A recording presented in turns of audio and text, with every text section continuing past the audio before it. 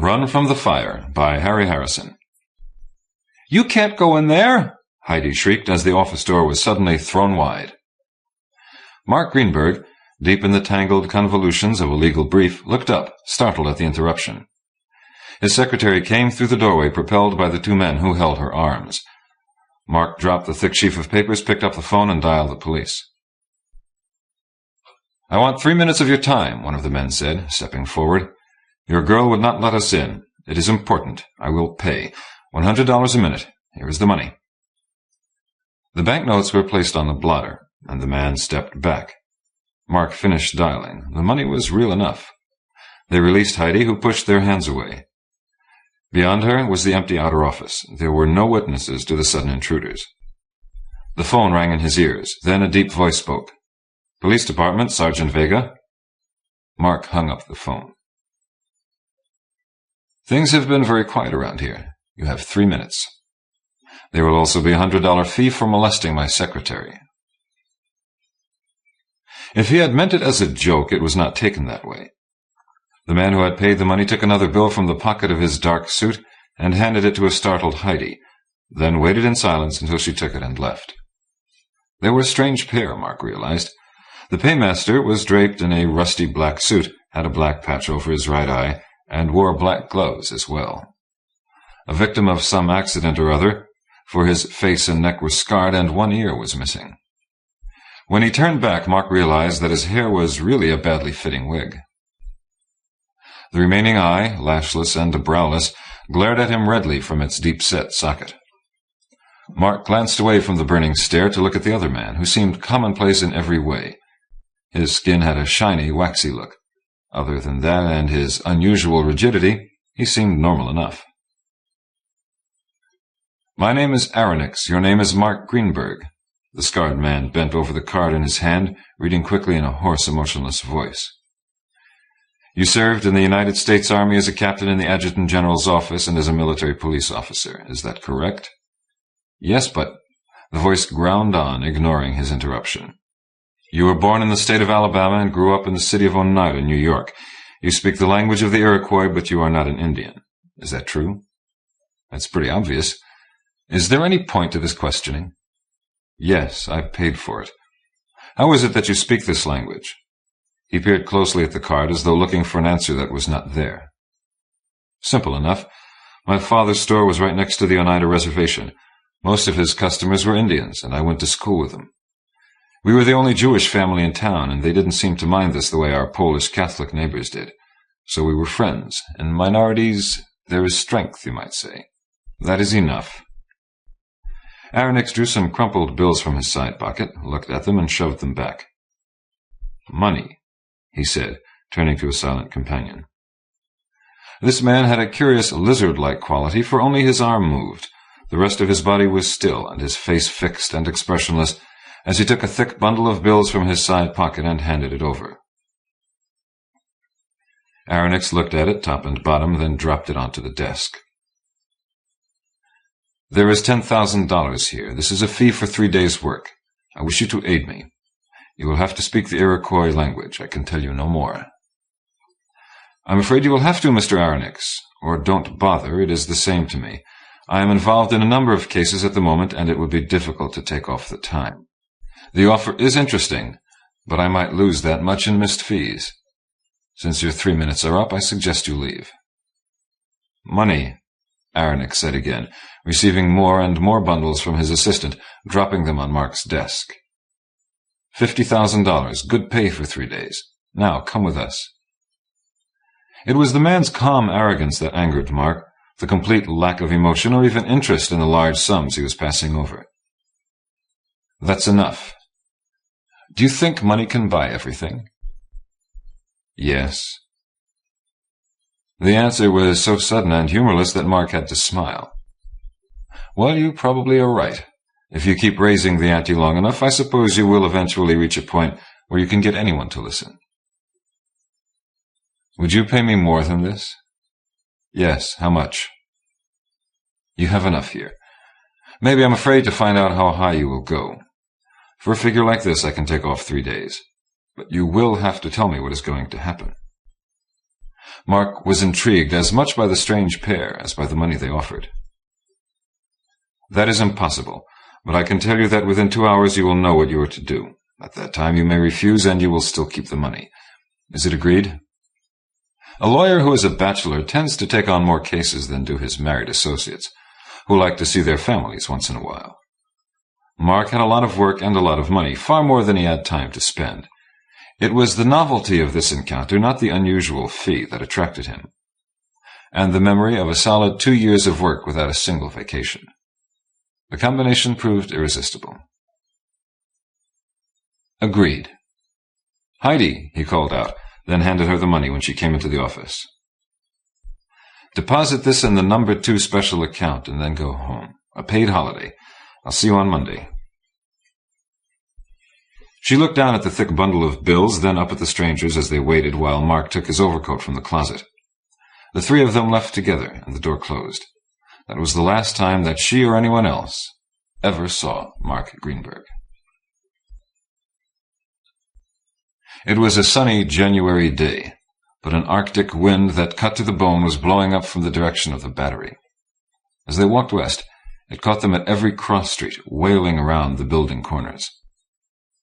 Although they wore only suit jackets, neither of the strange men seemed to notice it, nor were they much on conversation.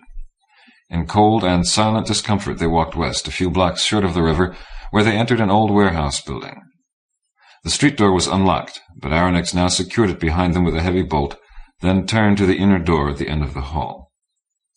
It appeared to be made of thick steel plates riveted together like a ship's hull, and had a lock in each corner.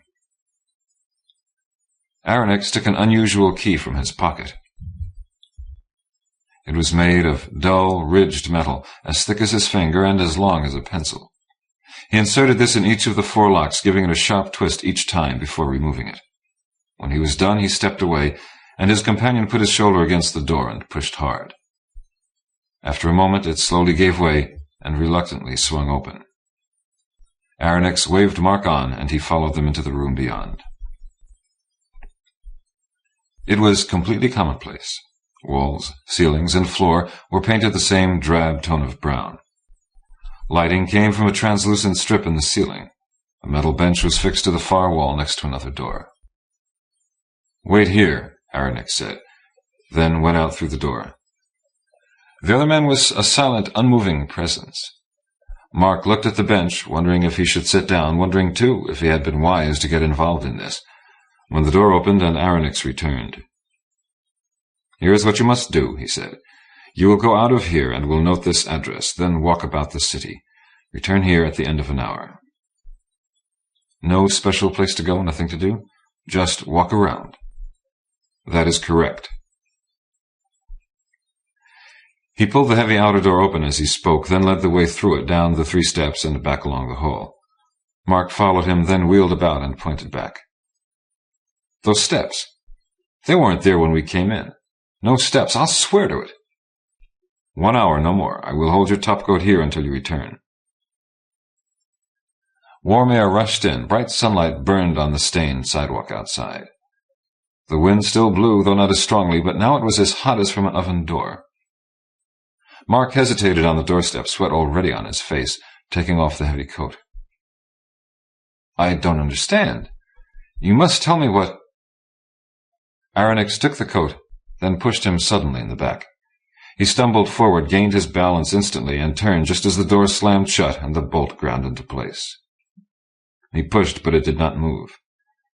He knew that calling out would be a waste of time.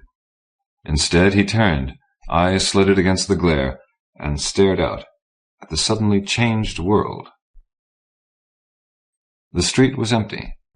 No cars passed, no pedestrians were on the sidewalk. When he stepped out of the shadowed doorway, the sun smote him like a golden fist. He took his jacket off and hung it over his arm, and then his necktie, but he still ran with sweat.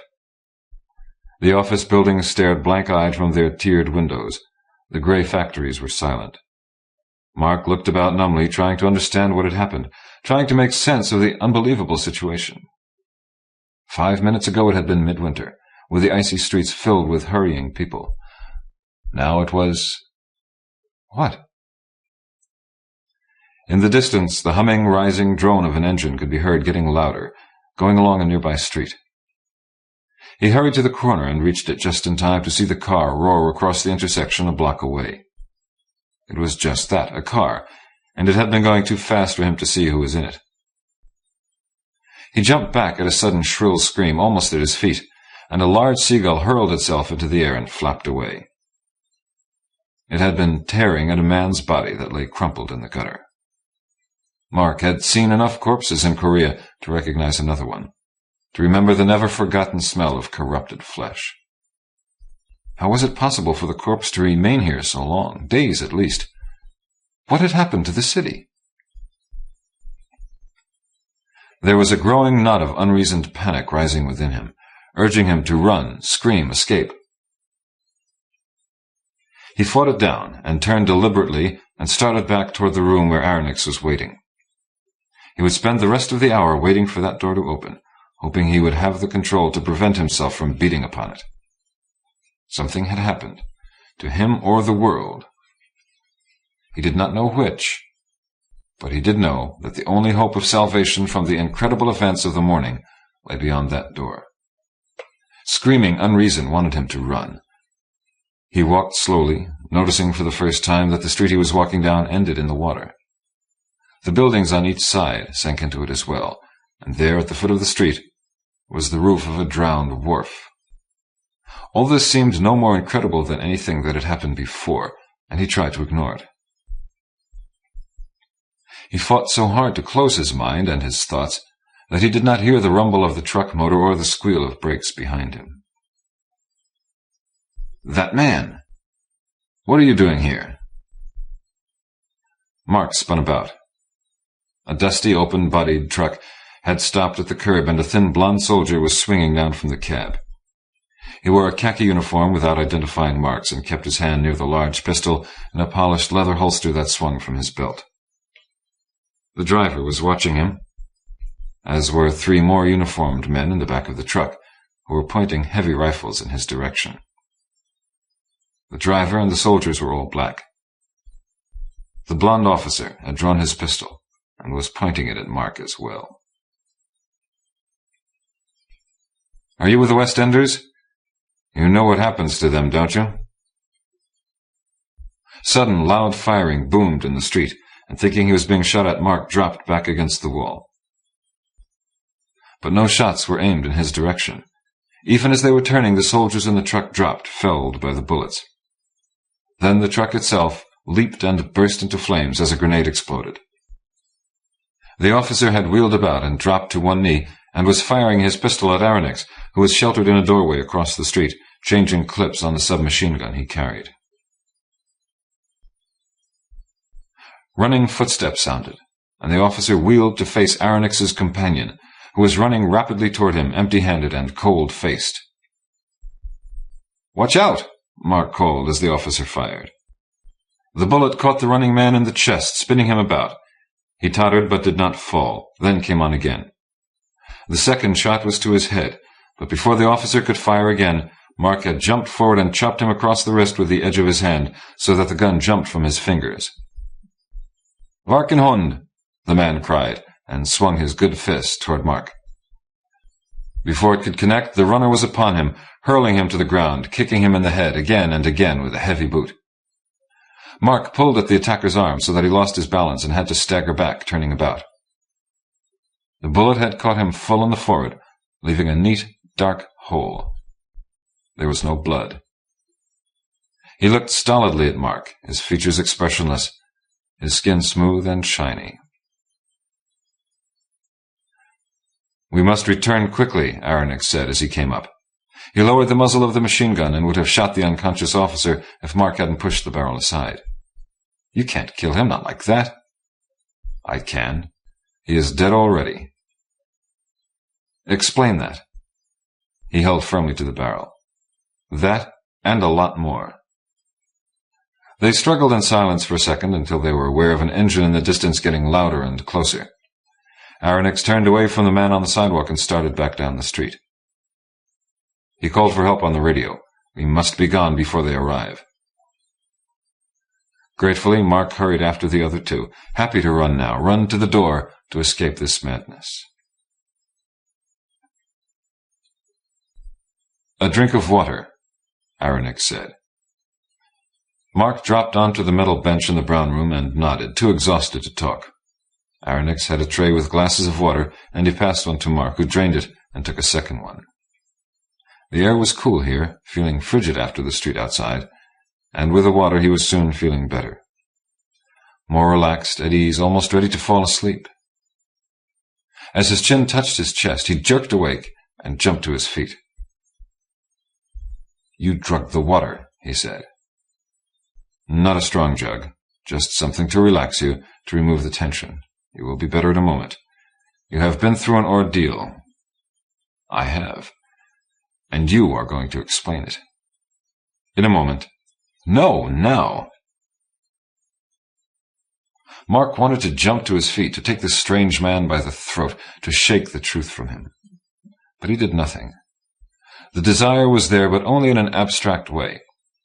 It did not seem important enough to pursue such an energetic chain of events. For the first time he noticed that Aronix had lost his hairpiece during the recent engagement. He was as hairless as an egg, and the same scars that crisscrossed his face also extended over his bare skull. Even this did not seem important enough to comment upon.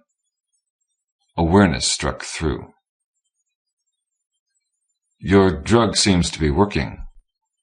The effect is almost instantaneous." "Where are we?" "New York City." "Yes, I know, but so changed. The water in the streets, those soldiers, and the heat. It can't be January. Have we traveled in time?" "No, it is still January. The same day, month, year it has always been. That cannot be changed. That is immutable." "But something isn't. Something has changed. What is it?"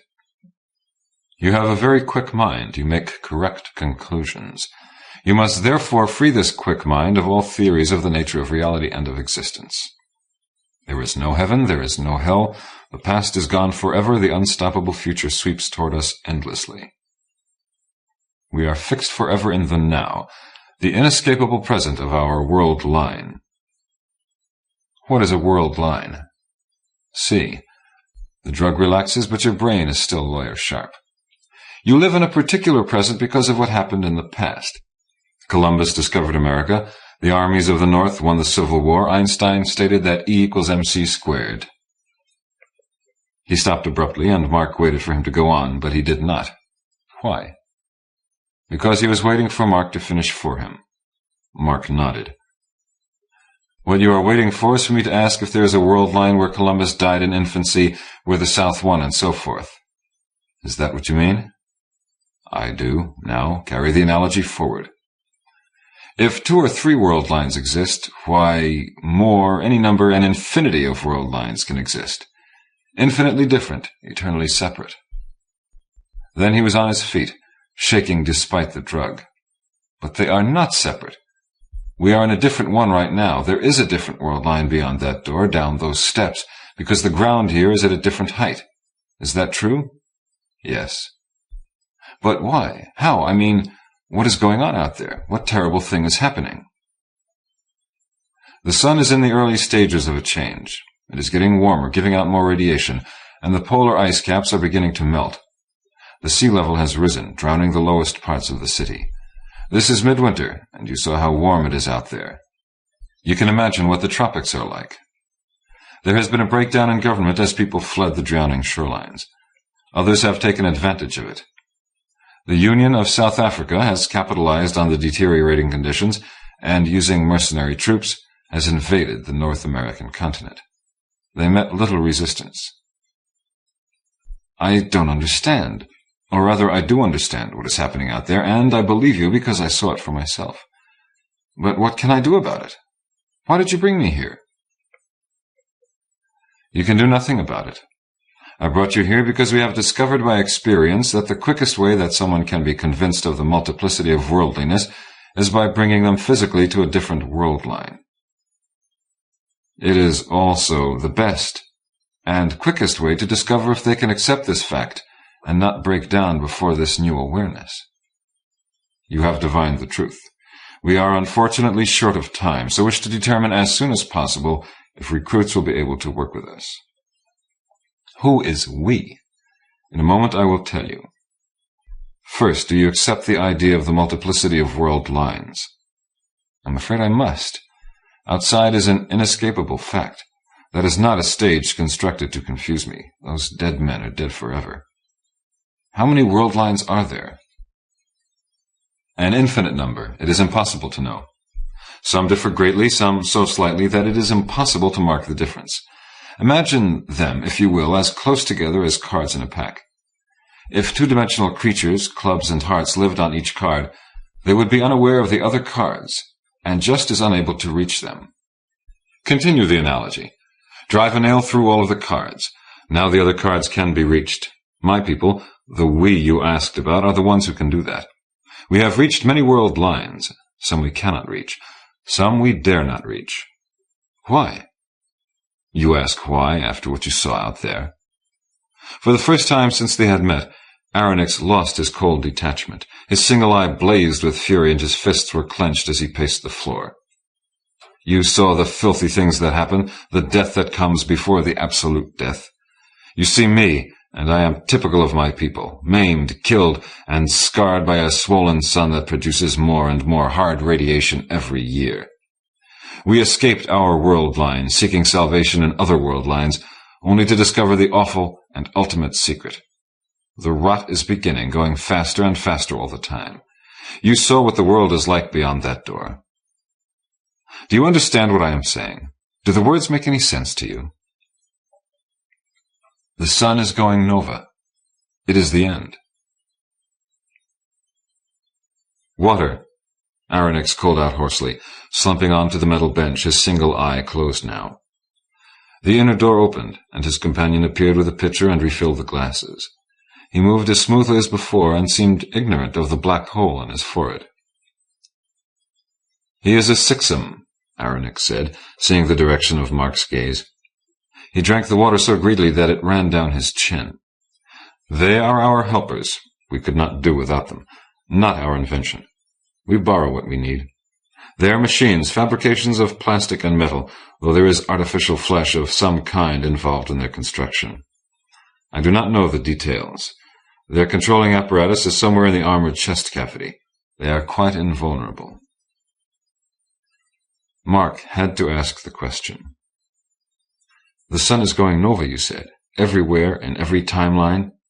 In my timeline? Aronix shook his head a weary no. Not in every line. That is our only salvation.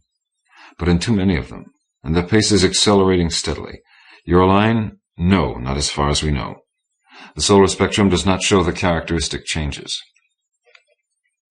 Your line has enough problems as it is, and is one we use for much-needed supplies. There are few of us, always too few, and so much to be done. We must save whom we can and what we can, do it without telling why or how we operate. It is a great work that does not end, and it is a most tiring one. But my people are driven insane with hatred at times, of that bloated evil thing in the sky. We have survived for centuries in spite of it, maimed and mutated by the radiation it pours out.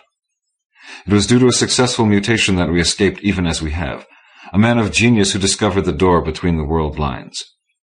But the unsuccessful outnumber 1,000,000 to 1 the successful in mutations, and I will not attempt to describe the suffering in my world.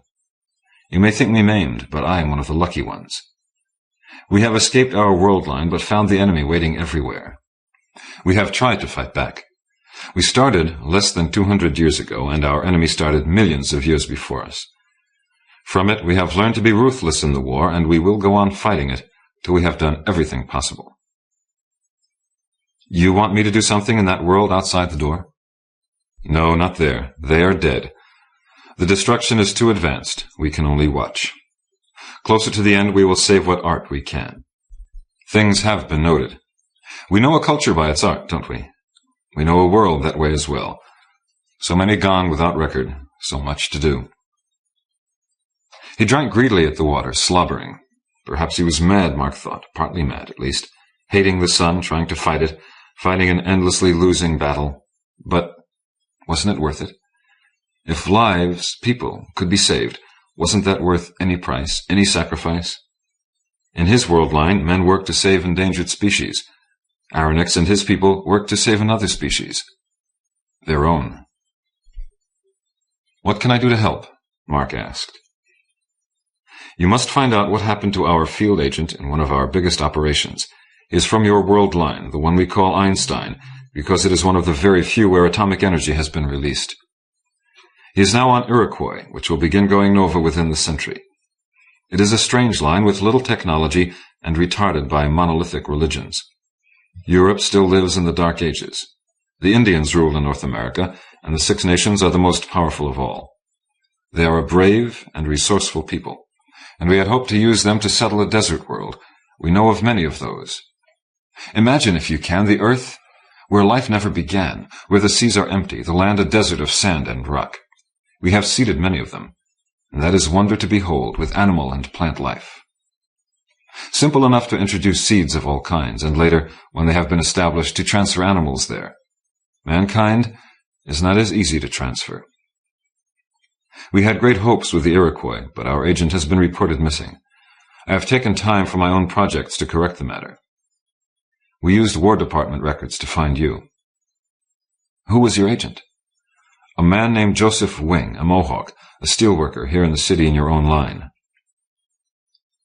"There has always been bad feeling between the Mohawk and other tribes of the nations." "We know nothing about that. I will try to find his reports, if any, if that will be of any assistance. The important thing is, will you help us? If you wish more money, you can have all you need. We have an endless supply. There is little geologic difference between many worlds, so we simply record where important minerals are on one world, things such as diamonds and gold, and see that that is mined on another. It is very easy."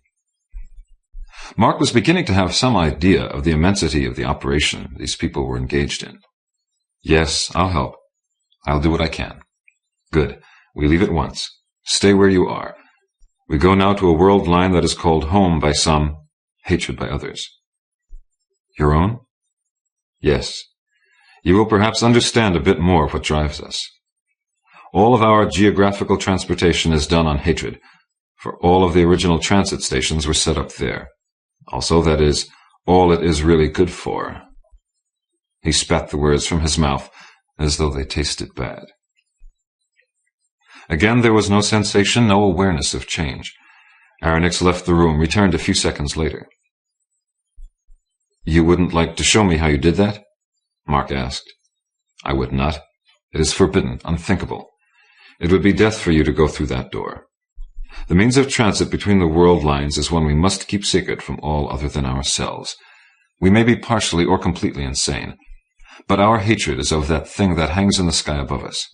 We favor no group, no race, no people, no species above the others. But think what would happen if one of your nationalistic or religious groups gained control of the means to move between world lines. Think of the destruction that might follow." "I grasp your meaning, but do not agree completely. I do not ask you to. All else is open to you. We have no secrets. Only that room is forbidden. Come." He opened the outer door, and Mark followed him through. They were inside a cavernous building of some kind. Harsh lights high above sent long shadows from great stacks of containers and boxes. They stepped aside as a rolling platform approached laden with shining cylinders. It was driven by a Sixum who was identical, other than the hole in the forehead, to the one with them. The door they had just closed behind them opened, and 2 more Sixum came out and began to carry the cylinders back into the room. "This way," Aronix said, and led the way through the high stacks to a room where bales of clothing lay heaped on tables. "Go on to repair," he ordered the damaged Sixum that still followed them, then pointed at the gray clothing. "These are radiation-resistant. We will change." As bereft of shame as of any other emotion, Aronix stripped off his clothing and pulled on one of the coverall-type outfits. Mark did the same. It was soft but thick and sealed up high on the neck with what appeared to be a magnetic closure. There were heavy boots in an assortment of sizes, and he soon found a pair that fitted. While he did this, Aronix was making a call on a very ordinary-looking phone that was prominently stamped Western Electric. They would be surprised if they knew where their apparatus was being used. Speaking a language rich in guttural sounds. They left the room by a different exit into a wide corridor where transportation was waiting for them. It was a vehicle the size of a large truck, a teardrop shape riding on 6 large, heavily tired wheels. It was made of metal the same color as their clothing, and appeared to have no windows. However, when they went inside, Mark saw that the solid nose was either transparent or composed of a large view screen of some kind. A single driver's seat faced the controls, and a curved, padded bench was fixed to the other 3 walls. They sat down, Aronix at the controls, and the machine started. There was no vibration or sound of any exhaust. It just surged forward silently at his touch. "Electric power?" Mark asked. "I have no idea. The cars run when needed." Mark admired his singleness of purpose, but did not envy him. There was only one thing in the man's life: to run from the solar fire and save what possibly could be saved from the flame. Were all of his people like this? Strong headlights glared on as they left the corridor and entered what appeared to be a tunnel mouth. The walls were rough and unfinished. Only the roadway beneath was smooth, dropping away at a steep angle. "Where are we going?" Mark asked. "Under the river, so we can drive on the surface. The island above us, what is the name, Einstein?" "Manhattan."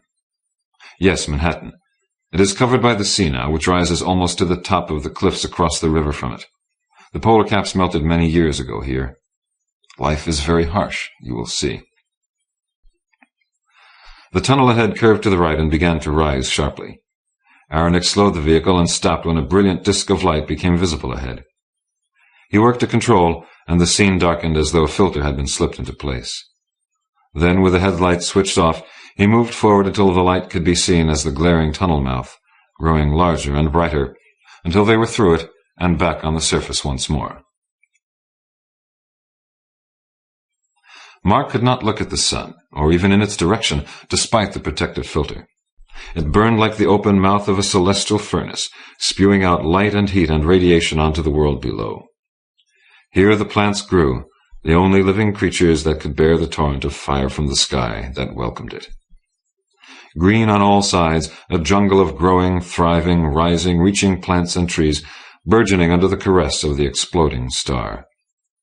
The road was the only visible man-made artifact, cutting a wide, straight slash through the wilderness of plant life, straining life that leaned over, grew to its very edge, and sent tendrils and runners across its barren surface. Aronix threw more switches, then rose from the driver's seat. "It is on automatic control now. We may rest." He grabbed for support as the car slowed suddenly.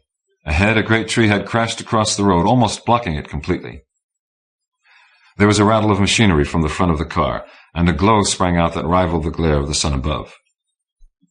Then they moved again, slowly, and greasy smoke billowed up and was blown away.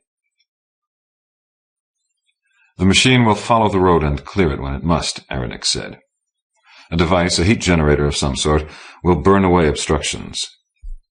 I am told it is a variant of the machine that melted the soil and rock to form this road, a principle discovered while observing the repulsive sun that has caused this all, making heat in the same manner the sun makes heat. We will turn its own strengths back upon it." He went to the seat in the rear, stretched out on it with his face to the cushions, and appeared to fall instantly asleep.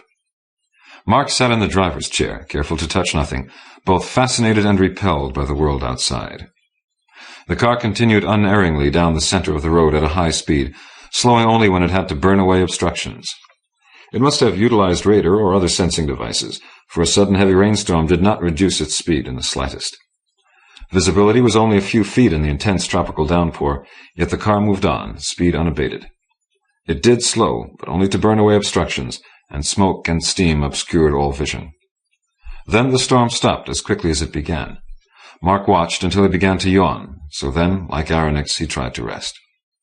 At first he thought he could not possibly sleep, then realized he had. Darkness had fallen outside, and the car still hurried silently through the night. It was just before dawn when they reached their destination. The building was as big as a fortress, which it resembled in more ways than one. Its walls were high and dark, featureless, streaked with rain. Harsh lights on all sides lit the ground, which was nothing more than sodden ash. Apparently all plant life was burned before it could reach the building and undermine it. The road led directly to a high door that slid open automatically as they approached. Aronix stopped the vehicle a few hundred yards short of the entrance and rose from the controls. "Come with me. The machine will enter by itself, but we shall walk. There is no solar radiation now, so you may see my world and know what is in store for all the others." They stepped out into the damp airlessness of the night. The car pulled away from them, and they were alone. Rivulets of wet ash streaked the road, disappearing in runnels at either side where the waiting plant life leaned close. The air was hot, muggy, hard to breathe, seemingly giving no substance to the lungs. Mark gasped and breathed deeply over and over again. "Remember," Aronix said, turning away and starting for the entrance. "This is night, midwinter, before dawn, the coolest it will ever be here. Do not come in the summer." Mark went after him, aware that he was already soaked with sweat, feeling the strength of the enemy in the sky above, which was already touching fire to the eastern horizon. Though he panted with the effort, he ran and staggered into the building and watched as the door ground shut behind him. "Your work now begins," Aronix said, leading the way into a now familiar brown room.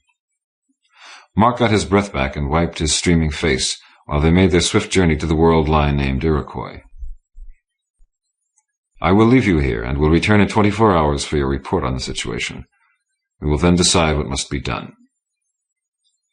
Aronix opened the outer door and pointed. "Just a minute. I don't know anything that is happening here.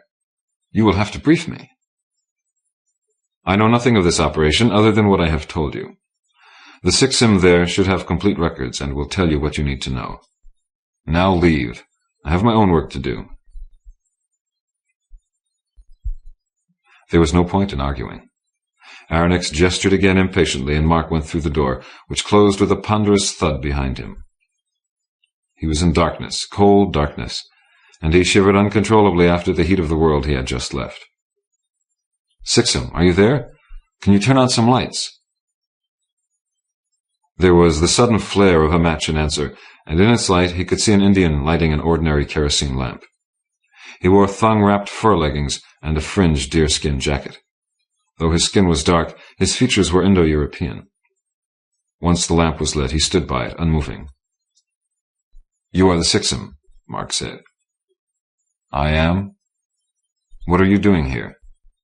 "Awaiting instructions." These creatures were as literal-minded as computers, which is probably what their brains were.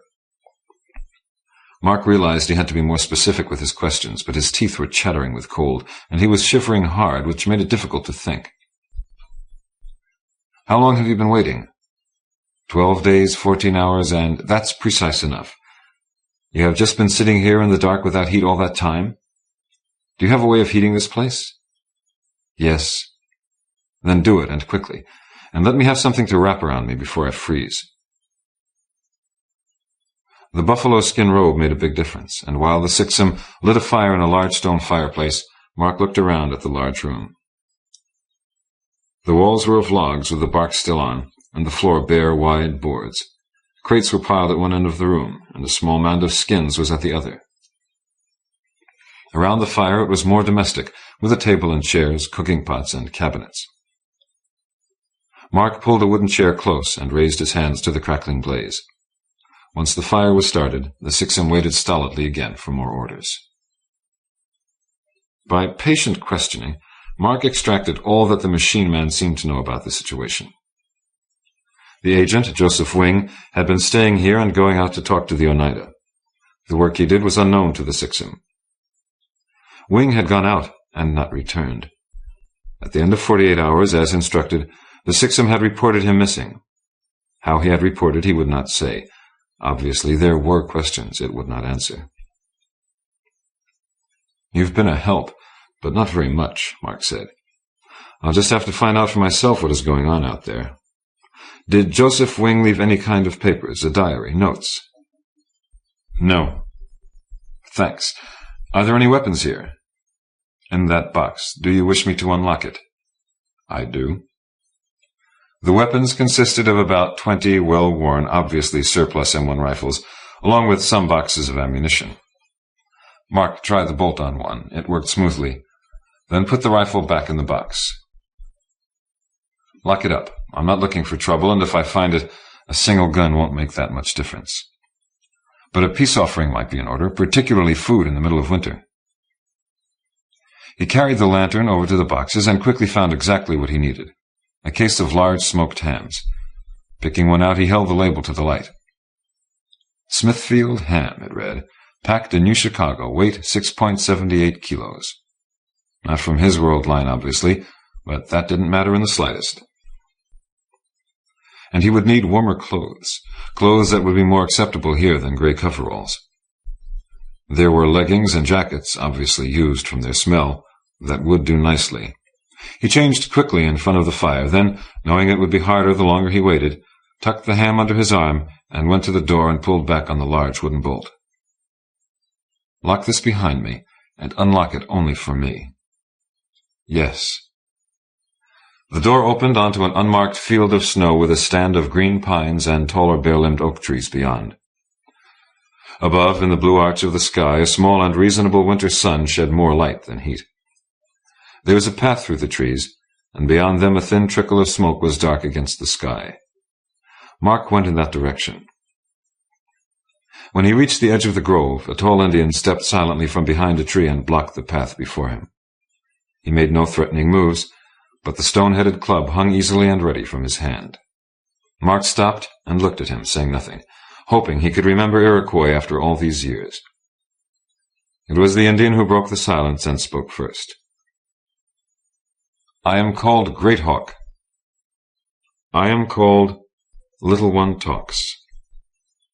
He hadn't spoken that name in years. It was what the old men on the reservation called him when he first spoke their own language. Great Hawk seemed to be easier when he heard the words, for his club sank lower. I come in peace, Mark said, and held out the ham. Welcome in peace, Great Hawk said, tucking the club into his waist and taking the ham. He sniffed at it appreciatively. Have you seen the one named Joseph Wing? Mark asked. The ham dropped, half burying itself silently in the snow. The club was clutched at the ready. Are you a friend of his? Great Hawk asked. I have never met him, but I was told I would see him here. Great Hawk considered this in silence for a long time, looked up as a blue jay flapped by overhead, calling out hoarsely, then examined with apparent great attention the tracks of a rabbit in the snow. Through all of this, not taking his eyes from Mark for more than a second. Finally he spoke. Joseph Wing came here during the hunter's moon, before the first snow fell. Many said he had much orenda, for there were strange lights and sounds here during the night, and no one would leave the longhouse, and in the morning his longhouse stands as you see it now. There is great orenda here. Then he came and spoke to us and told us many things. He said he would show the warriors a place where there was good hunting. Hunting is bad here, for the people of the Six Nations are many, and some go hungry. He said all these things, and what he showed us made us believe him. Some of us said we would go with him, even though some thought they would never return. Some said that he was Teherunhiawakan, and he did not say it was not the truth. He said to my sister, Dear Runs, that he was indeed Teherunhiawakan. He told her to come with him to his longhouse. She did not want to go with him. By force he took her to his longhouse. Great Hawk stopped talking abruptly and looked attentively at Mark through half-closed eyes. He did not finish, but the meaning was clear enough. The Oneida would have thought Joseph Wing possessed of much orenda after his sudden appearance, the principle of magic power that was inherent in every body or thing. Some had it more than others. A man who could build a building in a night must have great orenda, so much so that some would consider him to be Teherunhiawakan, the hero who watched over them, born of the gods, who lived as a man, and who might return as a man. But no hero would take a maiden by force. The Indians were very practical on this point. Anyone who would do that would be killed by the girl's family. That was obvious. Her brother waited for Mark's answer. "One who does that must die," Mark said. Defending the undoubtedly dead Joseph Wing would accomplish nothing. Mark was learning pragmatism from Aronix. He died. Come to the longhouse. Great Hawk picked up the ham, turned his back, and led the way through the deep snow. The Oneida warriors sat cross-legged around the fire while the women served them the thin gruel. Hunting must have been bad if this was all they had, for it was more water than anything else, with some pounded acorns and a few scraps of venison. After eating, they smoked, a rank leaf of some kind that was certainly not tobacco. Not until the ceremony was out of the way did they finally touch the topic that concerned them all. "We have eaten elk," Great Hawk said, puffing at the pipe until his eyes grew red. "This is an elk skin robe I am wearing. They are large, and there is much meat upon them." He passed the pipe to Mark, then reached behind him under a tumbled hide and drew forth a bone. "This is the bone of the leg of an elk, brought to us by someone. We would eat well in winter with elk such as this to hunt." Mark took it and looked at it as closely as he could in the dim light. It was a bone like any other, as far as he could tell, distinguished only by its great length, at least 5 feet from end to end. Comparing it with the length of his own femur, he could see that it came from a massive beast. Surely an elk or a cow would be smaller than this. What had this to do with the dead Joseph Wing? He must have brought it. But why, and where did he get it? If only there were some record of what he was supposed to be doing. Hunting, of course, that had to be it. Food for these people who appeared too many for the limited hunting grounds. He held up the bone and spoke. "Was it told to you that you would be able to hunt elk like this?" There were nods and grunts in answer. "What was told you?" After a silence, Great Hawk answered. "Someone said that a hunting party could go to this land that was close by but far away. If hunting was good, a longhouse would be built for the others to follow. That was what was said." It was simple enough. A hunting party taken to one of the seeded desert worlds, now stocked with game. If the trip was successful, the rest of the tribe would follow. "I can also take you hunting in that land," Mark said. "When will this be?" "Come to me in the morning, and I will tell you." He left before they could ask any more questions. The sun was low on the horizon, sending long purple shadows across the white snow. Backtracking was easy, and the solid log walls of the building a welcome sight.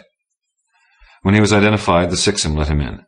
The fire was built even higher now, and the large room was almost warmed up. Mark sat by the fire and stretched his hands to it gratefully. The Sixim was statuesque in the shadows. "Joseph Wing was to take the Indians to another world line. Did you know that?" "Yes."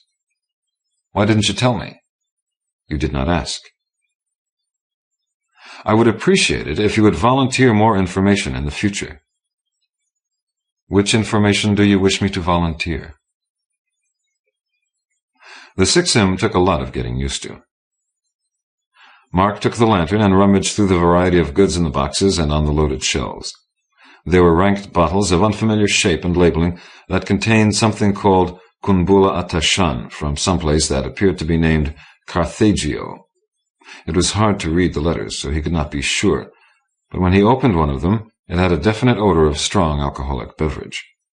The flavor was unusual but fortifying, and he poured a mugful before he returned to the fire. "Do you know whom I must contact to make arrangements for the transfer to the other world line?" "Yes." "Who?" "Me." It was just that simple. The Sixim would give no details of the operation, but he would operate the mechanism to take them to the correct world and return.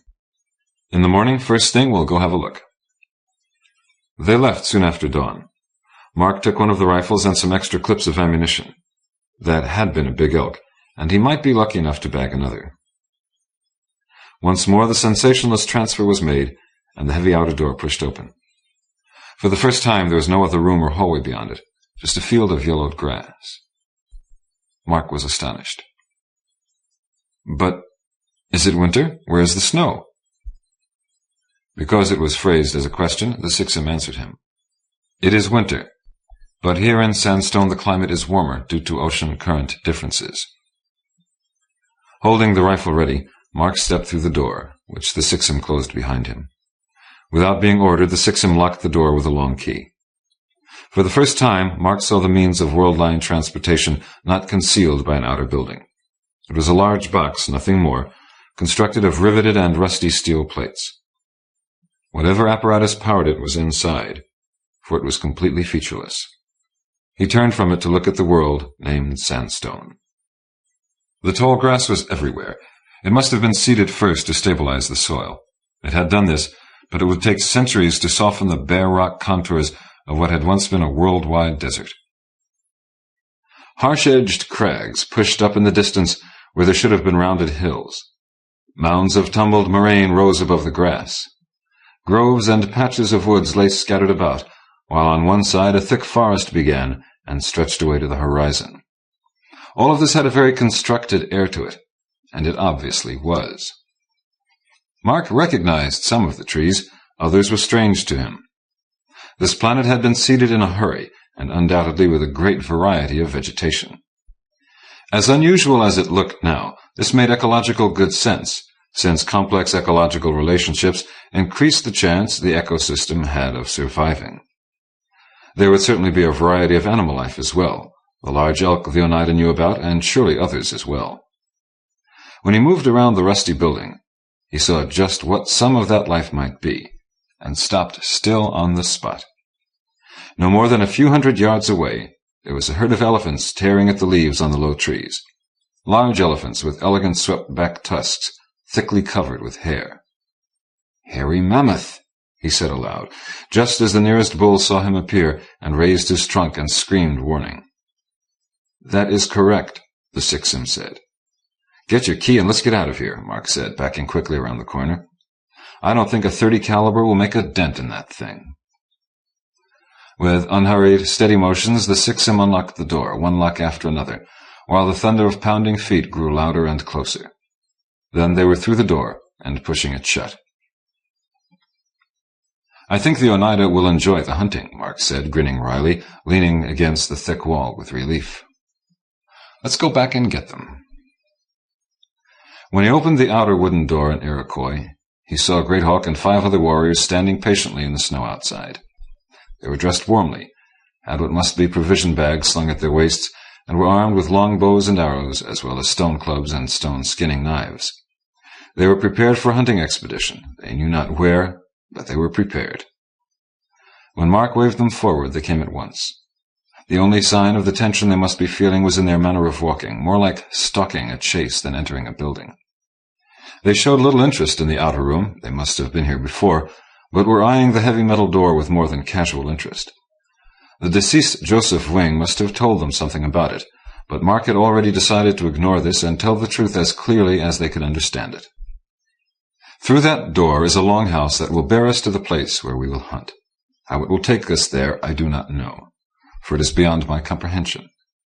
But it will take us there as safely as a mother carries a papoose on her back, as safely as a bark canoe carries us over the waters. Are you ready to go? "Will you take the noise stick that kills?" Great Hawk asked, pointing with his thumb at the rifle Mark still carried. "Yes." It was one time said that the Oneida would be given noise sticks and taught the manner of their use. Why not, Mark thought. There were no rules to all this. Anything went that would save these people. "Yes, you may have them now if you wish, but I think until you can use them well, your bows will be better weapons." "That is true. We will have them when we return." The Sixim pulled the heavy door open, and without being urged, the Indians filed into the brightly lit room beyond. They remained silent, but held their weapons ready as the door was closed, and the Sixim went through the door to the operating room, only to emerge a moment later. "The journey is over," Mark said. "Now we hunt." Only when the outer door was opened onto the grassy, sunlit plain did they believe him. They grunted with surprise as they left. calling out in wonder at the strange sights and the warm temperature. Mark looked around nervously, but the herd of mammoth was gone. There were more than enough other things to capture the Indians' attention. They saw animals where he saw only grass and trees, and called attention to them with pleased shouts. Yet they were silent instantly when Great Hawk raised his hand for silence, then pointed. There, under those trees, it looks like a large pig. Mark could see nothing in the shadows, but the other Indians were apparently in agreement, for they were knocking arrows to their bows. When the dark, snuffling shape emerged into the sunlight, they were ready for it. A European boar, far larger than they had ever seen. The boar had never seen men before either. It was not afraid. The arrows whistled. More than one struck home. The boar wheeled about, squealing with pain, and crashed back into the undergrowth. Whooping with pleasure, the Oneida were instantly on its trail. "Stay inside until we get back," Mark told the Sixum. "I want to be sure we can get back." He ran swiftly after the others, who had already vanished under the trees. The trail was obvious, marked with the blood of the fleeing animal, well trampled by its pursuers. From ahead there came even louder squealing and shouts that ended in sudden silence. When Mark came up, it was all over. The boar was on its side, dead, its skull crushed in, while the victorious Indians prodded its flanks and hams happily. The explosion shook the ground at that moment, a long, deep, rumbling sound that hammered at their ears. It staggered them. It was so close and loud, frightening them because they did not know what it was. Mark did. He had heard this kind of noise before. He wheeled about and watched the large cloud of greasy black smoke roiling and spreading as it climbed up the sky. It rose from behind the trees in the direction of the building. Then he was running, slamming a cartridge in the chamber of the rifle at the same time, thumbing off the safety. The scene was a disaster. He stumbled and almost fell as he emerged from beneath the trees. Where the squat steel building had stood was now only a smoking, flame-licked ruin of torn and twisting plates. On the grass nearby, one leg ripped away and as torn in himself, lay the Sixum. The doorway between the worlds was closed. Mark just stood there, motionless, even after the Indians came up and ranked themselves beside him, calling out in wonder at the devastation. They did not realize yet that they were exiled from their tribe and their own world. The Sixum raised its head and called out hoarsely. Mark ran to it. Much of its imitation flesh was gone, and metal shone through the gaps. Its face had suffered badly as well, but it could still talk. "What happened?" Mark asked. "There were strangers in the room, men with guns. This is not allowed. There are orders. I actuated the destruct mechanism and attempted to use the escape device." Mark looked at the ruin in flames. "There is no way this room can be used again?" "No." "Are there other rooms on this world?" "One that I know of, perhaps more." "One is enough. Where is it?" "What is the name of your world line?" "What difference does that make?" "All right, it's called Einstein." "The room is located on an island that is named Manhattan." "Of course, the original one I came through. But that must be at least 200 miles away from here as the crow flies." But what was 200 miles as compared to the gap between the worlds? His boots were sound. He was a couple of pounds overweight, but otherwise in good condition. He had companions who were at home in the wilds and knew how to live off the land. If they would come with him, they had little other choice. If he could explain to them what had happened and what they must do. It was not easy, but the existence of this world led them to believe anything he told them, if not believe it, at least not to doubt it too strongly. In the end, they were almost eager to see what this new land had to offer, what other strange animals there were to hunt. While the others butchered and smoked the fresh-killed meat, Mark labored to explain to Great Hawk that they were physically at the same place in the world as the one they had left. The Indian worked hard to understand this, but could not, since this was obviously a different place. Mark finally forced him to accept the fact on faith, to operate as if it were true, even though he knew it wasn't. When it came to finding the island of Manhattan, Great Hawk called a conference of all the Indians. They strolled over slowly, grease-smeared and happy, stomachs bulging with fresh meat. Mark could only listen as they explored the geography of New York State, as they knew it and as they had heard it from others. In the end, they agreed on the location of the island, at the mouth of the great river at the ocean nearby the Long Island. But they knew they could not get there from this place. then went back to their butchery. They fell asleep in the middle of this. It was late afternoon, so he gave up any hope of starting this day. He resigned himself to the delay, and was eating some of the roasted meat himself when the Sixum appeared out of the forest. It had shaped a rough crutch from a branch, which it held under its arm as it walked. Aronix had said the creatures were almost indestructible, and it appeared he was right. Mark questioned the Sixum, but it did not know how to get to Manhattan, nor did it have any knowledge of the geography of this world. When the sun set, Mark stretched out by the fire with the others and slept just as soundly as they did. He was up at first light, and as the sun rose in the east, he squinted at it and realized what he had to do. He would have to lead them out of here. He shook Great Hawk awake. "We walk east toward the sun," he said. "When we reach the great river, we turn and follow it downstream to the south. Can we do that? If there were a Hudson River on this world, and if the Indians would follow him—" Great Hawk looked at him solemnly for a long moment, then sat up. "We leave now." He whistled shrilly, and the others stirred. The Indians enjoyed the outing very much, chattering about the sights along the way and looking with amazement at what was obviously a happy hunting ground. The game was everywhere, creatures they knew and others that were completely strange. There was a herd of great ox-like creatures that resembled the beasts of the cave paintings in Altamira, aurochs perhaps, and they had a glimpse of a great cat stalking them that appeared to have immensely long tusks. A saber-toothed tiger? All things were possible on this newly ripening desert world. They walked for 5 days through this strange landscape before they reached what could only be the Hudson River. Except that, like the Colorado River, this river had cut an immense gorge through what had formerly been a barren landscape. They crept close to the high cliffs and peered over. There was no possible way to descend. "South," Mark said, and turned along the edge, and the others followed him. A day later they reached a spot where a tributary joined the Hudson and where the banks were lower and more graded. In addition, many seeds had been sown or carried here, and strands of trees lined the shore. It took the Indians less than a day to assemble branches, trunks, and driftwood to make a sizable raft. Using strips of rawhide, they bound this firmly together, loaded their food aboard, then climbed aboard themselves. As the Indians poled and paddled, the clumsy craft left shore, was carried quickly out into the main current, and hurried south. Manhattan would be at the river's mouth.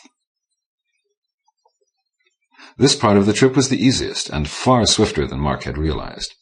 The landscape was so different from what he knew of the valley, with alternate patches of vegetation and desert, that he found it hard to tell where they were. A number of fair-sized streams entered the river from the east, and there was no guarantee that the East River, which cut Manhattan off from the mainland, existed on this world. If it were there, he thought it another tributary, for he never saw it. There were other high cliffs, so the Palisades were not that noticeable. "This water is no good," Great Hawk said. He had scooped up a handful from the river, and he now spat it out. Mark dipped some himself. It was brackish, salty. "The ocean, tidewater. We're near the mouth of the river. Pull to shore, quickly." What he had thought was a promontory ahead showed nothing but wide water beyond it, the expanse of New York Harbor. They landed on what would be the site of Battery Park on the southernmost tip of the island. The Indians worked in silence, unloading the raft, and when Mark started to speak, Great Hawk held his finger to his lips for silence, then leaned close to whisper in his ear. "Men over this hill, very close. Smell them, smell the fire. They are cooking meat." "Show me," Mark whispered in return. He could not move as silently as the Oneida did. They vanished like smoke among the trees. Mark followed as quietly as he could, and a minute later Great Hawk was back to lead him. They crawled the last few yards on their stomachs under the bushes, hearing the sound of mumbled voices. The Indian moved a branch slowly aside, and Mark looked into the clearing. 3 khaki-clad soldiers were gathered around a fire over which a smoking carcass roasted. They had heavy rifles slung across their shoulders. A 4th, a sergeant with upside-down stripes, was stretched out asleep with his wide-brimmed hat over his face. They spoke quietly in order not to waken him. Strangely familiar language deep in their throats. It was Dutch, not Dutch, Afrikaans. But what were they doing here? Mark crawled back to the others, and by the time he had reached them the answer was clear, too clear, and frightening. but it was the only possibility. He must tell them. Those men are soldiers, I know them. Warriors with noise sticks. I think they are the ones who took over the room and destroyed it. They are here, which must mean they have taken over the room here. Without it, we cannot return. What must we do? Great Hawk asked. The answer was obvious, but Mark hesitated to say it. He was a lawyer, or had been a lawyer, a man of the law. But what was the law here? If we are to return, we will have to kill them without any noise, then kill or capture the others at the room. If we don't do that, we will be trapped here, cut off from the tribe forever. The Indians, who lived by hunting and were no strangers to tribal warfare, were far less worried about the killing than was Mark. They conferred briefly, and Great Hawk and 3 others vanished silently back among the trees. Mark sat, staring sightlessly at the ground, trying to equate this with his civilized conscience. For a moment he envied the battered Sixum who stood by his side, unbothered by emotions or worries. An owl called, and the remaining Indians stood and called Mark after them. The clearing was the same. The meat still smoked on the spit. The sergeant's hat was still over his eyes. But an arrow stood out starkly from his side below his arm. The huddled forms of the other soldiers revealed the instant silent death that had spoken from the forest. With no show of emotion, the Indians cut the valuable arrows free of the corpses, commenting only on the pallid skin of the men, then looted their weapons and supplies. The guns might be useful. The arrows certainly were. Great Hawk was scouting the clearing and found a, to him, clearly marked trail. The sun was behind the trees when they started down it. The building was not far away. They looked at it from hiding, the now familiar rusted and riveted plates of its walls, the heavy sealed door. Only this door was gaping open, and the building itself was surrounded by a palisade of thin trees and shrubs. A guard stood at the only gate, and the enclosure was filled with troops. Mark could see heavy weapons and mortars there.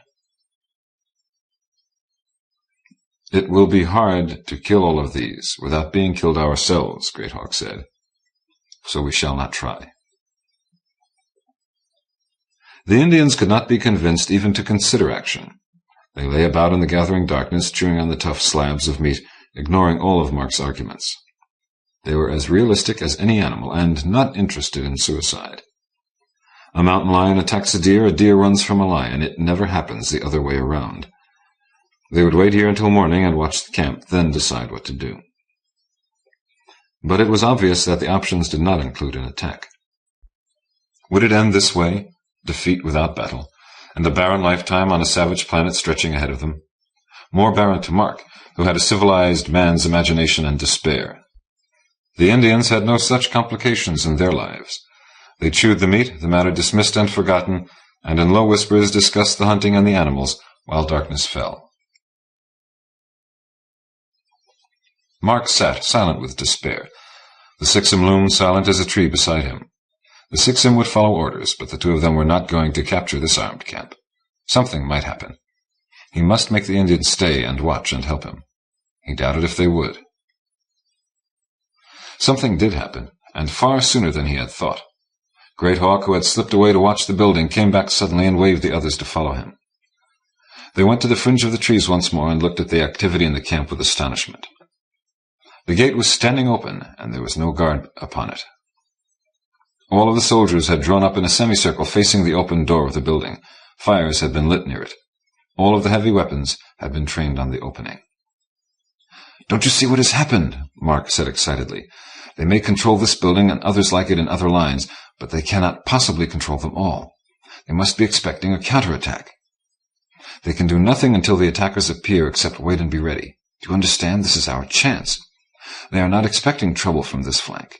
Get close in the darkness. Wait until the attack. Then we take out the machine guns. They are the real danger. Sow confusion. Taken from the front and rear at the same time, they cannot win. Sixum, can you fire a rifle? One of these we captured?" "I can. I have examined their mechanism." "How is your aim?" It was a foolish question to ask. "I hit what I aim at, every time." "Then let us get close and get into positions. This may be our only chance. If we don't do it this time, there will probably be no second chance. Once they know we are out here, the guns will face both ways. Come, we have to get close now." He moved out toward the enclosure, the Sixum rifle slung, limping at his side. The Indians stayed where they were. He turned back to them, but they were solid and unmoving as rock in their silence. Nothing more could be done. This left only the two of them, man and machine man, to do their best. They were almost too late.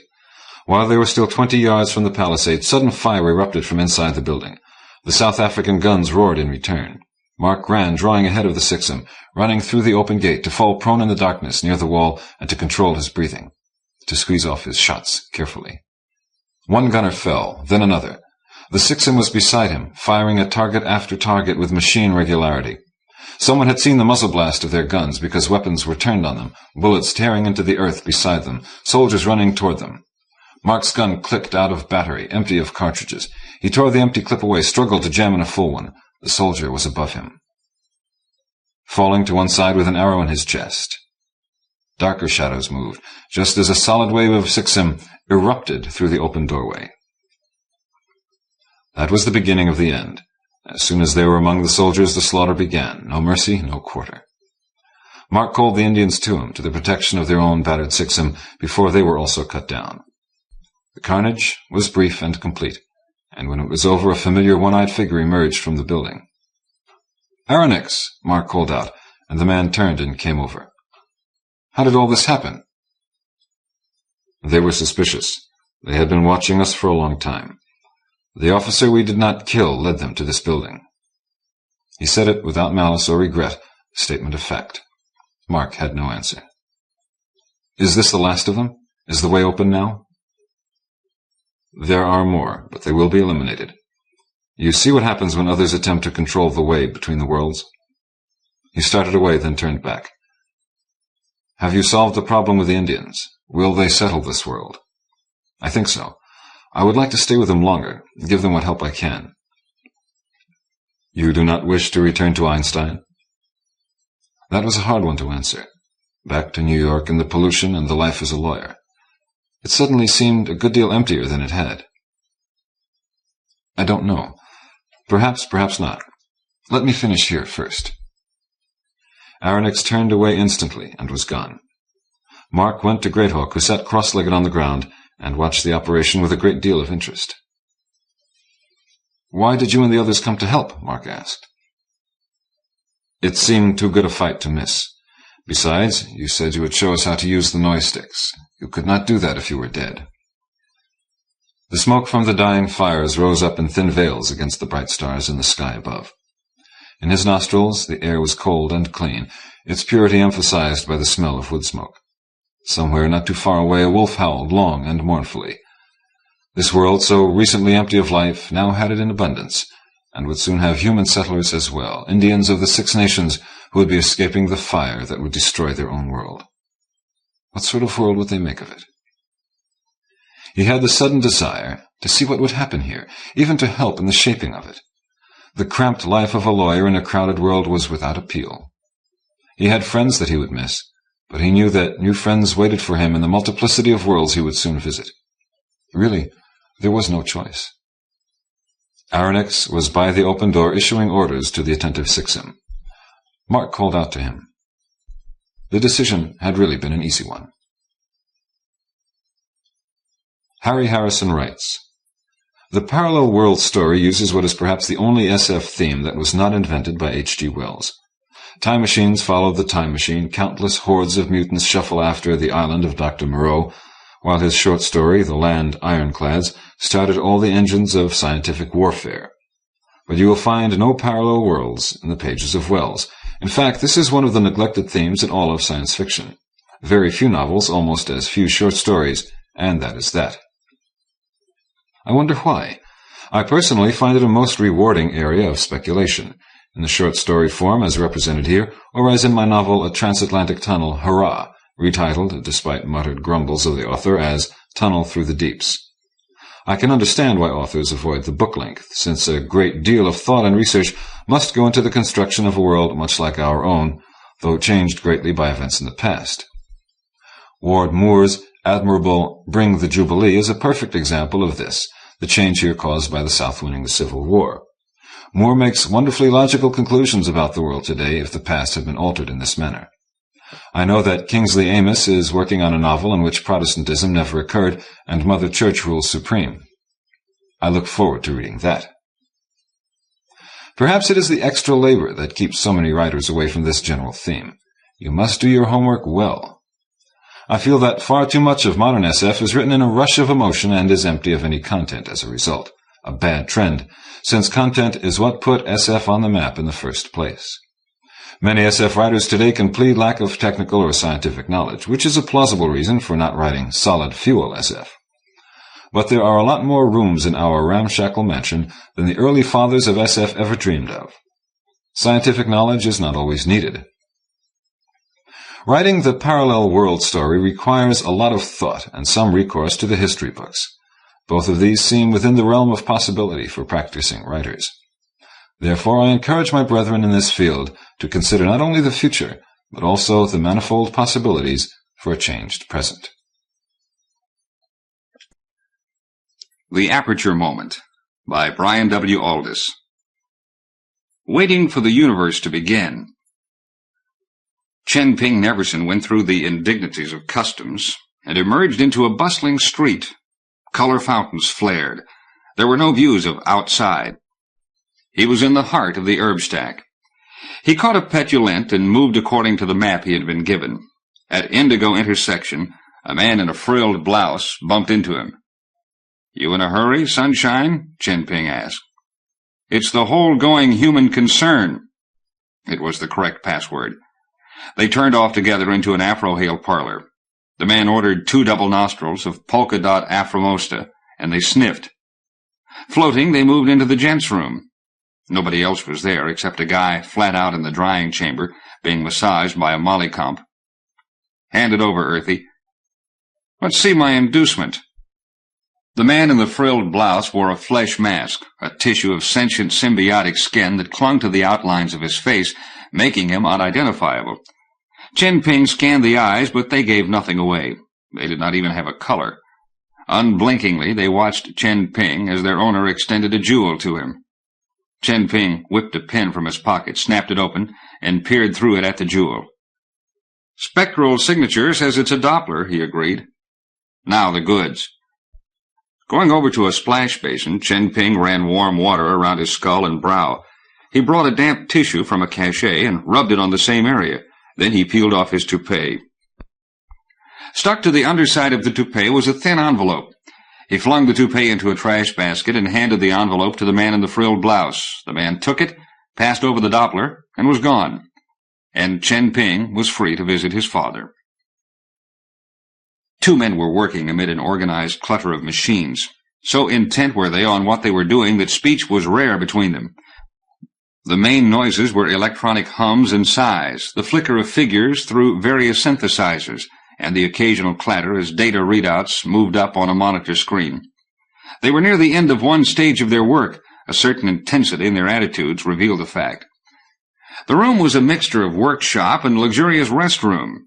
The machines were grouped at one end, with coaxial cable and flowcharts littering the floor. The other end of the room contained thick, plummy floor sofas, a bar, still and movie projectors, and a screen. There was a tall window with striking views of the great outer sweep of the herb stack of Magnanimity 9, on which the sun always shone. On one wall hung a large oil painting. It represented a historical scene. A Roman soldier clad in armor and gripping a spear stood on guard at the entrance to a narrow alley. Or perhaps it was part of a gateway. Over his shoulder, in the street behind the gateway, a scene of terror and chaos was observable. Molten lava and cinder rained from darkened skies, overwhelming people who tried to escape from what was apparently a doomed city. A man and a woman struggled down the littered way in panic. Only the sentry stood fast. Orders to leave his post had not reached him, and he remained on duty, eyes turned apprehensively to the sky. Copies, charts, dissections, and abstractions of this picture lay about the room, often in stacks. Magnetic lettering on a whiteboard announced, "Aperture Moment for Faithful unto Death," with color charts and diagrams appended. "We're ready, Archie," Hazelgard Neverson said. "Switch on the processor." Archie depressed a key.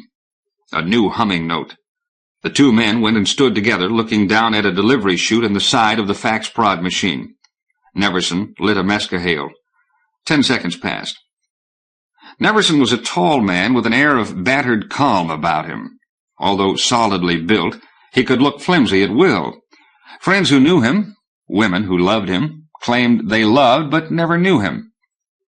Color slides clicked neatly down the chute, stacking themselves for presentation. When there were 12 of them, Archie switched off the instrument and picked out the slides. He took them over to the other end of the room and inserted them in the projector. Neverson dimmed the lights. On the screen, volcanic ash leaned steeply up against the walls of a town, while a volcano distantly jetted fire. An inconsequential view of a gate, lit by fire, part veiled by smoke.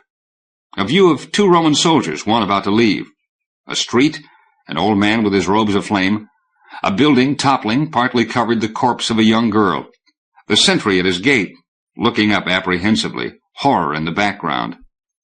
Dark shot of a tavern interior, with an aged woman huddled in a corner trying to quiet a frightened dog.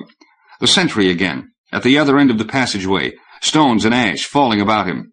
A knot of people hurrying, led by a man with a gray beard. The gray beard trying to pull the sentry from his post. The street again, its houses burning, more fire raining from the clouds with a flaming cart. The sentry, overcome by fumes, sprawled unconscious in the darkening passageway. The pictures were crude, constructed by a pointillistic technique that proved, on close inspection, to consist of myriads of tiny squares. The two men stared at each other. Finally, Archie rose and held out his hand. "Congratulations, Hazelgard. It's going to work." "We've a long way to go yet," Neverson said. "Let's have a drink." He stood gazing out at the curve of Magnanimity 9. "The frozen present," he said. "An illusion of the zodiacal planets, just because they have no diurnal revolution. More than that, they have no diurnal revolution because we built them in our image. They are the expression of our inward state. I don't feel that at all. Nevertheless, even for you, the present is frozen, Archie. And when your paintings move, will that free you from the ice? A start has to be made somewhere. We have made that start." They spoke passionlessly, sipping their drinks at the same time. They had had this conversation many times before in the course of the present project. In the same indifferent tone, Neverson said, "Let's have the rest of the day free. You can go and join the junketing in the streets. I have to go to my life advisor. Don't forget your son is supposedly arriving on Magnanimity today." "I'm so busy." The two men looked each other in the eyes. "Archie, you have reservations about the tremendous developments we are cooking up here, haven't you? Don't you see we are opening new dimensions of art? Why won't you understand?" The younger man cast his eyes down and said, "Our sets of values may be very different, sir." Neverson encountered his son in the hall and did not bother to conceal his annoyance. "I'm off to the life advisor, and I'm late already." "Your usual loving welcome, father. I'll come along with you, if I may." "Please yourself." As he and Chen Ping climbed into the feeder, he said, "Why are you wearing that absurd uniform?" "It happens to be all the fashion on Earth, father. Why are you living on Magnanimity 9 under an assumed name?" "When one registers as one-year resident or inhabitant, it is customary on a zodiacal planet to change one's terrestrial name. It is the courteous thing, let's say. As to why I'm here, I believe that Aldo Wattis Carmen is one of the best life advisors anywhere, and so I settle near him." "Does he make you feel any happier, father?" Neverson stared into the distance. "He is helping me to live with myself." His look was so weary that silence fell between them. The feeder had been programmed and was traveling now in fast tube along the outer surface of the man-made planetoid. Below them they could see festivity, which Chen Ping watched through binoculars. A long procession was wending its way through a public place, bearing effigies of a beaked creature, either animal or bird. The vehicle branched into a slower tube and entered a pile-apt, slowing as it went. "How did you get here from Earth?" Neverson said. "The fare's expensive. You haven't been—" "No more theft offenses, father," Chen Ping said bitterly. "I'm on bigger things now." "I don't know what's to become of you. I've done my best. You— Chen Ping checked whatever he was about to say. The feeder had arrived at the heart of the building, had signaled, and had been admitted into an apartment. Father and son climbed out, and Neverson announced them at an elevator door. As they were cleared, the door opened, they entered, and were carried down one floor. If you've never been in a Life Advisors before, you may find this one interesting. I've never had need of one, thank God. Just keep thanking him. The receptionist who greeted them was a standard polyclone female. Herr Carmen won't be long, she said, showing them into a dim room with crimson draperies. Electronic music played faintly. They sank into lounges. Are you writing any more fiction? Chen Ping asked. No. I'm sorry. You needn't be. I'm involved in something much more important. Do you understand how petrified we all are in time? The popular understanding of time is that it flows, that present moments always turn into past moments, that days and weeks slide by. That idea is erroneous. We age, our brains store and lose information, but that is change, not time, and is internal, not external. Time, I believe, is frozen. We are inside an iceberg. We do not know it, but we are waiting for the universe to begin. The Big Bang has yet to occur and set cosmic time in process. Till then, we retain in our heads merely the broken dreams of a past universe. How then do we live, converse, have children? We do not. We merely dream that we do. Our belief that we eat, talk, procreate is false, a belief shaped by distorted legends of greater and more meaningful acts that we as instruments will be able to accomplish when time does finally begin. We cannot fully understand yet. Chen Ping was silent. Then he said, Father, I did not mean to speak sharply to you. Please forgive me. I never seemed to give you the correct password. I was upset by the journey here. It is absurd to believe that one generation follows another. They all coexist, like cards in a new pack. As yet, time is congealed, unidimensional. Do you understand me? You've been overworking. The polyclone reappeared. Herr Carmen will see you now, Mr. Neverson. Will you wait here for me, Chen Ping? Neverson asked, rising. Of course, if you want me to. I shall be a long while. You'll be gone when I come out. No, I won't. Well, we'll see. Aldo Wattis Carmen was a slight man who managed to combine a cold, reserved manner with outgoing facial expressions. It was difficult to tell whether it was the cold, reserved manner or the outgoing facial expressions that had been acquired, or both. He wore a long, silvery, alchemical gown, trimmed with fur, under which were black trousers and a white shirt. A whimsical figure, but still a considerable one. One end of his long consulting room was given over to his finches, 50 of them, which fluttered about in bursts of color. How's the animation going? He asked. We've had the first crude results in this morning. They do suggest that eventually I shall be able to achieve complete sequential high-probability animation for any painting I wish. Or any photograph? My interests at present lie entirely in Victorian paintings of what I call the Aperture moment variety. All the same, your company will have to develop, and you will need funds and investments at all stages. Neverson made no answer. After a silence, he said, Let us talk about my soul rather than my work. By all means, though they are not readily separable. Carmen crossed to a screen, and it lit at a wave of his hand. He pointed to a line of figures on it. As you will observe, we have now analyzed your schizophrenia group. You are a Schizo-AM26A, which is rather a rare group. We have examined the enzyme content of platelets in your blood samples and determined the percentages of monoamine oxidase, or MAO. Just a minute. What has monoamine oxidase to do with the state of my soul? I told you, since my wife died, I just need a mad woman, or a succession of mad women. Something a little violent.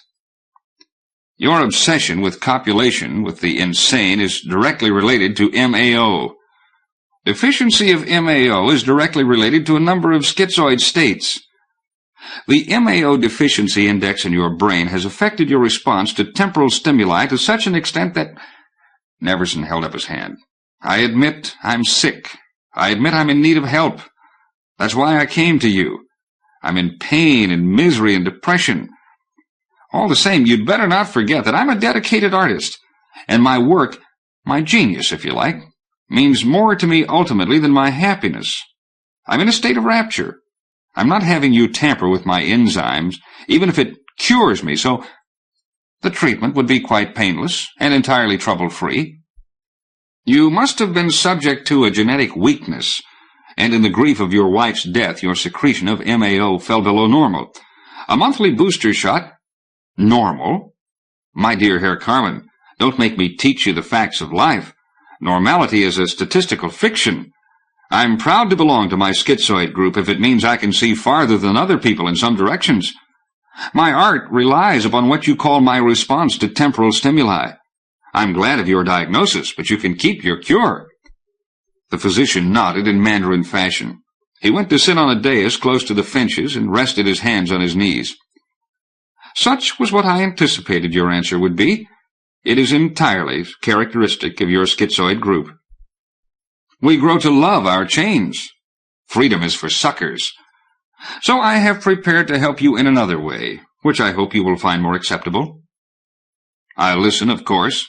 He lit a mescahale. The Finch alternative method is for you. By rejecting a cure, you have, in effect, chosen a certain mode of living, of engaging with future events, the course that will conform to your group, bearing in mind a number of other factors. Had you accepted the offer of cure, then you would have chosen an alternative course. You understand? Continue. The course you will take through life will not be random. We could chart it absolutely, given all the other life factors you will encounter. Naturally, we are not given those factors, but we have enough data on you, your age, weight, disposition, predilections, financial circumstances, history, ancestry, etc., to give us a very good idea of what the future may hold for you. You understand?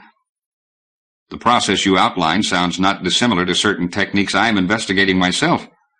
You are going to synthesize all these factors through a computer and give me, in effect, later time-phase versions of my present self.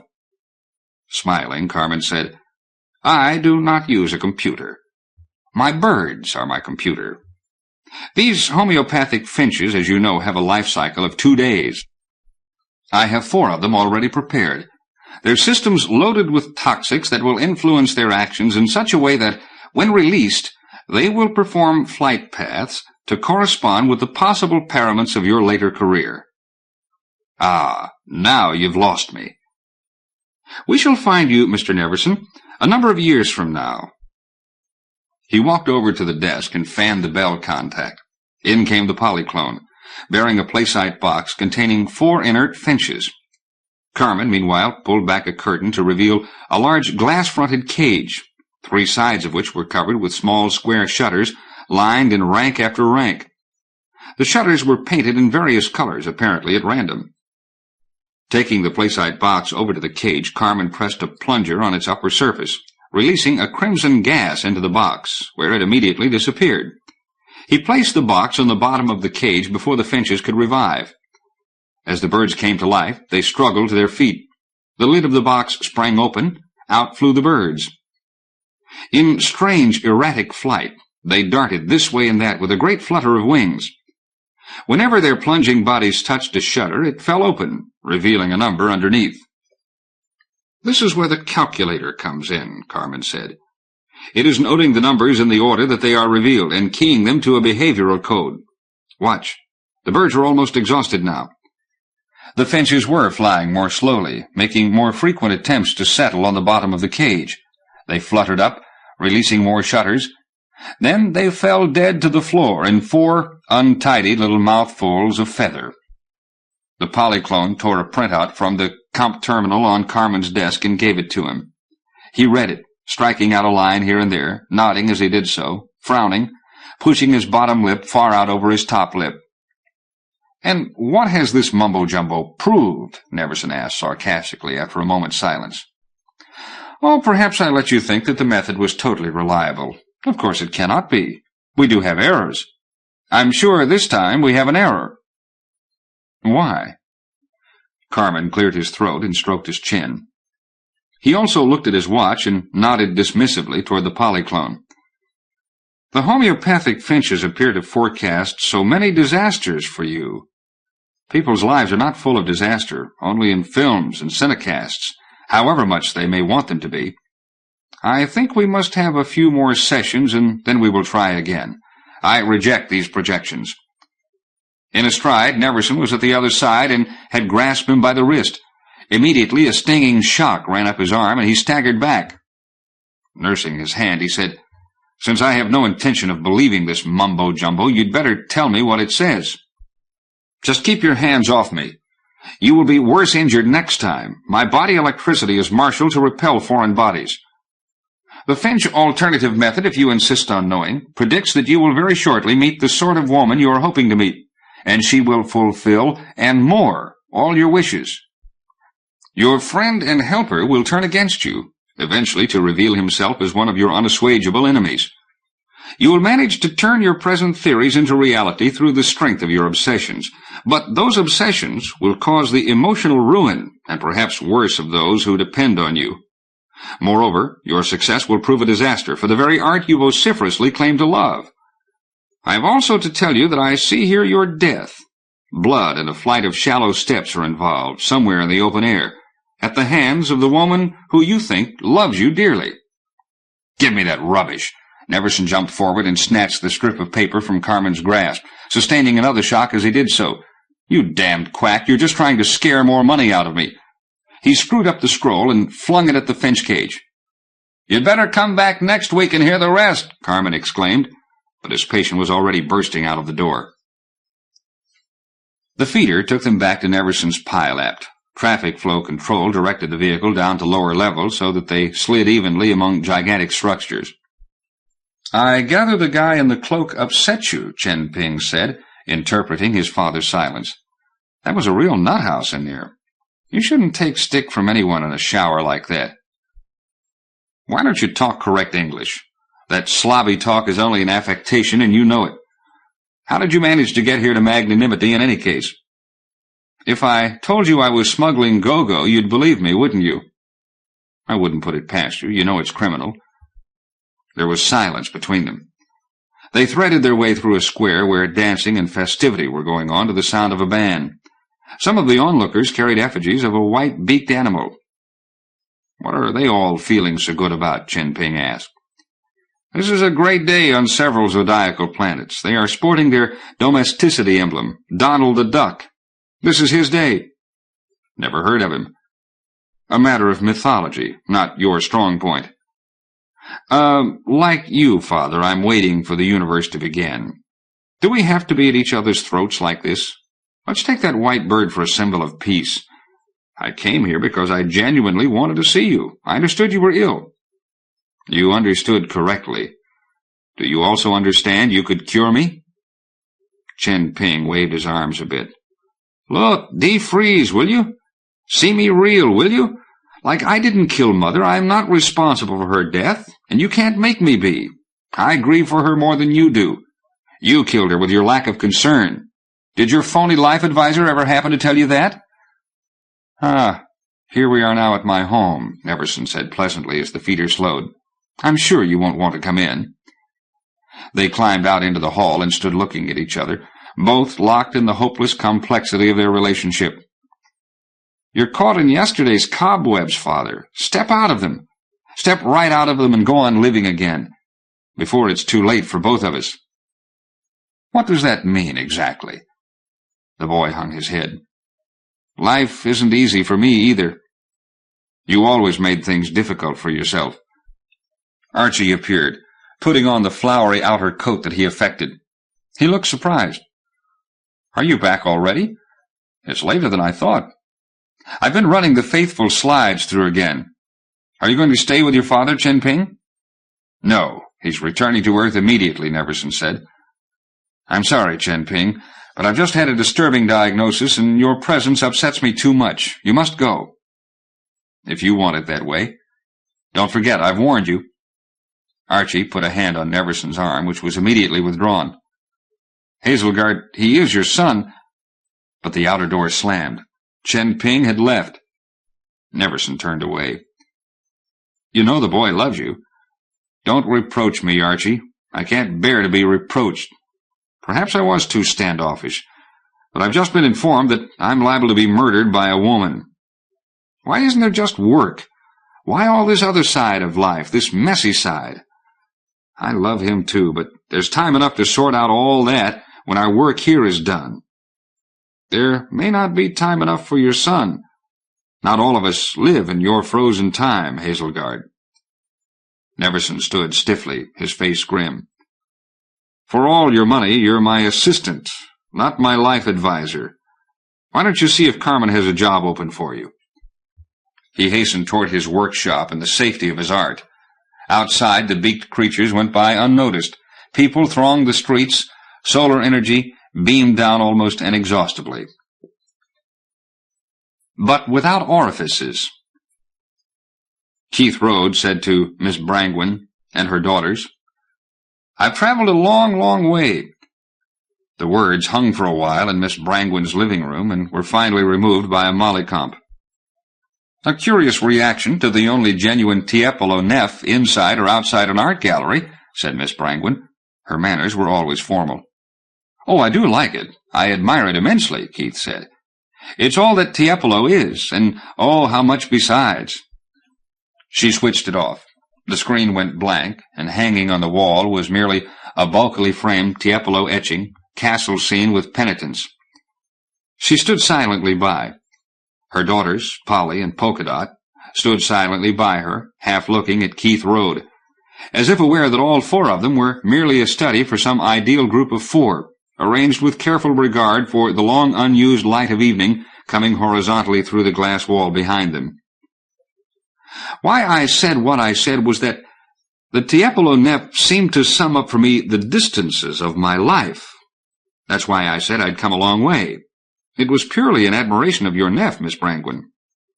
I understand, said Miss Brangwyn. Neff gave this work to my grandmother, Faith Brangwyn. That is how it came into my possession. The room was full of precious porcelain. Mr. Rhodes has traveled a long way, Mother, Polka Dot said. She was the one Keith liked. Yes, and by road, too, said Polly. She was the one Keith did not like. Both girls wore blue. I'll walk with him back to his car, Polka Dot said. You'll probably be glad to get out of the experimental experience area, won't you, Mr. Rhodes? Oh, I like it. I mean, yes, it is my first time in an EE area. Yes, Miss Brangwyn. I've been among the zodiacal planets. What were you doing there? Inquired Miss Brangwyn. I was on a rethinking course, Miss Brangwyn. He tried to copy their correctness. He walked through the grounds with Polka Dot. It was great of your mother to let me see her treasure, Polka Dot. I mean, Miss Brangwyn. I do much appreciate the privilege. Shit, we pretend to keep up conventional behavior. It's all the rage. But you go too shitholing far, Mr. Rhodes. Don't you want to seduce me or something? Or not even so much as get a finger up? Sunlight made her dress blink. Yeah, well, you're a pretty girl, Miss Brangwyn. I mean, Polka Dot. But I mean, why, we only just been introduced. Fuck that. Do you want to lay me, or do you want to lay me not? The grounds were beautiful. There were stately pink flamingos walking by the lakeside, not a dozen paces away. Course I bastardingly well want to lay you, he shouted. He clutched her. Their lips met. Her mother's and sister's applause came faintly to their ears. Her arms went around his neck, her hair curled against his cheek. His hands ripped away the blue dress. He groaned with pleasure and got her down on the lawn. The grass was thick with flamingo shit. There ends, unfortunately, the last story ever to fall from the computer of Hazelgard Neff. The fragment has a title, but without orifices. It leaves us with a mute surmise, as is Charles Dickens' Mystery of Edwin Drood, also uncompleted at death. Was Polka Dot to prove without orifices? Would she prove to be a simulacrum? Artifice fiction, the so-called artifiction of the third decade of the 21st century, is full of simulacra. Or does Neff's title refer to some event as yet unrevealed, as seems more likely? Neff's son, Chen Ping Neff, reminds us that Neff's earliest work was The Golden Orifice, and here the word was used in a metaphorical sense. Neff refers more than once to the fudged vents of the soul, a phrase later plagiarized by other writers. Chen Ping says, Miss Brangwyn was probably an amalgam of women that Father knew, right? One of them was almost certainly Catherine Cleeve, known in certain circles as Capodistria Kate. They were lovers at one period, despite the somewhat cagey tone of their first meeting, see. Neff, I like your dress. Cleeve, do you? This is the first time I've worn it. Neff, it's beautiful. Cleeve, the boutique where I bought it called it Tricad Presque Snob. Neff, there's a split in the seam by your left shoulder. Cleeve, it's designed for looks, not durability, darling. Neff, that goes for a lot of us. Cleeve, I have to be going myself now. The conversation has come down to us because both Neff and Catherine Cleeve were wired for sound. Both had a mania for recording the transient. Indeed, Neff's whole life was directed toward imposing order on the fleeting moment and banishing impermanence. It was the fulcrum of his art. This obsession it was that brought him and Catherine together. Her two daughters were already grown up and living in EE cities, Vienna, Austria, and Trieste, Italy. Neff Panimation was the brainchild of Neff and Catherine and their computers. The mating of their computers, charged as they were with life data, was fully as traumatic as the mating of the two human beings. And Neff Panimation exploited to the full that Neffian obsession with the transient. This all happened before I was locked away for anti-experimental behavior, Chen Ping says, inserting the thumb of his right hand in his left ear. Father had this thing about Victorian paintings, which were very fashionable again in the 2020s. He saw in them what he called the Aperture moment, a frozen moment of time typically defined by artists from John Martin's day to Sickert's. Their whole range of pictures just doesn't make sense unless and until you ask yourself the sort of extra-artistic question, what happens next, right? I mean, like take one of the most famous paintings of the period, Holman Hunt's The Awakening Conscience. Well, it's not just a composition featuring some Victorian skirt rising from a piano. At least, it's only that from the narrow old academic art tradition. It's an aperture moment, my father said, where Hunt makes you expand a whole new section of your mind, new in Victorian times, I mean, and say to yourself, what happened before now? How did this skirt get in this predicament at the piano with her boyfriend? How long did they know each other? Why doesn't she like this tune, right? And the aperture moment also makes you think about the future, right? So you say to yourself, what happened after this? Did she give the guy the brush? Who got the house? What's that cat doing eating the pigeon? Was the artist there looking on all the time like God? What you'd call metaphysical questions, right?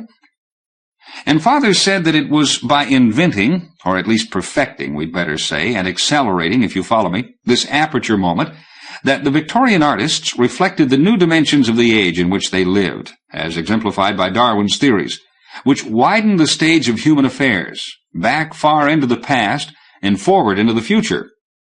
So painters like Hunt helped ordinary Slavs to appreciate the new expansion of the mind of which we are capable. Chen Ping Neff was shot on Tuesday, May 1st, 2051, 2 centuries to the day after the opening of the Great Exhibition. The execution was carried out in 577 Bukit Tinggi Street, Singapore, before a member of the World Judiciary. Sure, I remember the dress, Catherine Cleeve said. She was still beautiful in a Socratic fashion. She spoke without gesture, sitting absolutely composedly. A chill radiated from her. It was a nice dress. There was a split in the seam by the left shoulder the very first time I wore it. No, the right shoulder. It came from a boutique in Singapore. The girl who sold it to me said it was Tricad Presque Manic or something. You worked with Neff on his first animation, I believe. And maybe it was the left shoulder. I know Hazelgard commented on it. Sure, I worked with him. Panimating Hunt's Awakening Conscience was my idea, or my computer's at least. He had done a pointer before that, which he destroyed. I had a turquoise Tanzan 5505 all-digit. It never gave me any trouble. What we did, we fed into Hazelgard's big computer all the data we could get concerning Hunt's painting. Centrally, the data about the picture itself, of course, so that the comp could match color values and everything.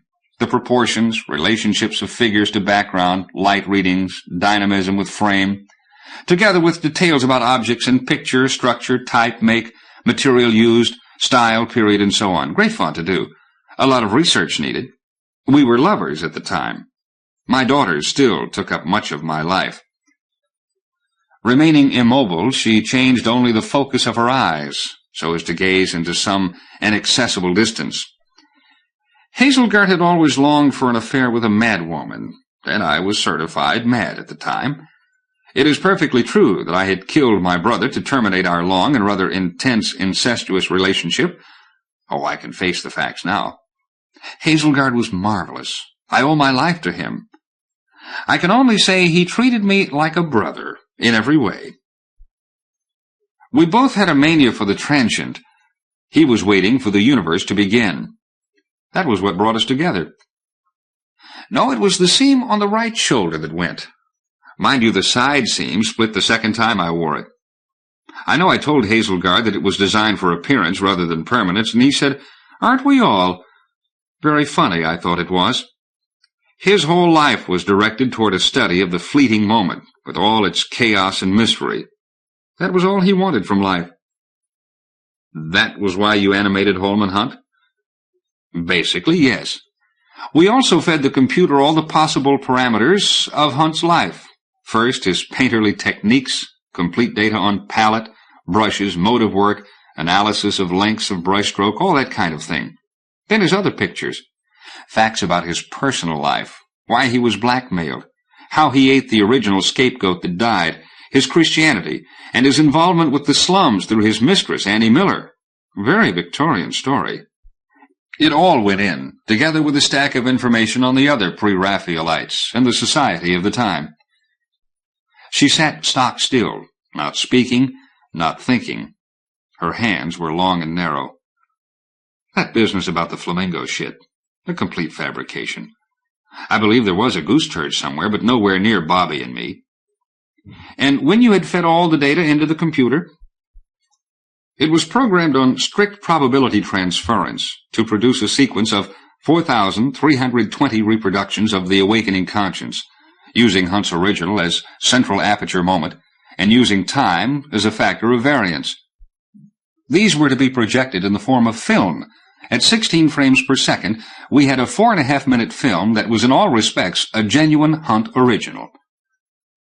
I believe there has been some argument on that score, Miss Cleve. Believe what you will.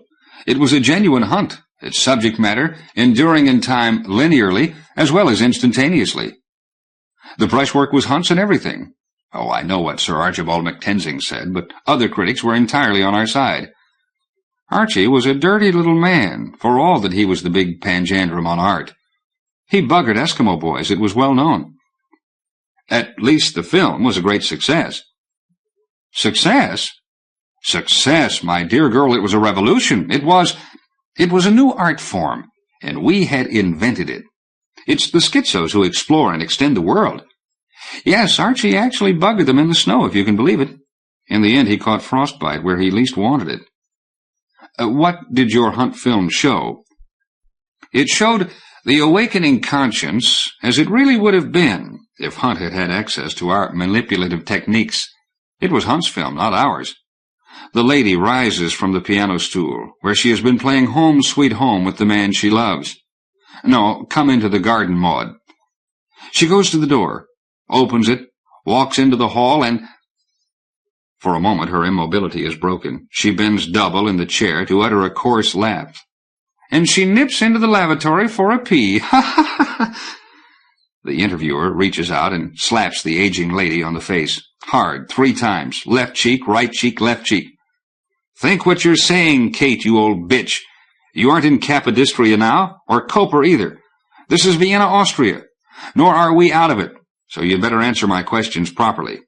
Who am I, for a start? Catherine looked blearily up at her questioner. The woman was possibly in her late 30s, attractive, well-built, a splendid head of tawny hair, something hard about her mouth. I know we've met before." "Of course we've met before. I'm Polka Dot, your daughter. Remember me now?"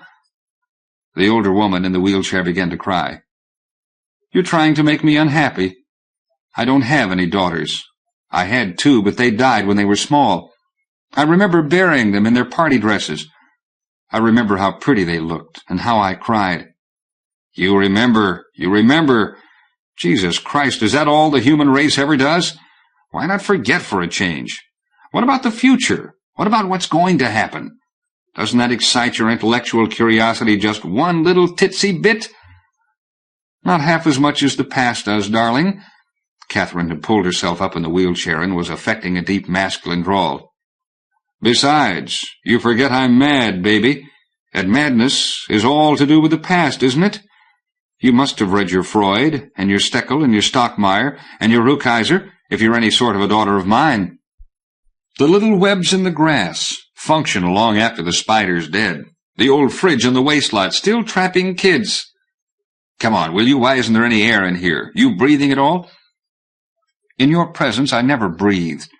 You were always a suffocating present, even when Polly and I were small.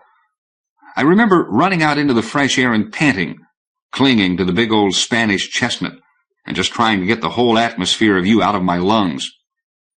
Didn't do your asthma any good, did it? You see, you do remember me. You aren't mad. You've never been mad. You're just sick, aren't you? Why do I have to remember you, just because you're my mother? Polka Dot screamed and made a filthy face. I'm not your stinking mother. I'm your daughter.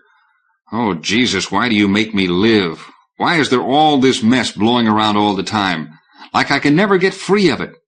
I was mad to come here at this of all times, just when... She walked about the room, big and bleak, behind the wheelchair, gesturing as she went. Just when I'm in this dreadful emotional state and my whole psyche seems to be breaking up. Do you know what I dreamed last night? I dreamed my little girl came all the way from Sacramento in a pink frock, and she just went to the Rowlandsons' house next door to get her dolly, and she wouldn't come to me at all, and I thought she was coming, but when she got as near as the gate, she hitched a lift from a car and was gone. And I ran out to stop her, screaming, Dorothy! Dorothy! And there was her little dolly lying in the gutter, all bleeding and broken. She broke into convulsive sobs. Catherine started to laugh.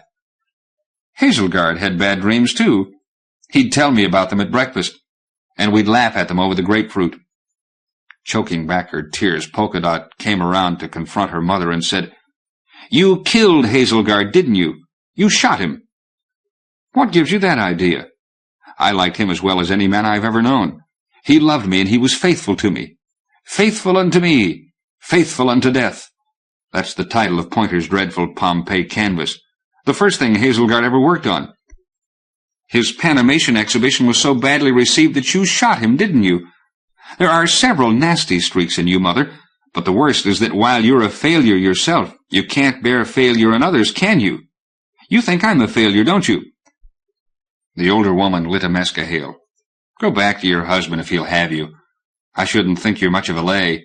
I know you're a failure. What's even more boring is that you keep on coming around ever so often, begging me to tell you so. As for Hazelgard, he wasn't like you. He was a real man. He had a strong will to success, something every artist should have. When it seemed as if everyone turned against his invention, he couldn't bear that. He shot himself more in anger than sorrow. I was there, my dear child. I saw him run out on the terrace and do it. I went to him, but he'd blown half his head off. Before I had strength enough to call for help, I went back into the living room, and I remember his coffee still stood there, the cup half full. It wasn't cold yet. If he shot himself, then why are you in this criminal institution? She was looking into the distance again. You know what Hazelgard always said? That reality was designed for looks, not durability. I really liked that remark. It was one of the things that won me to him. Kate, he'd say, reality is designed for looks, not durability. And the reality that killed him wasn't at all enduring. If only he'd sweated it out a bit. The tide of opinion soon turned. People were soon on his side. They wanted the product, Poor Hazelgard. I loved him like a brother. Fidgeting, Polka Dot said, Well, that's my cue to leave, Mother dearest. We all know you killed your brother. Do you remember that? I didn't think you were born then. Funny how you get confused about such matters. Well, give my love to little Dottie. I have a job now, Mother, believe it or not. I do women's features for Eurovision. I'm going to write up this interview for them. Want a picture of me? I have one. Shows you with your hair, as you used to do it when we were at Salzburg. Oh, I remember. That big antique tortoiseshell comb I had. Was it genuine tortoiseshell? The man said it was. And you and your sister used to wear black velvet bows in your hair. Fashions were so pretty then. I guess that 2035 was about my favorite year. That was the year we had those donkeys. Oh, the donkeys, and that holiday in the Amundsen Sea. Wasn't that fun with the Polynesian music? Lovely. Oh, Mother, let's do it all again sometime. You're not too old? Of course I'm not. I'm still wired for sound. Just you wait till they let me out of here. You'll see. I'll wheel you back to your cell now. Aimez-vous Holman Hunt?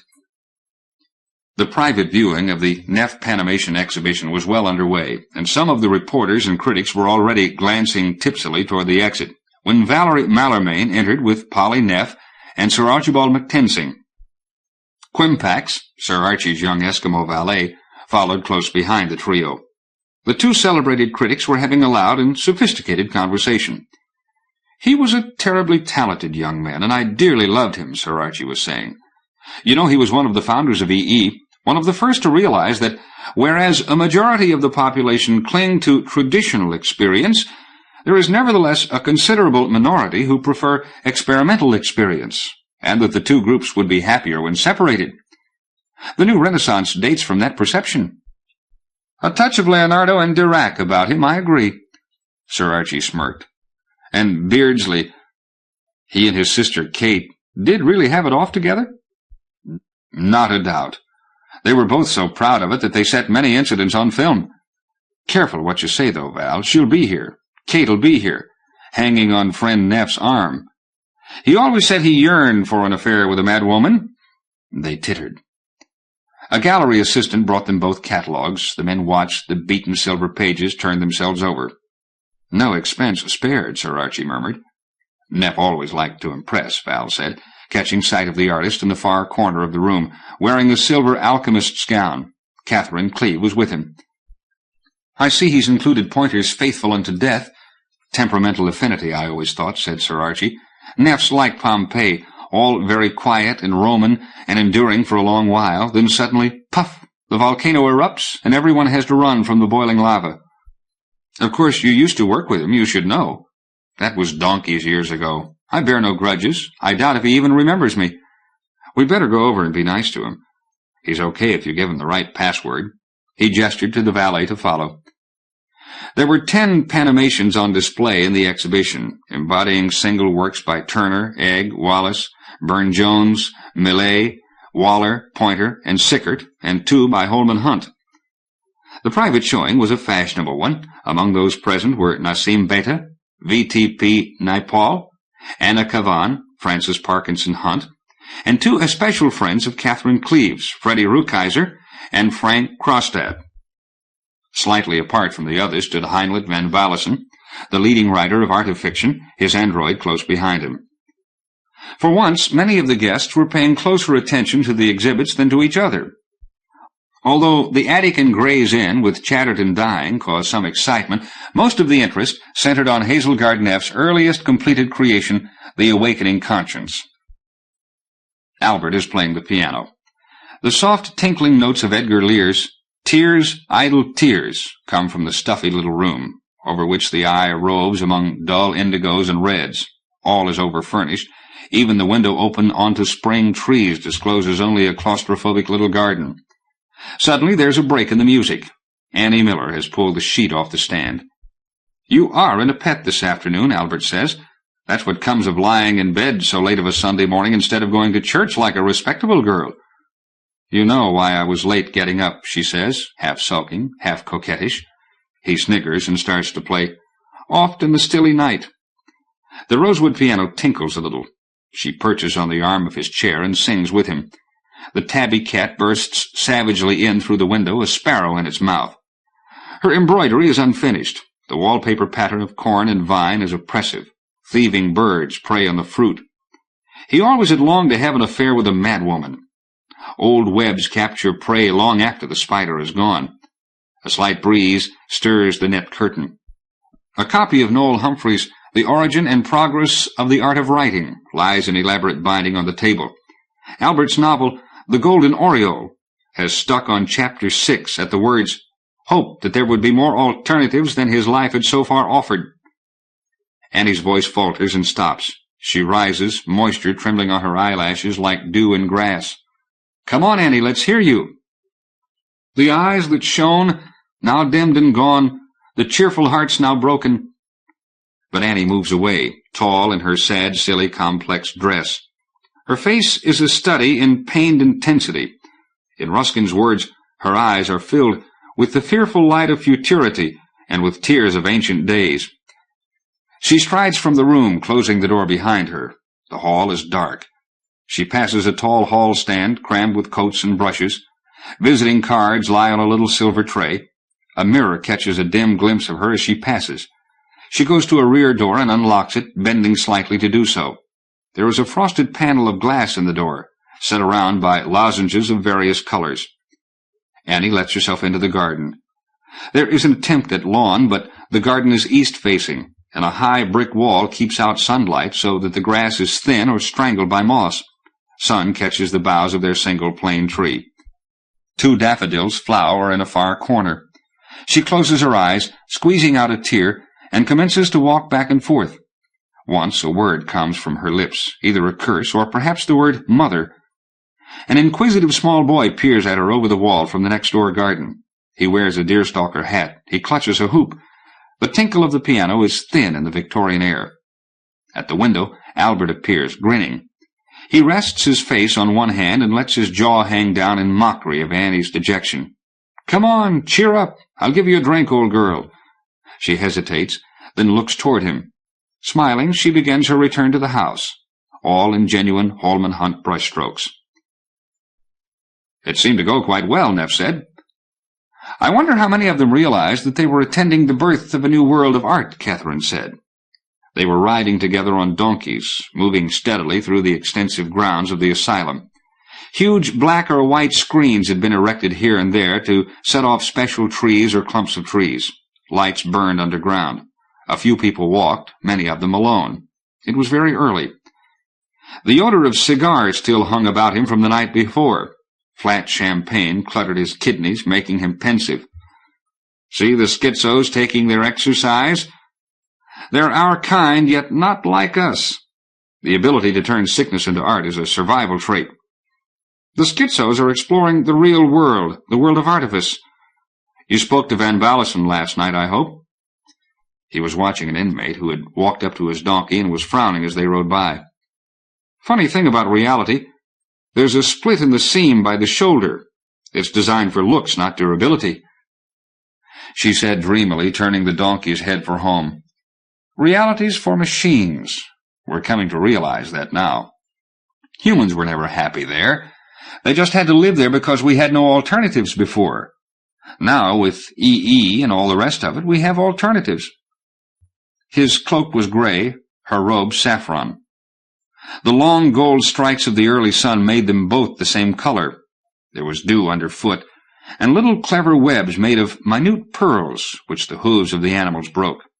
The grass bent and sprang upright again as they passed. Catherine sang wordlessly under her breath. "Are you happy, Catherine?" "I'm never happy, Hazelgard. We live so long, and we have to live so many lives, so many broken bits of miscellaneous lives. My daughter's lives. Are you going to be able to face what the critics say?" He gave no answer for a while. They rode back along an avenue of poplars, where sunlight painted the shadows behind their eyes red and green. The android at the stables took charge of their mounts. As they climbed the shallow steps into Neff's living room, he said, "Rapture. That's what I always feel. Used it not to mean possession? In that case, I'm possessed. Sometimes I think I really am a considerable artist, on that score alone. Whether happy or miserable, I am always in a state of rapture. You don't care that these steps were the scene of a foul murder last week?" He paused, looking into her eyes. Her face, her expression, still and always gave him a shock. There had never been anyone like her. The spider had created its web and left forever. "No, I recall no murder here." "Perhaps it's next week," she said. In anyone else the reply would have rung like a feeble joke. From Catherine the remark was merely confusing. For a moment Neff saw dirty arterial blood everywhere. It stained the walls and curtains as he entered the living room. There he turned and confronted her. "You can no more take my rapture from me than I can take your madness from you. Isn't that why our relationship is impermanent? You always wanted an affair with a mad woman, but I, as a person, am meaningless to you. Only my madness awakes a response. Isn't that so?" He cast his gaze down. "Isn't it enough that—" The sentence was never completed. "Let's see what the critics have to say," Catherine said. She walked over to the fax machine, which had delivered 6 Duplos. Looking through them, she selected one, pushed it into the go slot, and switched on. The words of Sir Archibald MacTenzing spoke from the morning edition of the European Times. "What the Neff Panimation Studio has achieved is little short of a miracle. Yesterday evening I saw a new Holman Hunt. In many respects it was a genuine Holman Hunt. It was our old friend, the Awakening Conscience, that mawkish bit of kitsch of the pre-Raphaelite school, which shows a woman having a touch of remorse about the things that were. I have never admired the quality of the thought or the handling of this picture. The paint surface is meretricious. But yesterday evening we were not invited to dwell on such exacting considerations, or to stretch our minds far toward an aesthetic response to an aesthetic act. What we were invited to do was to admire, and admire we did, the ingenuity of Neff Panimation in endowing the Holman Hunt with life. This was a world of peep shows, not painting. Accordingly, we saw the woman and her lover at the piano. We heard the piano playing, as the fancy man, wearing his gloves, mark you, gave us 'I Stood on the Bridge at Midnight,' and the woman sang. Then she broke off, went outside, and walked about the garden until the fancy man called her in again. All this in the peculiarly beastly palette of Holman Hunt, in suffocating pinks and indigos. It was a Holman Hunt we were watching, a Holman Hunt given the extra dimension of time. You may think there was nothing particularly momentous in what we saw, that this was just one more tiresome technical trick. I disagree. I believe I have never seen anything so momentous. We were witnessing the death of art, nothing less. As photography killed the portrait, so now the computer has killed the whole aesthetic of pictorial composition. I was assured by Mr. Neff that his computer could have been programmed to produce the whole life story of Hunt's wretched woman and her banal involvements. All he needs is backers, and can we doubt that in an age like ours, backers will be forthcoming? When painting is transformed overnight into a tarted-up version of the comic strip, can we doubt that the Philistines will be there in their hordes? For what we see here may be, in many respects, a genuine Holman Hunt, but it entirely subverts the artist's original intention, which was precisely that his subjects and subject matter should not move, that the piano should make no sound, that the light at the window should be forever frozen. Only thus could he achieve his intention of forcing the viewer to reflect on such profundities and delights as he, Hunt, had to offer. There was room, even in Hunt's limited art, for the connoisseur. Now the connoisseur is banished forever. Thanks to Hazelgard Neff's computer, the connoisseur has been elbowed out of the way by the rubberneck. It would be vain to claim much majesty for Hunt's original conception, but at least he strove to present us, as honestly as he could, with the dilemma of a fallible woman. All that has been banished now. Instead, we have the privilege of following her into the toilet. There are 9 other pictures in this exhibition, all of which have been subjected to the same perverted ingenuity. One may watch to name the most saddening victims of Neff's new technique. The horses led off, and the old house closed in Samuel Waller's Day of Reckoning. Chatterton, the golden boy, quaffed down his poison as dawn comes up in those hues uniquely Henry Wallace's. Pointer's Roman sentry overcome by the disaster at Pompeii. J.M.W. Turner's little steam train cross a viaduct in a storm, and its passengers alight at Maidenhead Station. As yet we may remain, if not entirely calm, at least composed. For as yet the Neff Studios have desecrated no major artist, with the exception of Turner. But I give warning now. Rembrandt, Giotto, El Greco, Botticelli, Titian, Tiepolo, none can rest easy in their graves.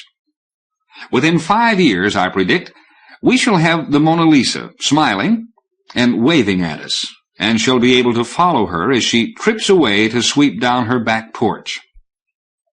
The long struggle between art and science is at last over. Science has won. Given a few more years, it alone will possess the field. Hazelgard Neff took off his coat without speaking. Catherine walked over to him and laid a hand on his shoulder. "How's the rapture, honey?" she asked. "There's a split in the seam," he said. He hid his face in his hands. You try to give, you devote your life to it, and they don't understand." She clutched at him, but he brushed her away. "That is the artist's role, to strike out always for something new, to break away, to defy, to grapple with the unfamiliar." He staggered out to the terrace, confronted the long, shallow steps, stared toward the ever-changing aspect of Parkland. Only the familiar ghosts confronted him, the deserted webs of other lives, other epochs. She went to make some coffee. Brian W. Aldiss writes, "My story is about a current preoccupation, the future of the arts in a world where technology increasingly intrudes on the personal. I have written several such stories, but this one embodies the future art machine that pleases me most, though the fulcrum of the story is not so much the machine as possible responses to it. The format of the story is a tripartite one I have been using increasingly of late. By telling 3 overlapping stories that the reader is able to read all together, a greater density and complexity can be achieved. Writers mainly fall into 2 groups. Either they are forest clearers or explorers. Some like to tidy the world and reduce it to a clear and understandable diagram. Others prefer to wander in the wilderness, rejoicing in it for its own sake. I like the wilderness. I have tried to put down a few human ambiguities without attempting to tidy them away." Nightbeat by Neal, Barrett, Jr. The wake chimes touched me with the sound of cinnamon. I stretched, turned over, and watched the cockroach play time games against the wall. It marked the spidery minutes in fine script and left crystal dung tracks behind. It was blue, and a lemon moon spilled color into the room. Its light burnished Beth Ellen's hair to silver and brushed her flesh with coffee shadow. She stirred once, and I slid quietly away, padded to the shower cage, and let cool spice water bring me awake. There were cocoa cubes where Beth Ellen had left them, but I passed them by and trotted back to the night room. My cop suit sprang from its hollow with a sun-fresh scent, and I slipped into it quickly. I would have liked to look at myself, a small vanity, but mine own. I take a pride in the uniform. It's a cop suit in the classical cut, basic whipcord in umber and vermilion, sepia pullover, and fringe leather vest. The jackboots, gloves, and chain belt are traditional indigo. The Marshal's Star of David is cadmium gold, and the Peacemaker by my side is finest quartz and ivory. Set, ready to go, and a last look at Beth Ellen. She had turned in her sleep to catch the moonwaves. Citron limbs bare to an ochre sea. By morning, I'd taste lemon on her lips. Outside, The prowl bug hummed to electric life. The moon was high now, and a second had joined it, a small saffron tag-along. Lime shadows colored the streetways. The dash glow winked me into service, and I switched the road lights and moved along. The street ribboned over soft hills furred with bonebrake, and through dark groves of churn moss. Raven blossoms hung from high branches nearly to the ground. I swung the prowl bug into Blue Wing, whispered through Speak Low, and coasted down the steep circle to Sing Hill. There were people all about now. If I listened, I could feel the sound of their sleeping. From Telbridge, I watched lone lights far and away. Not everyone slumbered then, but all were snug in their home shells till the day. None would stir before amberlight polished the world. For that was as it was. The day belongs to us, but not the night. I have often stopped the prowl bug and dimmed the lights and watched the dark life. In moments, the night fills with chitter hums and thrashes.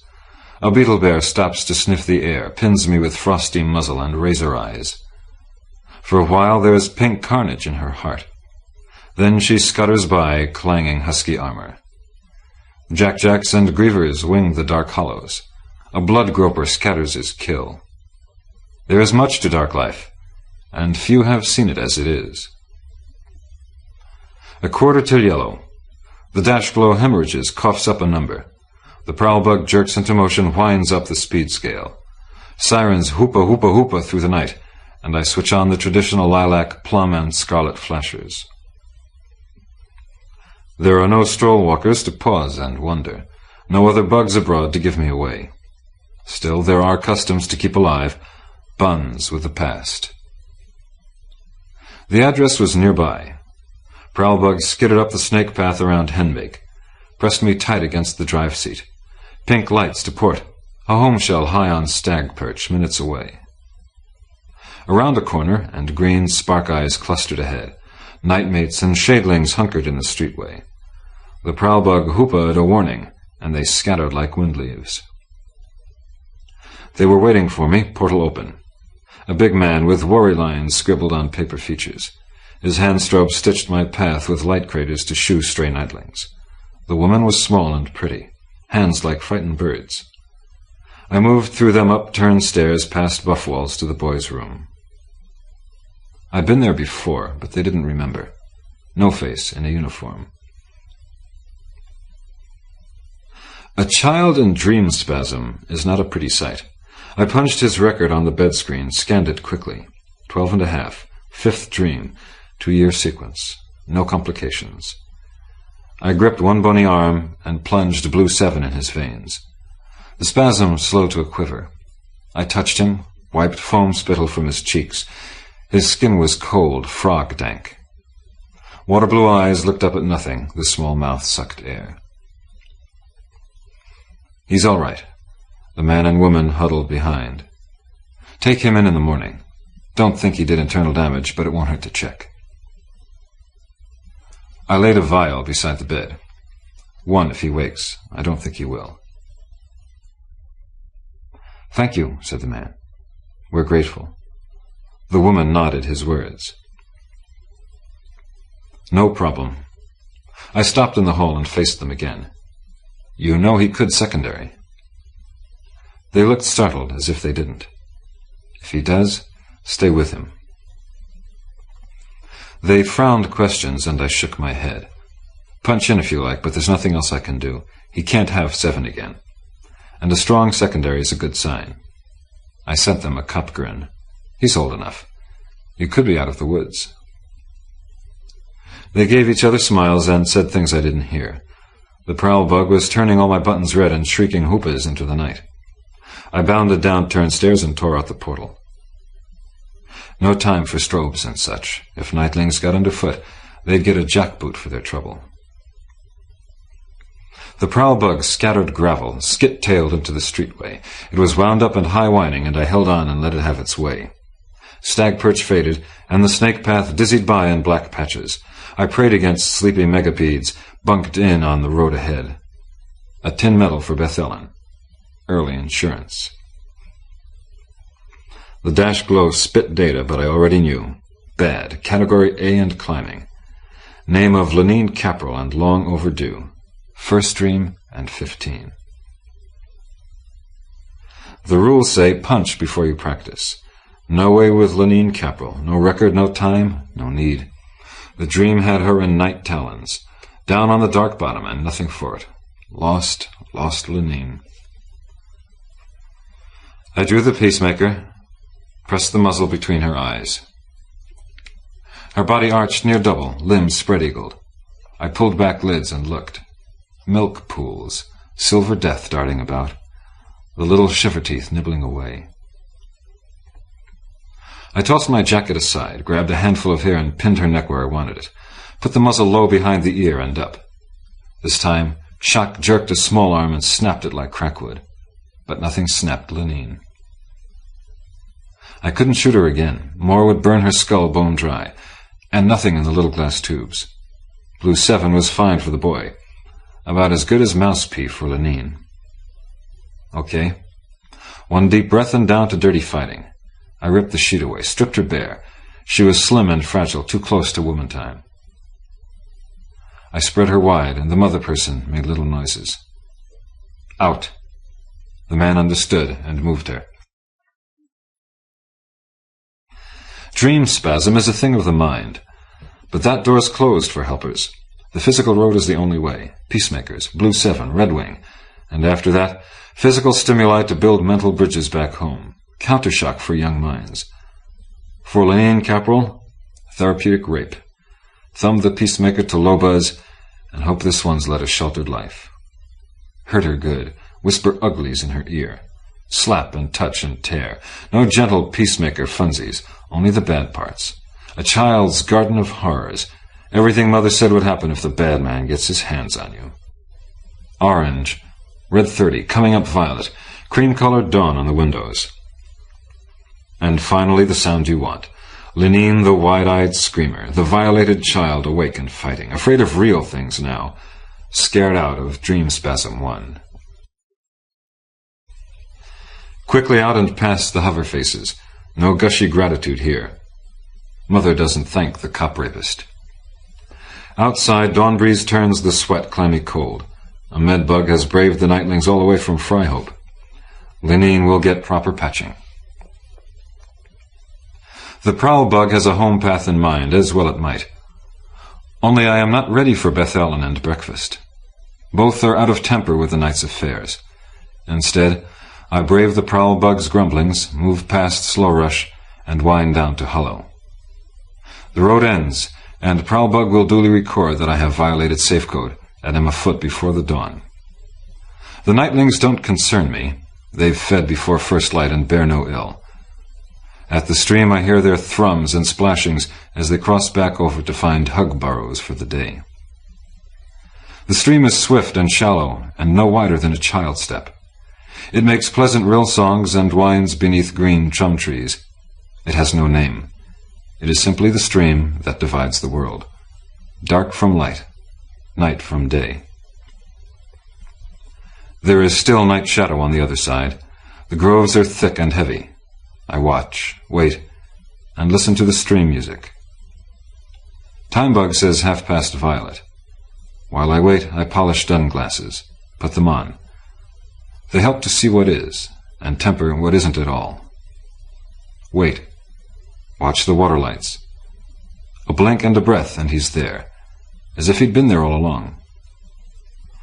For a moment my stomach does its tightness, but it's not so bad for me. They make teeny head changes in policemen, little slice cuts that go with a cop suit. But there is still a child mind to remember, dream spasms and dark night rooms.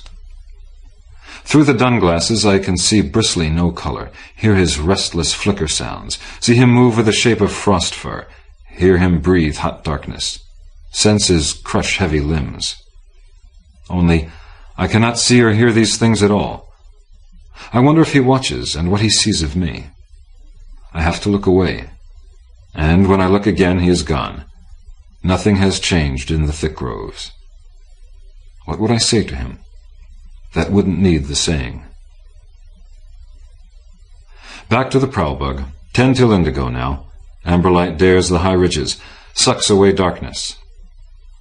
I imagine him, thrumping and shiffing, dark fern groves away, safe against the sunstar, and all the young darklings purged of man-fear, only fright thoughts now, fading day-demons named Lenine.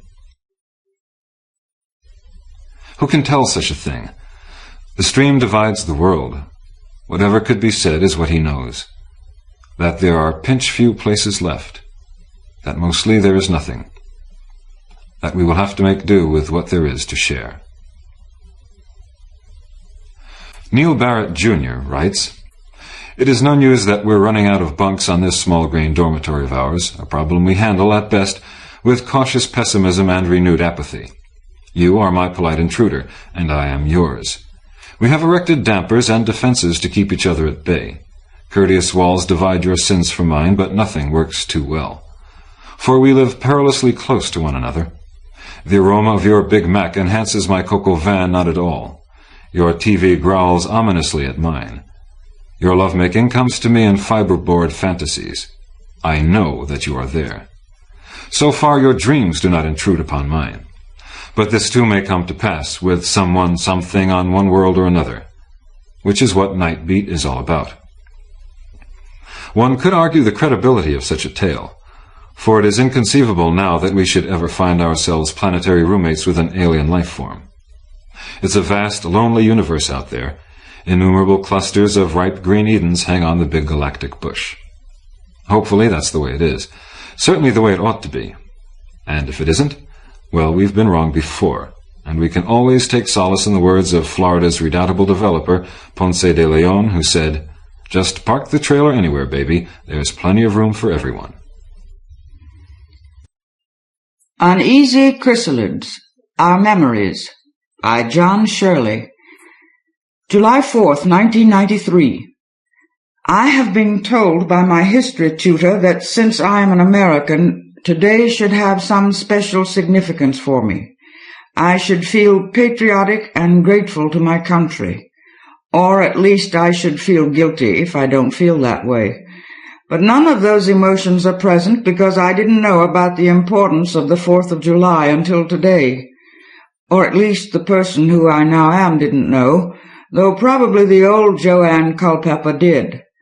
Marcia, a cheery and energetic girl who I have been told was my best friend, said that I was once quite patriotic as a little girl and should have been as a woman, especially after the big revival of nationalism after 1986.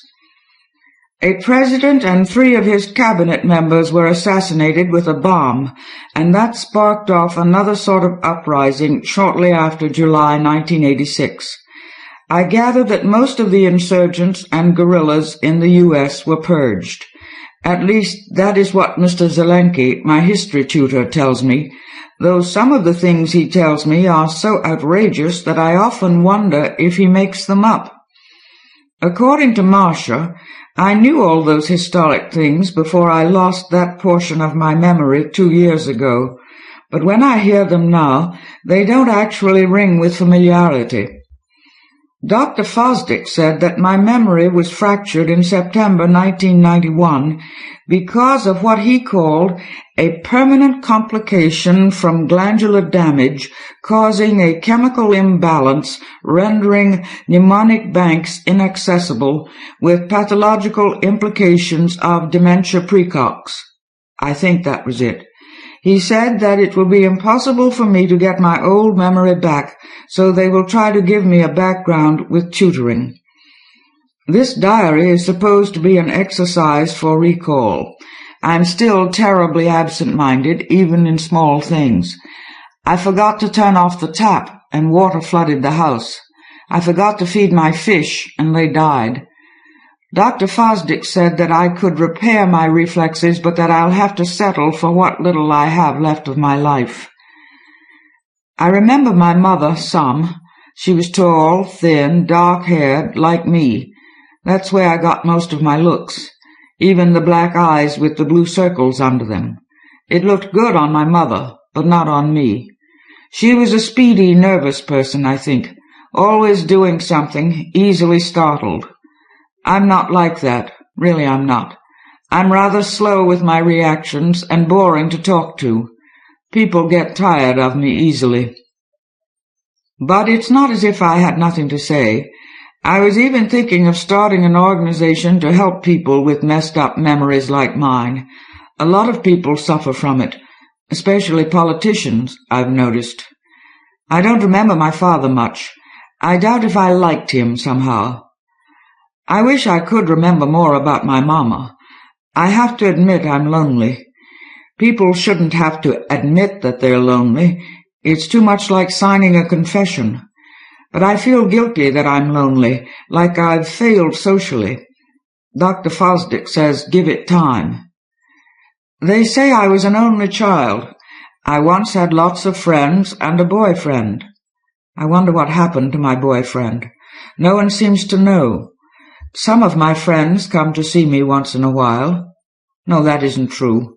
Dr. Fosdick said that this journal should be extremely honest. Actually, none of them ever come to see me because of what happened to my parents during the purge by the vigilantes. A lot of people don't like to be associated with me because of my anti-nationalist background. I wish I could remember my anti-nationalist background. July 8th, 1993. Dr. Fosdick took me to one of the Independence Day government-sponsored festivals a few days ago. Free beer or pop or hot dogs. I didn't think he'd ask me to go anywhere with him. I thought that his interest in me would be purely clinical. But he has spent an awful lot of time with me. We were sitting together, leaning our elbows on Minnesota. Each of the 50 tables at the festival was shaped like one of the states, and at the height of the evening they pushed them all together to symbolize the strengths of nationalism. All the tables together make the shape of the United States, with mustard stains and crumpled paper cups on it. We were drinking Coke, the national drink, state-owned, out of bottles shaped like Polaris missiles, and eating hot dogs. Those were the only things on the menu. There were a lot of boisterous people making toasts and singing the anthem all around us. See, Dr. Fosdick, I'm using words from my vocabulary exercises when I talk, like you wanted. Boisterous. But they had looks of strain, like the celebration was out of character. We were a little island of quiet in the middle of colorful festivity. The festival was on top of the Ford Defense Building, in the open air under the bubble of the smog shield, through which I could barely make out the half-moon. The waiters looked silly, dressed in red rags like the communists wear, and Dr. Fosdick explained that it was supposed to be symbolic of something because they were serving us. I thought that it was symbolic of the silliness of the organizers of the festival, but I couldn't say that. I sat quietly, wondering if Dr. Fosdick had ever had connections with the vigilantes. I am sure that he didn't, because he took me in after they killed my parents, and no nationalist would shelter the daughter of impurities. Dr. Fosdick said something strange to me then. Sometimes it's a valuable asset to have no memory. You have no regrets that way. I envy you at times, Joanne. That was the first time he'd ever called me Joanne. Always it was Miss Culpepper. I didn't know what to say, so I smiled. I was sort of disappointed the first time I met Dr. Fosdick. I had thought that he would be an imposing Germanic figure with thick spectacles and an accent and a white laboratory smock. That was how a scientist was supposed to look, I thought. But when I was introduced to him 7 months ago, I met a short little man with coarse black hair, greased back like a cowboy's, no glasses over his shiny blue eyes. Dr. Fosdick has a rusty face. He wears jeans and a plaid shirt, even at work, never touches a white smock, and he listens to country music. We had to leave the festival early when some vidges recognized me, so we didn't get to see the skyrockets or the floggings. July 10th, 1993. I underwent something ugly today. It is running around in my head like a dog that's chained in one place so long it tracks a circular rut around itself in the dirt. They made me relive the incident that took away my memory. I didn't want to do it. I wish that the incident itself was washed out, but for some reason only everything before it is gone. They aren't sure if it was the thing that happened or the blow I got on the head that took it away. Maybe both. My memory goes back 2 years. It starts with the incident, and everything before that is gone, except for a few fragments. High school graduation, studying English. Marcia says that I gave up my ambition to be an English teacher after the book burnings. Women's Infantry Corps initiation, and the recovery in the hospital after the initiation. A trial of some kind, though I can't remember what I was tried for. Some childhood pictures of my mother happily working in her garden, my aunt on her deathbed, a dog biting my ankle, a date with a boy who insisted on sodomy instead of the usual, and then the incident.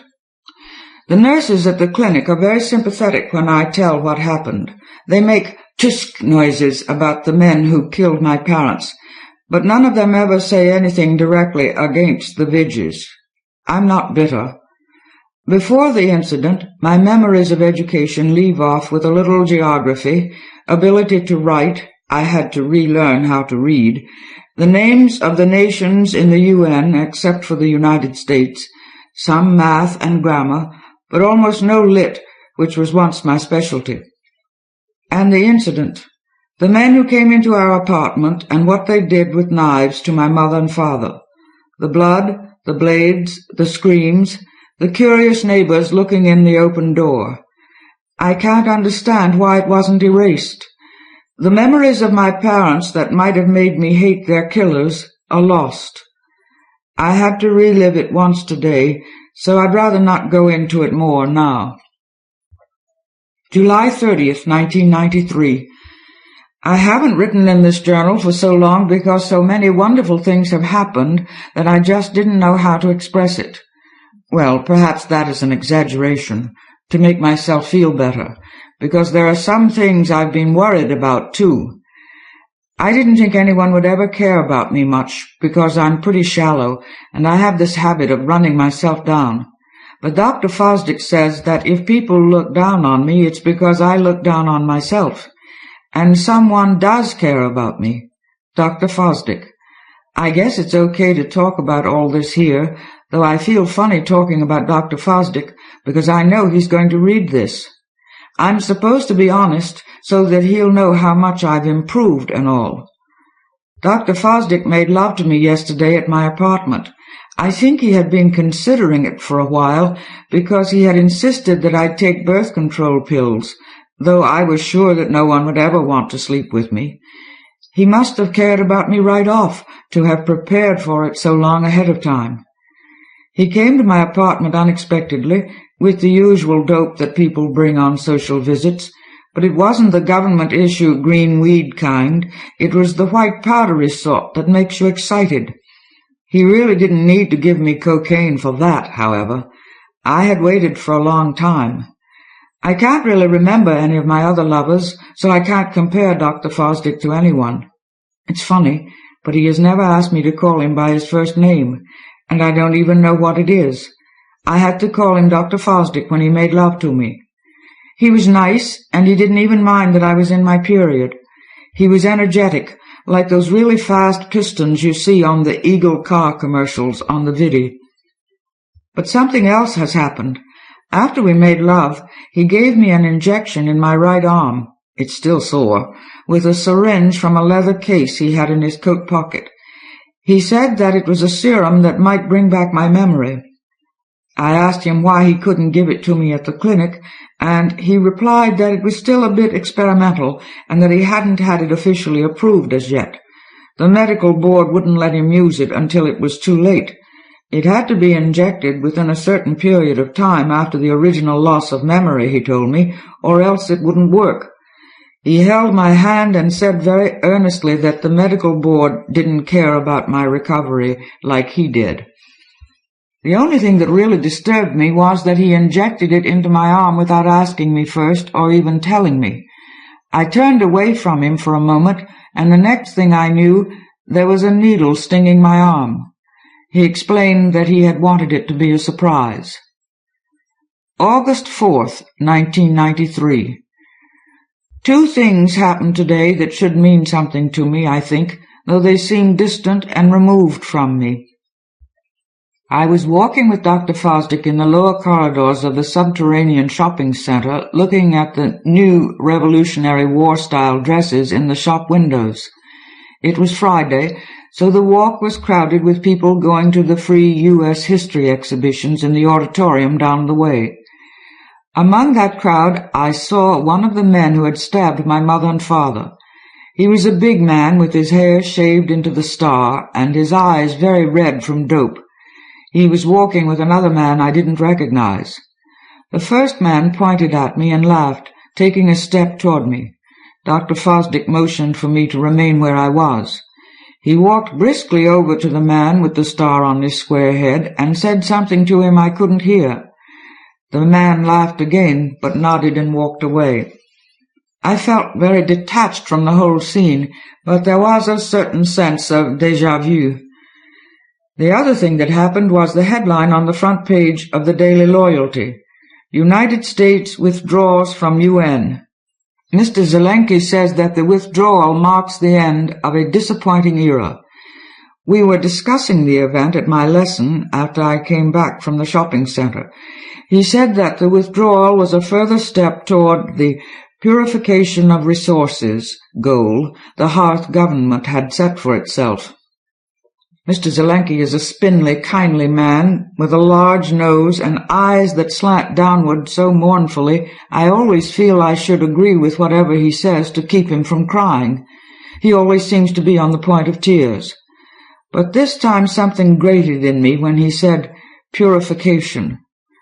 But couldn't it be, I objected in a coarser tone than I am used to, that they are pulling out of the UN because they're scared? Mr. Zelensky was upset and probably would have started crying if I hadn't taken it all back. August 6, 1993. Some cruelly surprising things happened today. I was sitting with Dr. Fosdick in his office. He had an arm around my shoulders, and he was reading a poem to me from a book called Flowers of Evil by Charles Baudelaire. This book was my wife's favorite, he said casually as he flipped through the yellowed pages with his rough right hand. I leaned against him, pretending to look at the book. I don't have much to myself, really. Very little memory. I feel like a sort of scarecrow in personality, just a rag on some broomsticks. Because people are made of memories, and leaning against Dr. Fosdick makes me feel like his memories are mine, too, somehow. "Are you separated from your wife?" I asked. I asked mostly out of obligation, because I really didn't want him to think about her. "No, she's dead 2 years. Killed in a landslide. It was one of those stupid, unexpected accidents.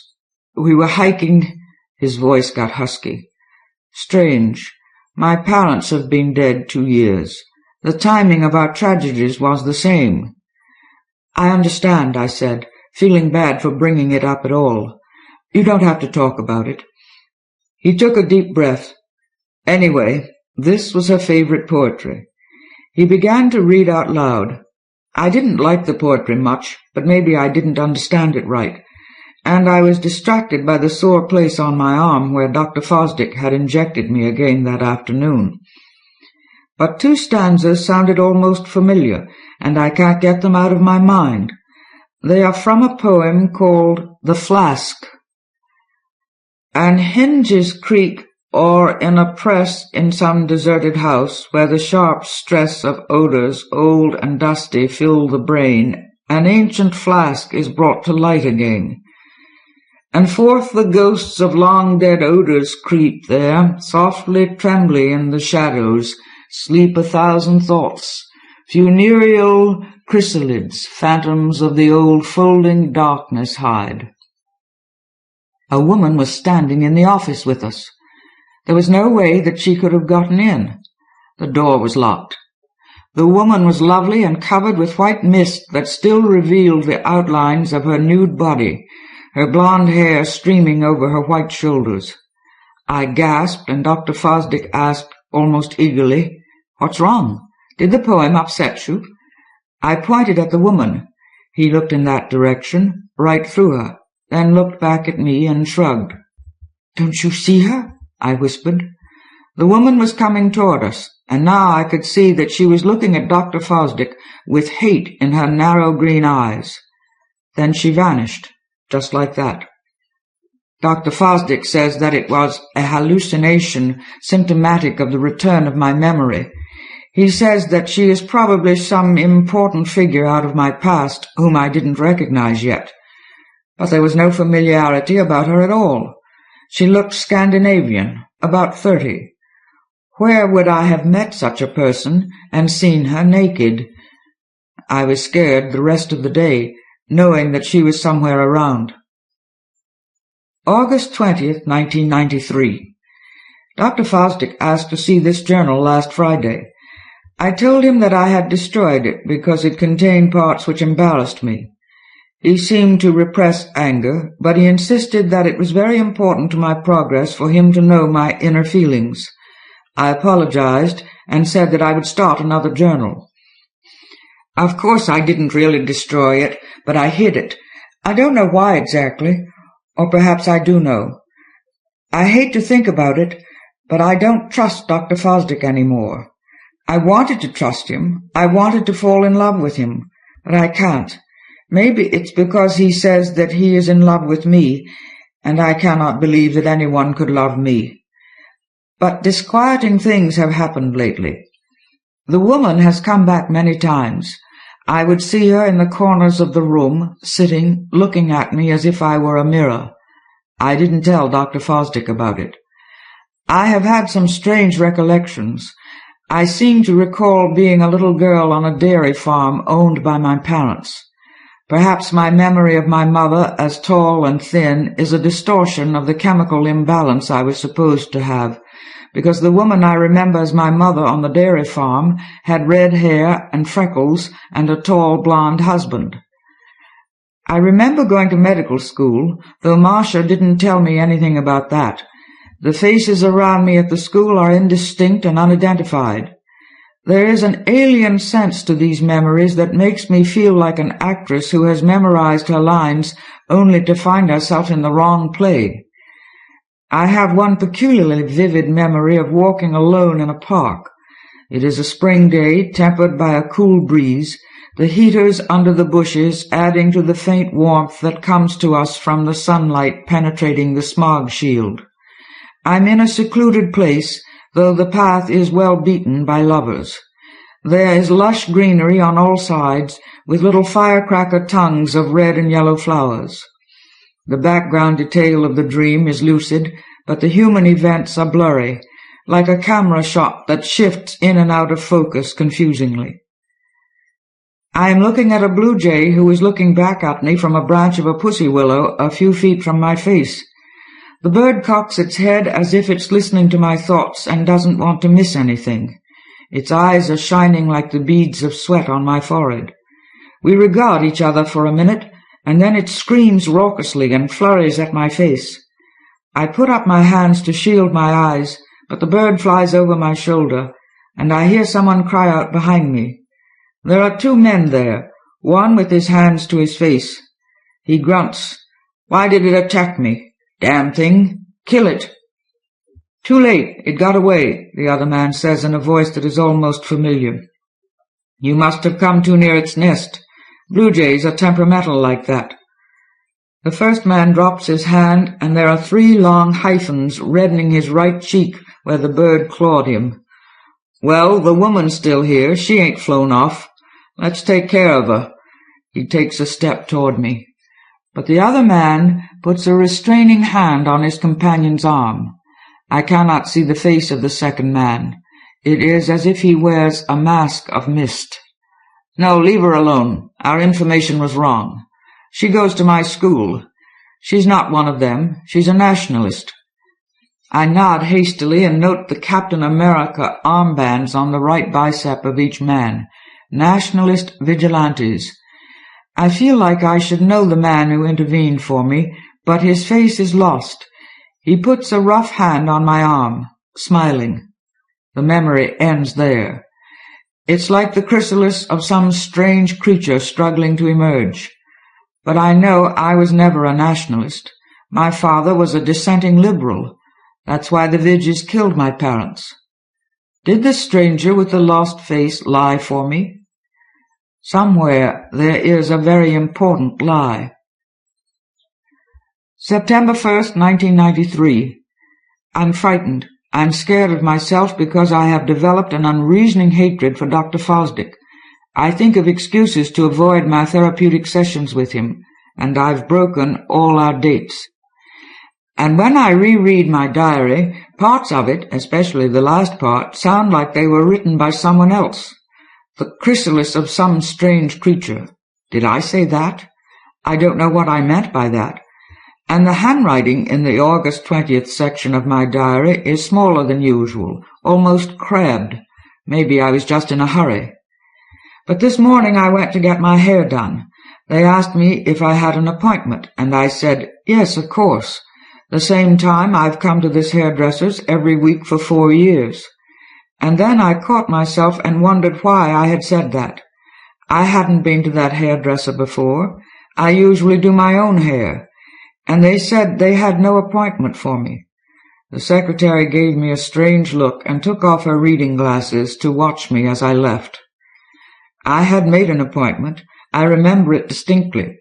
I remember playing with the cat with a pencil while calling the hairdressers on the phone. But I don't have a cat. And I've been sleepwalking. I woke up last night in the kitchen. I'm afraid to tell anyone about all this. They'd put me away for sure. So I just sit in my drab apartment and try not to think about it. I try to read, but I'm too nervous to sit still enough to concentrate.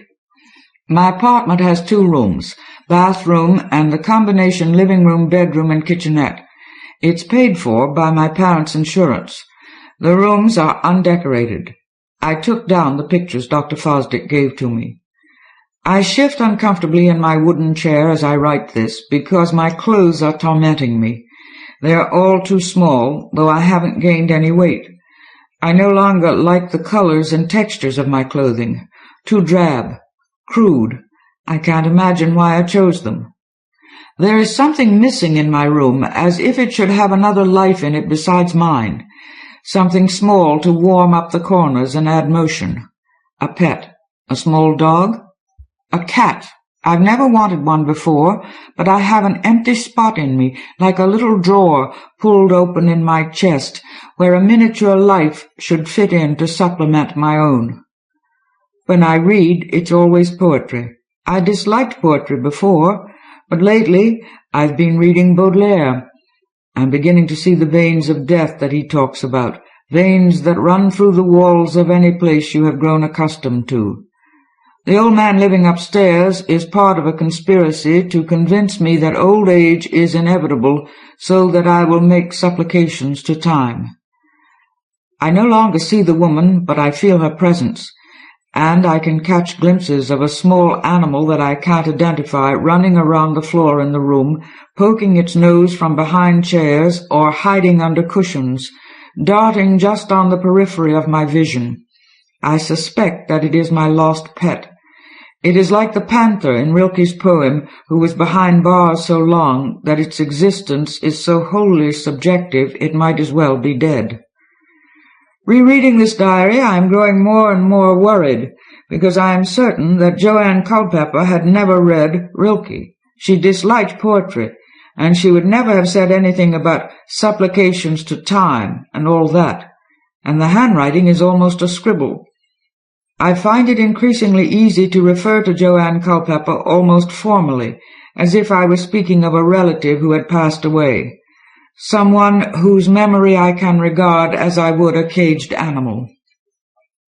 September 4th, 1993. Marcia came to see me today, just as I was feeding the 2 cats I got from the pound. Marcia is an Irish dumpling, springy and so optimistic that it makes me pessimistic. I don't know why I feel vindictive toward her all of a sudden. I think we were once good friends. It is cruel of me, but I felt antipathy from the moment she came into my room. Hello, hello? Oh, it's been so long, Joanne. No kidding. I've been really worrying about you. Dr. Fosdick, too. He asked me to—" I glared the dimples from her round cheeks. "Did Dr. Fosdick tell you to come?" "What's wrong?" Her saccharine voice faltered, and she put a hand to her doughy face as if to adjust a feature slipped out of place. I just looked at her, trying to remember. But I felt no friendship for her. She was brown and hamster-like, a rodent snuck into my room, an invader, a stranger come to sell me something. "I don't want anything," I said. I had picked up a vase with one hand without noticing having done it. When she looked at the vase, I quelled the urge to brain her with it and set it back on the table. My trembling fingers left it slightly rocking. "What? Joanne, I don't need you or Dr. Fosdick." "Joanne!" She was hurt. "I'm sorry," I said, seeing the blonde woman standing in the corner, her jade-green eyes stony with loathing. I saw her only in my mind's eye this time, but so vividly I thought that she was about to slap Marcia across the face. But Marcia smiled, reassured, as I said, "Well, how have you been?" We chatted uncomfortably for a while, until the estrangement grew into embarrassment. Then she left, murmuring about coming back soon, calling the clinic. They're worried. I hope I never see her again. If she gives me that "it's been so long" crap again, I'll feed her to my cats. September 5th, 1993. I was afraid that he'd come and smash my door down if I didn't, so I went to visit Dr. Fosdick today. I forced myself. "Thank God," he said, nervous, embarrassed at his unprofessional outburst. "I've been worried sick about you. Why didn't you answer the door when I knocked?" His mouth worked as if he were trying to keep something from escaping from it, and his lips were the parting folds of a chrysalis. "I must have been asleep, Doctor." He looked into my eyes and raised a brow. "Really?" How dare he question my honesty, I thought furiously. Fake it. He can have you committed. I shrugged. "I haven't been well. Sleep too deeply." "What? Not well?" "Here, sit down." I sat by him on the con-foam couch in his office and toyed with the leaves of a potted plant, shredding them one by one between my grotesquely thin fingers. In some ways I have been improving. I've been more articulate lately. Words come to me more easily than they used to. I've begun to remember some books I must have read before. Then I sensed that I was telling him things he shouldn't know. "You do look more confident, but what is it that you have been remembering?" He put an arm around me. I pushed it off. He frowned, but only opened his desk drawer for the little tape recorder for the session.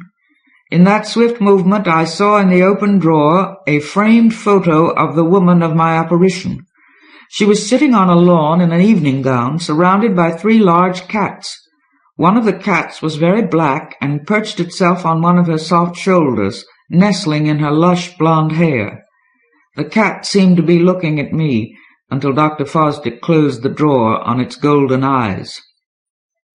The woman in the photo had been Dr. Fosdick's wife. I remembered. She remembered. "There is a surprise waiting for you back at your flat," Dr. Fosdick was saying. I had it sent, but I cut him off with as hard a slap as I could manage, leaving a red imprint on his cowboy jaw. I turned and ran from the office, pushing an astounded secretary to the floor in a flurry of overturned papers as I rushed past. A bus was just loading outside. I hopped aboard and turned to look at Dr. Fosdick as he ran, unheeded, after the bus a block back. His face, getting smaller, was the face of the man of my memory, the vigilantes in the park, the medical student, Dr. Lawrence Fosdick, my husband. Older, but undeniably it was he. Joanne Culpepper didn't know him before the loss of her memory. But I remember a night in a beach cabin on the coast of Maine. I could map the topography of his hands over my breasts, on breasts fuller than Joanne's, between hips wider than hers. I remember our quiet marriage, our work together at the clinic, the exhaustive private work at the laboratory after our regular hours at the clinic, and Lawrence's warnings. He said that I should not make fun of the Vidges, but I hated the nationalists. They controlled Lawrence, and through him puppeted me. Since Lawrence was vigilante coordinator for our sector, he was expected to live up to a Vidge model. They made a ridiculous cartoon of our private life. He warned me again, but I derided the nationalists at our parties, where a quarter of our guests were Vidges. I think I knew they would kill us. But death may rise, a son of another kind, and bring to blossom the flowers of their minds. Baudelaire again. I wanted to kill us both, but only one of us died. He stood behind me on the mountainside, and I knew what he was going to do. I didn't try to stop him, because I thought he would pull us both over the edge, but he pushed only me. I fell, saw him receding, getting smaller against the sky, and I felt the giant hand crumple me in granite fingers. The landslide skinned me alive under jagged rocks, 1,000,000 points of penetration. I lay in shock, my exposed face shredded into a red sponge soaking up pain. I watched my husband scuttle down the hillside path, jumping over sagebrush and winding around the tormented bristlecone pines, himself an animate root. He stood over me with his face twitching in a thin sauce parody of my agony. I remember the moment of death shining like the jeweled eyes of a rapacious blue jay. I remembered all, seeing him get smaller as the bus left him behind, as if I was falling from the cliff again. Smaller. I hurried back to my room, managed to get there before he did. There was his surprise, a fat and butter-yellow canary in an ornate cage with a note tied to it with a ribbon. I didn't bother to read the note, but I took the cage inside. The bird fluttered in its confinement like a memory that wants to be forgotten. It reminded me of Marcia. So while I was packing my bags, I left the cage door open with the cats in front of it. By the time I had everything I needed, I would travel light, leave most of Joanne's clothes behind, and buy new things later. The cats were finished. I brushed stray feathers from their whiskers and took them along in a paper sack, grabbed up the suitcase, and took a cab to a hotel. On the way to the hotel, we passed through a neighborhood that Lawrence and I had once lived in. We had lived in this neighborhood, across from the playfield of the elementary school, during the time we unlocked the memory code. Experimenting on rats, Lawrence and I found that the memory of the sound of an electric bell was chemically recorded into an 8-segment chain of 6 amino acids. When the chemicals were isolated from the brain and injected into other rats that were not trained to the sound, the untrained animals acted as if they had been conditioned to the bell. My husband simply extrapolated it into humanity. Typical of him to find it easy to compare people with trained animals. Combinations of 20 amino acids produce peptides that are programmed with certain memories according to which sequence of amino acids is chosen. Larry found which combinations of amino acids correlated with general memories in rats. It wouldn't be difficult, merely tedious, to carry the process into evaluation of the human memory system. He never told me what he had intended to do with the results. Perhaps the National Hearth would use it to train soldiers, injecting memories synthesized from a trained fighter pilot into the brain of a trainee. Or maybe extract information from prisoners by withdrawing their memories and re-injecting them into volunteers. If I can help it, they'll never use it for anything. I put up with the Vidges for convenience sake, but they forced the issue. I should have known where Lawrence's loyalties would be, him and his fucking cowboy music. The day after the final proofs of success, he was called to a Vidge meeting. They were voting as to whether to purge a Professor Culpepper. The vote was affirmative. Larry, in his capacity as regional coordinator, signed the death order. But he asked that the professor's only child, the girl, be spared and turned over to the clinic. He had use for her. No one objected. It didn't matter if the girl attempted to tell the authorities who'd killed her parents. The Vidges are officially frowned upon, but actually sanctified by the National Hearth government. They are never brought to court. The girl was just 17, ripe time in the development of her memory coordinations. But it turned out even better than he had hoped. Her memory had blanked from the shock of witnessing her parents' murder. There would be no complications of her prior memory patterns if he were to introduce new combinations of peptides. But first he had to obtain them. A day later he received an ultimatum from the Vidges. His wife must be killed because of her impurities, or he told me about the ultimatum and said that we would hide in our cabin in the Ozarks until the danger was over. Then he killed me to save his skin and his position. No, he killed her, but he carried her back to the cabin where he'd hidden the equipment and extracted the mnemonic peptides, and he injected a large portion of Sandra's mnemonic peptides into me. I was lucky. He also saved the memories of my father. He still has them, frozen. He might have tried to put those in me, and I would have killed myself by now if he had. He injected too much of Sandra in me, because I remember more than he wanted. I am tall, thin, 5'8", weigh 110, but someone who weighed 130 and who was 5 inches shorter than I is trying to fit herself into my body. There isn't enough room. There is an overwhelming nausea, as if I'd overeaten to the point of vomiting. I feel like the whole nation must have felt in 1986, usurped, cut open from the inside. The husband of the string of cold chemical memories ordered the Vidges to kill my father, then killed his wife. Then he made her memories mine. Why? Because he wanted her back? He must have been crazy with remorse. Crazy with remorse? What crap! Joanne is an idiot if she believes that. Vigilantes know no remorse. He brought me back because he's an inept incompetent. But Joanne deserves everything she got. It makes me nauseated to read the first part of her diary.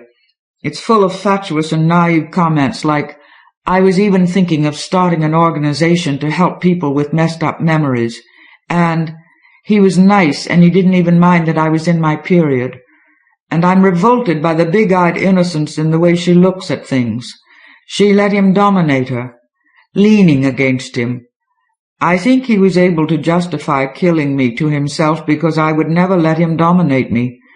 The gullible little ass trusted him right from the start, let him dominate her until he shot her up with me, erasing bit by bit the last of her vestigial personality. Lawrence and I used to talk of the possible meanings of our discoveries. Obviously, personality is merely the persistence of memory. Motives are just chemicals. If there are such things as souls, then all souls are alike, distinguished only by their arbitrary trappings of memory. There's a sickness in my body this evening. Perhaps the air conditioner isn't working and the carbon monoxide is seeping in. The night is gathering itself up in dismal layers. First the dusk, then the noises of the car fiends outside, their customized horns braying like donkeys or grunting like bulls. Tires squealing, engines grinding piston teeth together, then a layer of my own exhaustion. My cats escaped their shopping bag when I got out of the cab at the hotel door. I've been out all day prowling around the park looking for them. No luck. I haven't slept much in the past few days, and there is a decaying night radiation below the strata of my weariness. If I find the cats, I'll kill them for leaving me. I'll feed their remains to an eagle at the zoo when no one's watching. My mind is formed like the design of a spin painting, dollops of color in a whirlwind. September 10th, 1993. It makes me feel better to keep this journal. For Joanne it was a release, but for me it's a confession. I went into the clinic when I knew Lawrence would be there alone. I wasn't sure what I was going to do. He was alone at his desk. He didn't feign felicity, as I had expected. He knew that I remembered everything. His eyes were grave and his voice monotonous. "I want you to understand, Sandra, if it were just me, maybe I could go away and forget. I can't stand that naive little bitch you seduced, but something about the way you killed her parents, and then took her for experiments, and then killed me, all within a couple of days. No, they would have been killed even if I hadn't signed the death order. The vote was almost unanimous. This is a democratic country, after all." He smiled bitterly. "And how did you vote?" He turned his back to me, opened a cabinet, extracted the leather case containing the hypodermic. I broke a chloroform bottle over his head and jumped back with a handkerchief to my mouth. He fell amid the broken glass, his tense body slowly unraveling, going limp. When he was unconscious, I dragged him to the nearest table and set to work. The method he had used on Joanne was permanent, because it was implemented gradually. In our early experiments, we tried injecting memories into an unconscious man whose own memory was undamaged. If done with unerring precision, this technique worked temporarily, and then left the subject a babbling moron for the remainder of his life. We wanted something more permanent and less wasteful, but it would do for my purposes. I went to the freezer and found the mnemonic solution for Professor Culpepper. 2 hours later, Professor Albert Culpepper, temporarily housed in Lawrence, awoke and sat up, rubbing his temples. I had my face disguised by a surgical mask on the off chance that he might recognize his daughter, though she'd changed with age. Culpepper bridled, looked startled, quickly scanned the room with frantic eyes. "Where are they? Joanne! Sadie!" he croaked. "Take it easy," I said. He jumped to his feet and whirled into an antagonistic crouch, hands outstretched, face infuriated. Seeing me, not one of the party of Vidge killers he remembered, he relaxed some, but remained wary. "Professor Culpepper, your wife and your little girl are dead. Murdered. You saw your wife stabbed, remember?" "Yes." His eyes showed whites all around the pupils. He began to grow agitated, gritting his teeth, fingers clenching and unclenching. "Where are they? The Vidges!" From between clenched teeth, Lawrence had extracted a heavy dose of Culpepper's last-moment emotions, mostly hate. I handed him the automatic pistol I'd found in Lawrence's desk. "The Vidges will be having a meeting in 25 minutes at this address, 5 blocks from here." I gave him the slip of paper. He put it in his pocket with trembling hands. I was about to launch into a speech designed to convince him to wreak vengeance on the Vidges. No need to bother. He ran from the room growling incoherently. He had an hour and a half as Culpepper. He would make it. He'd probably get 5 or 6 of them before they got him. As for me, I say me, not we. There is only one. Oh, when I look into the mirror, I see Joanne Culpepper's washed-out, neurotic face. My hands are her ugly claws. I hate Lawrence for sticking me with this body. He had no respect for me. He might have found something with elegance. But this clumsy relic has a foul stink to it I can't quite wash away. I deserve better than this. But I'm trapped, whole, in this ungainly parody of womanhood. I'm tired from pounding the bars of this cage. I'm in my hotel room. No sign of the cats. So tired I can hardly think. Pages are blurring. Maybe Joanne, the plebeian whore Joanne, was not taken in by Lawrence. Maybe they were working together. The bitch would have done anything for him. So she trapped me in this unclean cell. Brain cells have bars. If she gets too near the cage, I can reach out through the bars and grab her by her skinny throat and throttle her. She's a fool. She expects me to believe that this is my body. It's not, and I can prove it. I'm going to kill her. I'm going to get the razor and slash her throat, and get out. She thinks she has me hypnotized to believe I'm stuck in here. I'll have my own purge, in a way. I'm not sure where I'll go after that. Run and hide, I suppose. Maybe I'll sell Dr. Fosdick's notes to the men in the red rags. I'm going now to get the razor, but I have a nagging feeling that there is something that I have forgotten. John Shirley writes, "The fact that there is a red and white striped barber pole with a gold ball on top planted in Antarctica at the exact geographical location of the South Pole keeps me awake at night. I saw it on a TV special. Some Coast Guard kid put it there. On hearing about this barber pole at the South Pole, Stephen P. Brown was heard to remark, 'Walt Disney really is God.' But I beg to differ. After all, that is not a very pious thing to say, because Walt Disney far outranks God, and Steve's statement shows little respect for Disney. As a matter of fact, Disney was an artist in his repressed way.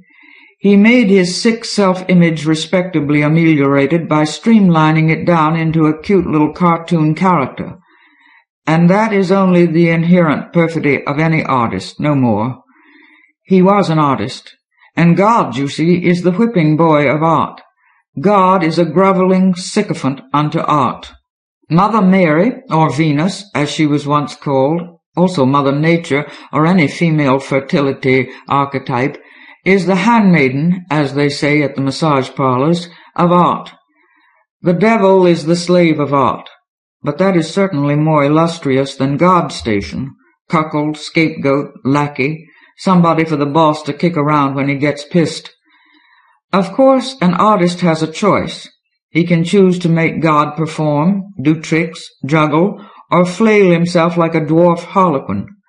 Or he can demand that Mary come to bed. Or he can command the devil to caper and dance or cook barbecued chicken. It is the function of the artist to make arbitrary choices. Most artists tend to concentrate on rapport with one or the other, devil, Mary, or God. Me, I prefer to work with the devil. He's a regular guy, cooks some fine chicken, and knows when to keep his mouth shut. God, the devil, Mary, or the impression of self, these are delusions of memory, which is what this story is about. And memory is an illusion of art, and art is the biggest delusion of all." The Dogtown Tourist Agency by Jack Vance. Chapter 1. Hetzel composed a letter, writing a crisp and angular hand in black ink with a short-nibbed pen. Dear Madam X, complying with those instructions transmitted to me by messenger, I traced the person, known as Casimir Wolfachi, to Twisselbane on Tamar in the Nova Celeste sector when he arrived Janeiro 23 Gian of the current year. At Twisselbane, Vivi Wolfachi secured employment at the Fabrilancus Café as a waiter, using the name Carmen Darrable. Evenings he worked at the local Mirograph, when not otherwise occupied as a paid escort for ladies in need of such a service. About 3 months ago he departed Tamar, in company with a young woman who I have not been able to identify. At the spaceport I circulated Vivi Wolfachi's photograph, and received information that his destination was the planet Mars, unlikely as this may seem. I have exhausted your retainer, and will exert no further effort until further instruction reaches me. With sincere best wishes, Hetzel, V.V. Hetzel addressed the letter to subscriber, Box 434, Ferrance, and dropped it into an expedition slot. The case was now terminated, or so he assumed. The turbulence of Madame X's emotions would subside in due course. Casimir Wolfachi, or whatever his name, would no doubt exercise his austere blonde beauty upon a succession of other impressionable ladies. The planet Mars? How could such a place draw a man like Casimir Wolfachi? Hetzel shook his head in perplexity, then gave his attention to other matters. Chapter 2. Sir Ivan Hackaway decided to conduct personally the interview with Hetzel. The matter was too important to be entrusted to the discretion of an underling. Nor were the company offices in Ferrance suitable for the occasion. 1,000 underlings observed his every act, and Hetzel was essentially an unknown quantity, no more than a name and a reputation in a field at the questionable brink of respectability. Rather than risk a compromise of his dignity, Sir Ivan elected to manage the business in privacy at Hearth Manor. Hetzel arrived at the appointed hour, and was conducted out upon the terrace. Sir Ivan, who disliked surprises, frowned to see not the furtive ruffian he had expected, but a personable, dark-haired man of obvious competence, and a certain calm elegance that might have done credit to a gentleman. His clothes, neutral and unobtrusive, by some trick of reversal, suggested not a neutral personality, but flamboyance held under careful control. Sir Ivan gave a perfunctory nod and gestured toward a chair. "Please be seated. Perhaps you will take a cup of tea?" "With pleasure." Sir Ivan touched a button and briskly addressed himself to business. "As you must know, I am chairman of the board at Palladian Micronics. We manufacture a variety of highly intricate mechanisms, robot brains, automatic translators, psychoeidetic analogs, and the like. These articles require a vast amount of hand labor. Automatic assembly is impossible, and our products are generally quite expensive. A most curious situation has arisen. We have our competitors, naturally. Subsicon Corporation, Pedro Gomayer Associates, G and Micronics are the most important. We all market comparable products at competitive prices, and coexist with no more than the usual skullduggery. We are now being afflicted by unusual skullduggery." Sir Ivan glanced at Hetzel to gauge the effect of his exposition, but Hetzel merely nodded politely. "Continue." Sir Ivan cleared his throat. "About 6 months ago, a company known as Eistegam began to market several high-cost items at prices we can't hope to match. Naturally, my engineers have examined these products, looking for areas where economies have been made, without success.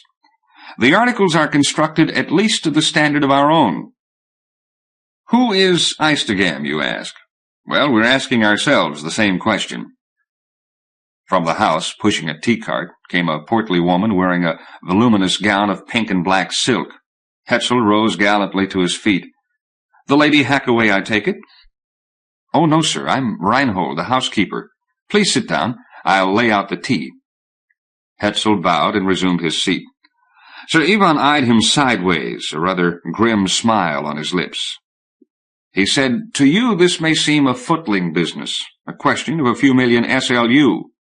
Note, SLU, Standard Labor Value Unit, the monetary unit of the G and Reach, defined as the value of an hour of unskilled labor under standard conditions. The unit supersedes all other monetary bases in that it derives from the single invariable commodity of the human universe, toil." End of note. Rather more is at stake. If Eistegam expands, then we, and by we I mean the members of the legitimate micronics industry, are in serious trouble. "An urgent affair, no doubt," said Hetzel. "However, I must explain that I undertake no industrial espionage unless the fee were truly astronomical, and even then—" Sir Ivan held up his hand. "Hear me out," he said testily. "The situation is extraordinary. Otherwise, I would simply turn the matter over to one of the large agencies. And I must remark in passing that your fee, while adequate, will be something less than astronomical. Otherwise, I would do the work myself." Hetzel sipped tea. "I'll certainly listen to you without prejudice." In a measured voice, Sir Ivan continued his exposition. "Eistegam distributes its products from at least 3 or 4 depots, all out to the north of Jack Chandler's Gulf. One of these is a warehouse at an inconsequential little town known as Ultimo, on the planet Glamfire. I don't suppose that you're acquainted with the place?" "Not even superficially."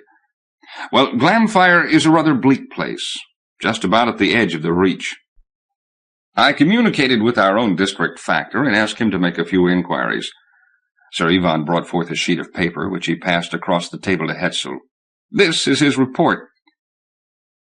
The letter had been indicted at Estance Uno, Glamfire, a month previously by a certain Urbix Lamboros.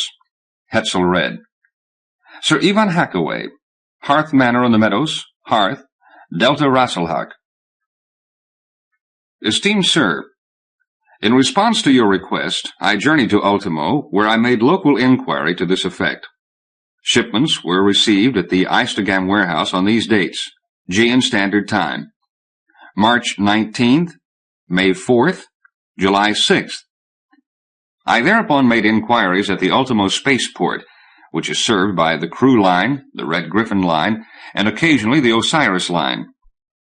Approximately before the dates mentioned above, the following ships discharged cargo at Ultimo. March 12th, Paisco, Red Griffin. March 17th, Bardixon, Crew. May 3rd, Volius, Crew. July 3rd, Canaspara, Crew. I was unable to determine the previous ports of call of these vessels. With utmost respect, and with hopes for your continued patronage, I am Urvix Lamboros, V.V. Hetzel returned the letter. Sir Ivan said, I communicated with officials of the Crew Line and learned that these 3 ships had taken on cargo at only one port in common. He paused to heighten the drama of his disclosure.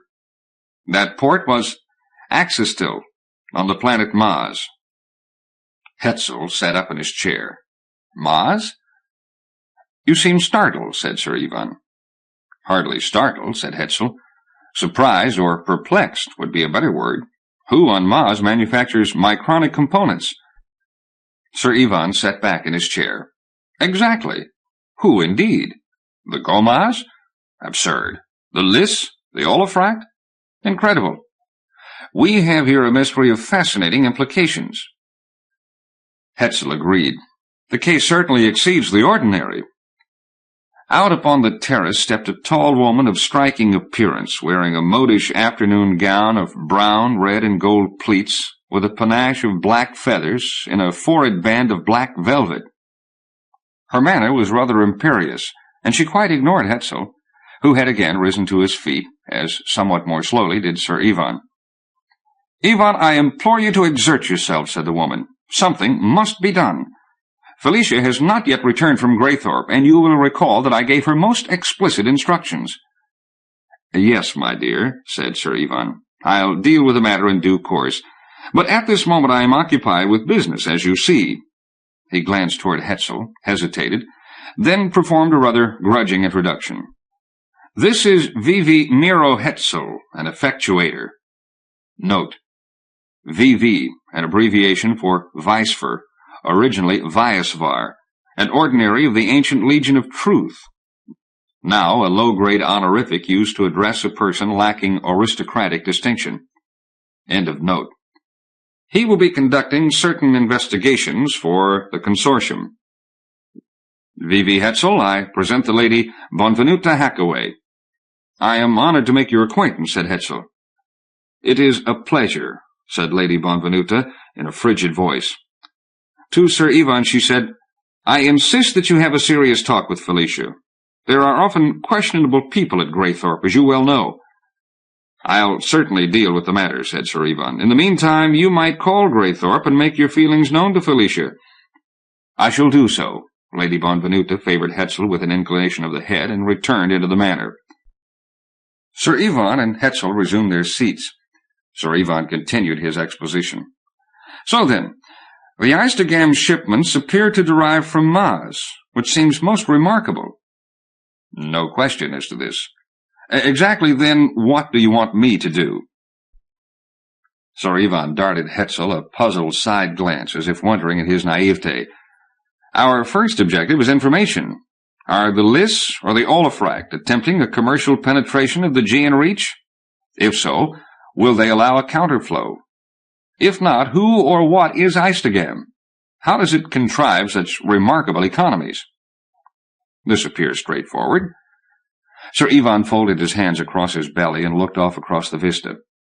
I need hardly point out that Eistagam represents a nuisance which ultimately must be abated. Naturally, I don't advocate sabotage or assassination, that goes without saying. Still, your methods are your own, and they have won you an enviable reputation. Hetzel knit his brows. You would seem to be saying that I have earned a reputation for murder and destruction which you envy.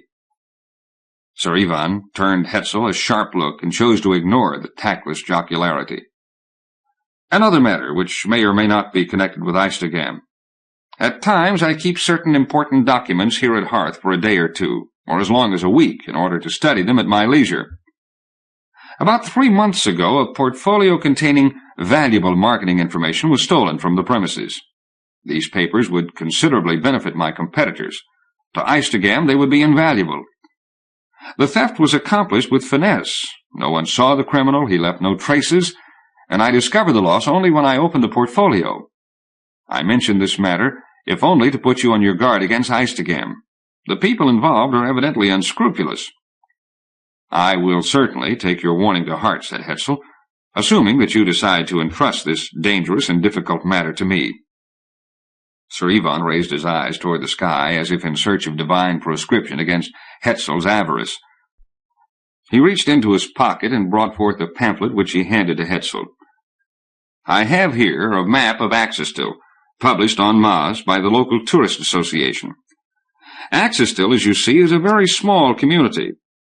The Plaza and Triskelion are under triarchic jurisdiction.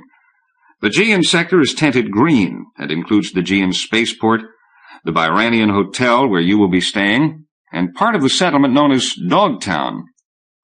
Far Dogtown, in Gomaz territory, lies beyond Gean authority and is a refuge for criminals and riffraff.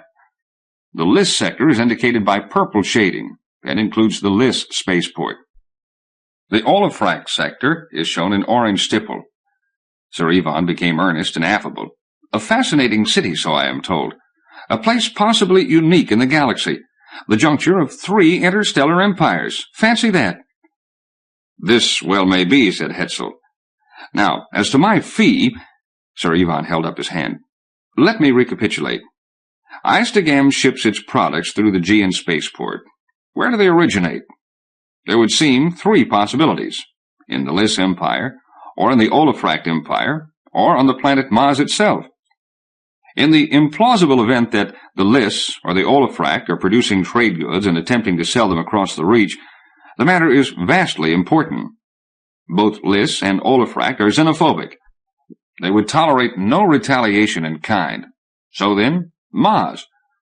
Implausible again. The Gomaz, for all their remarkable qualities, lack discipline. It is difficult to imagine a group of Gomaz warriors occupied at an assembly line. Sir Ivan spread out his hands. So, there you have it. A fascinating puzzle. Quite so. And now, a matter of considerable importance. Your fee, Sir Ivan cleared his throat. I am authorized to pay what I consider a most generous sum. 30 SLU per diem, plus adequate expenses and a bonus should your work prove highly satisfactory. That is to say, should our maximum objectives be achieved. Hetzel sat frozen with wonder. Surely you are joking. Let us not bore each other with spurious histrionics, said Sir Ivan. Your circumstances are known to me. You are a clever man, with the soul of a nomad and pretensions beyond your class. You are currently living at a rather disreputable inn, which suggests— Hetzel said, You have not achieved eminence through tact or flattery, so much is clear. But your attitude clears the air, in that I can now freely state my opinion of the commercial mentality— My time is too valuable to be spent on impudence or psychoanalysis, says Sir Ivan. Now then, let us— A moment, said Hetzel. I am normally too proud to haggle, but I must meet you on your own ground. You put forward a ridiculous figure. I could counter with another as unreal, but I prefer to state my minimum requirements at the beginning. Such as what? You have come to me because you know my reputation for subtlety, resource, and competence. You want to derive the beneficial use of these qualities. They do not come cheap. You may write your contract to the tune of 100 SLU per standard Gean day, plus a cash advance of 5,000 SLU for necessary expenses, and an open draft upon the bank at Axistil, should additional sums be required, plus a bonus of 5,000 SLU, should the investigation be completed to your satisfaction within the month, with the clear understanding that investigation does not include murder, theft, destruction, or suicide, unless necessary. Sir Ivan's face became pink. I never conceived demands so capricious as these. Certain of your remarks have merit, and I might be willing to adjust my preliminary figure. The conversation continued an hour before a final understanding was reached. Hetzel agreed to depart at once for Maz, at the edge of the Gean Reach. Sir Ivan, once more composed, gave Hetzel final instructions. The Gean representative at the Triarchy is Sir Esteban Tristo. I suggest that you immediately introduce yourself and explain your purposes.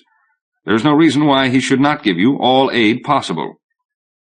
"In cases such as this," said Hetzel, "the obvious and reasonable courses of action are usually the least productive. However, I must start somewhere. Why not with Sir Esteban Tristo?" Chapter 3.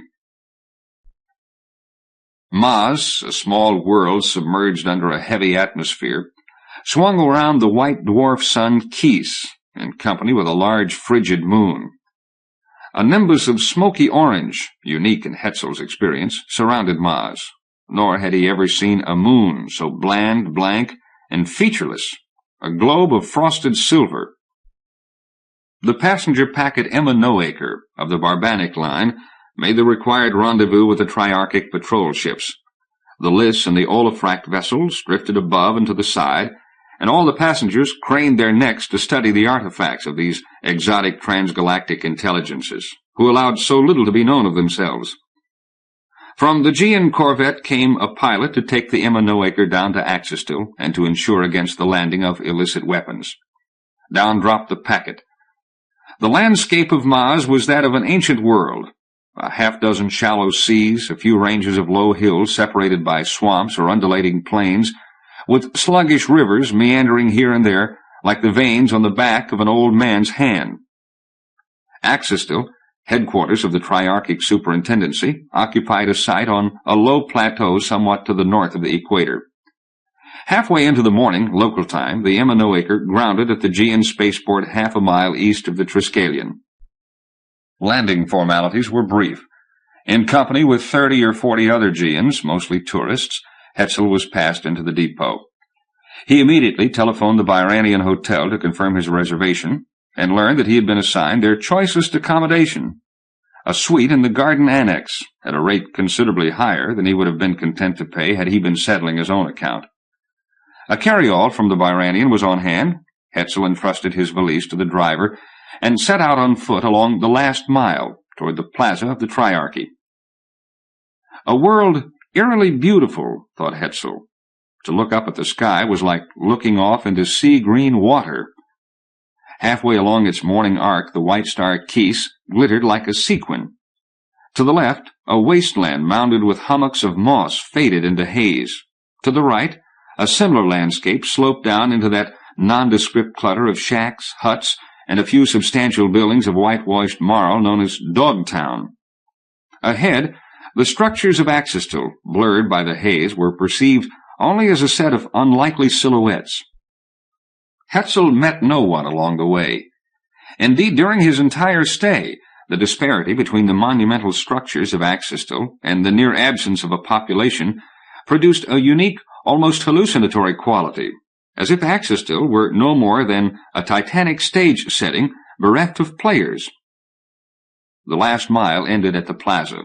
Here a sign read, "You stand at the edge of the Gean Reach and are about to enter Triarchic jurisdiction. Conventional behavior is required and will usually provoke no unforeseen inconveniences. It is most wise, however, to obtain a copy of special regulations at the Triskelion or at your hotel and be thereby guided. Urgent warning. Never venture into enclaves of the Liss or the Olafract, at the certain risk of profoundly unpleasant consequences. Attempt no familiarity with the indigenous Gomas. At Axistil they are normally not aggressive. However, they react unpredictably to attempts at social intercourse. You may observe them as closely as you like, but do not touch them or attempt conversation. The Gomas are adept telepaths. The extent, however, to which they can comprehend human thought is still a matter of conjecture. Most important, do not offer, present, display, barter, or sell weapons to the Gomas. The penalty is confinement for life in the exhibitory. There are no exceptions. The regulation is strictly enforced by the Triarchs, two of whom are Liss and Olafract. Neither sympathizes with adventurous folly or drunken bravado. If you violate this rule, your visit to Mars will surely terminate in tragedy." A rather dampening notice, thought Hetzel. The ordinary touristic pleasures all seemed punishable by death, lifetime imprisonment, or unpredictable attack. Still, this very thrill of danger no doubt accented the zest of a visit to Ma's. Hetzel took a step forward and thereby departed the G and Reach. He walked out upon the plaza, an expanse paved with silver-gray schist that seemed to give off a glimmering light of its own. To one side loomed the spires, domes, eccentric columns, and asymmetric blocks of the Triskelion, a structure designed in 3 segments by the architects of 3 races, a remarkable and unique edifice. Beyond the Triskelion, to southwest and northwest, lay the Lys and Olafrak sectors, each with its cluster of buildings. At the north side of the plaza, opposite the Triskelion, stood a pair of monuments that the 3 empires had co-joined to maintain. The Rock of Pain, where the Gomaz chieftains, numb with the weight of disaster, had surrendered to the Triarchy, and the multicelled slab of glass and black copper known as the Exhibitory. Both objects were encompassed within a small park where a few trees with eggplant purple foliage grew from a dim green sward. To the northeast rose the facade of the Barranian Hotel, to which Hetzel now directed his steps. The Barranian Hotel and its precincts constituted the smallest independent principality within the G and Reach. A garden of 3 acres surrounded the hotel proper. To one side stood the New Garden Annex. Hetzel registered at the main desk and was conducted to his suite. Hetzel discovered his quarters to be more than satisfactory. The sitting room overlooked the garden, a place of odd colors, bizarre shapes, and nose-twitching scents. Black spindle trees as tall as the hotel shaded tussocks of purple-black moss. From a pond grew clumps of horsetail with pewter stems and orange whisks. There were banks of blue geraniums, twinkling candle blossom, and Ma's mint, all of which added pungency to the smoky, sour reek of the moss. Newly arrived tourists now roamed the garden, marveling at the exotic growths and unfamiliar odors. Hetzel inspected the bedroom and discovered a view across Dogtown, which he would visit later in the day, first to business. He went to the telephone and put a call through to the office of the Gian Triarch at the Triskelion. The screen brightened to show the face of a delicately pretty receptionist with blonde ringlets and a rose-petal complexion. She spoke in a voice cool and tinkling like far-off wind chimes. "The office of Sir Esteban Fristo. How can we serve you?" "My name is Miro Hetzel. I would like a few minutes with Sir Esteban at the first convenient opportunity, on a matter of considerable importance. Can I see him this afternoon?" "What is your business, sir?" "I require information in regard to certain conditions on Ma's—" "You may apply for information to VVS Falius at the Triskelion Information Desk, or at the Dogtown Tourist Agency. Sir Esteban concerns himself exclusively with Triarchic business." "Nonetheless, this is an important matter, and I must request a few minutes of his time." "Sir Esteban is not in his office at the moment. I doubt if he'll appear until the next session of the Triarchs." "And when will that be?" 5 days from now at half-morning. After the session, he allows an occasional interview. Are you a journalist?" "Something of the sort." "Perhaps I could see him at his home." "No, sir." The girl's features, as clear and delicate as those of a child, showed neither warmth nor sympathy for Hetzel's problems. "He conducts all public business at the Triarchic sessions." "Ah, but this is private business." "Sir Esteban makes no private appointments. After the Triarchic session, he works in his office for an hour or 2. Perhaps he will see you then." Hetzel tapped the off switch in exasperation. He searched the directory for Sir Esteban's home residence, without success. He telephoned the clerk at the Byranian reception desk. "How can I get in touch with Sir Esteban Fristo? His secretary gives me no help at all." "She's not allowed to help anyone. Sir Esteban has had too many problems with tourists and letters of introduction. The only place to catch him is at his office." 5 days from now.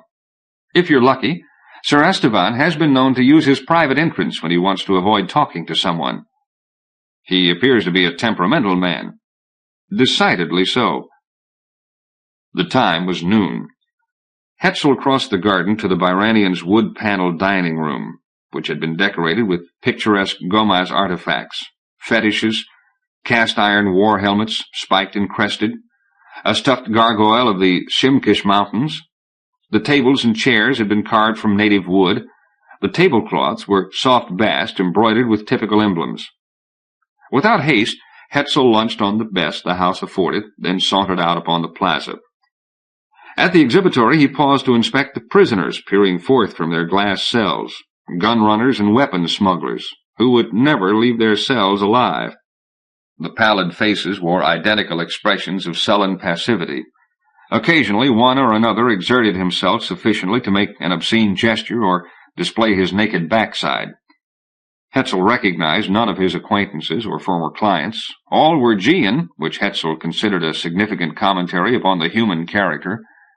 Men, as individuals, seemed more diverse and enterprising than their Lys or Olifract counterparts.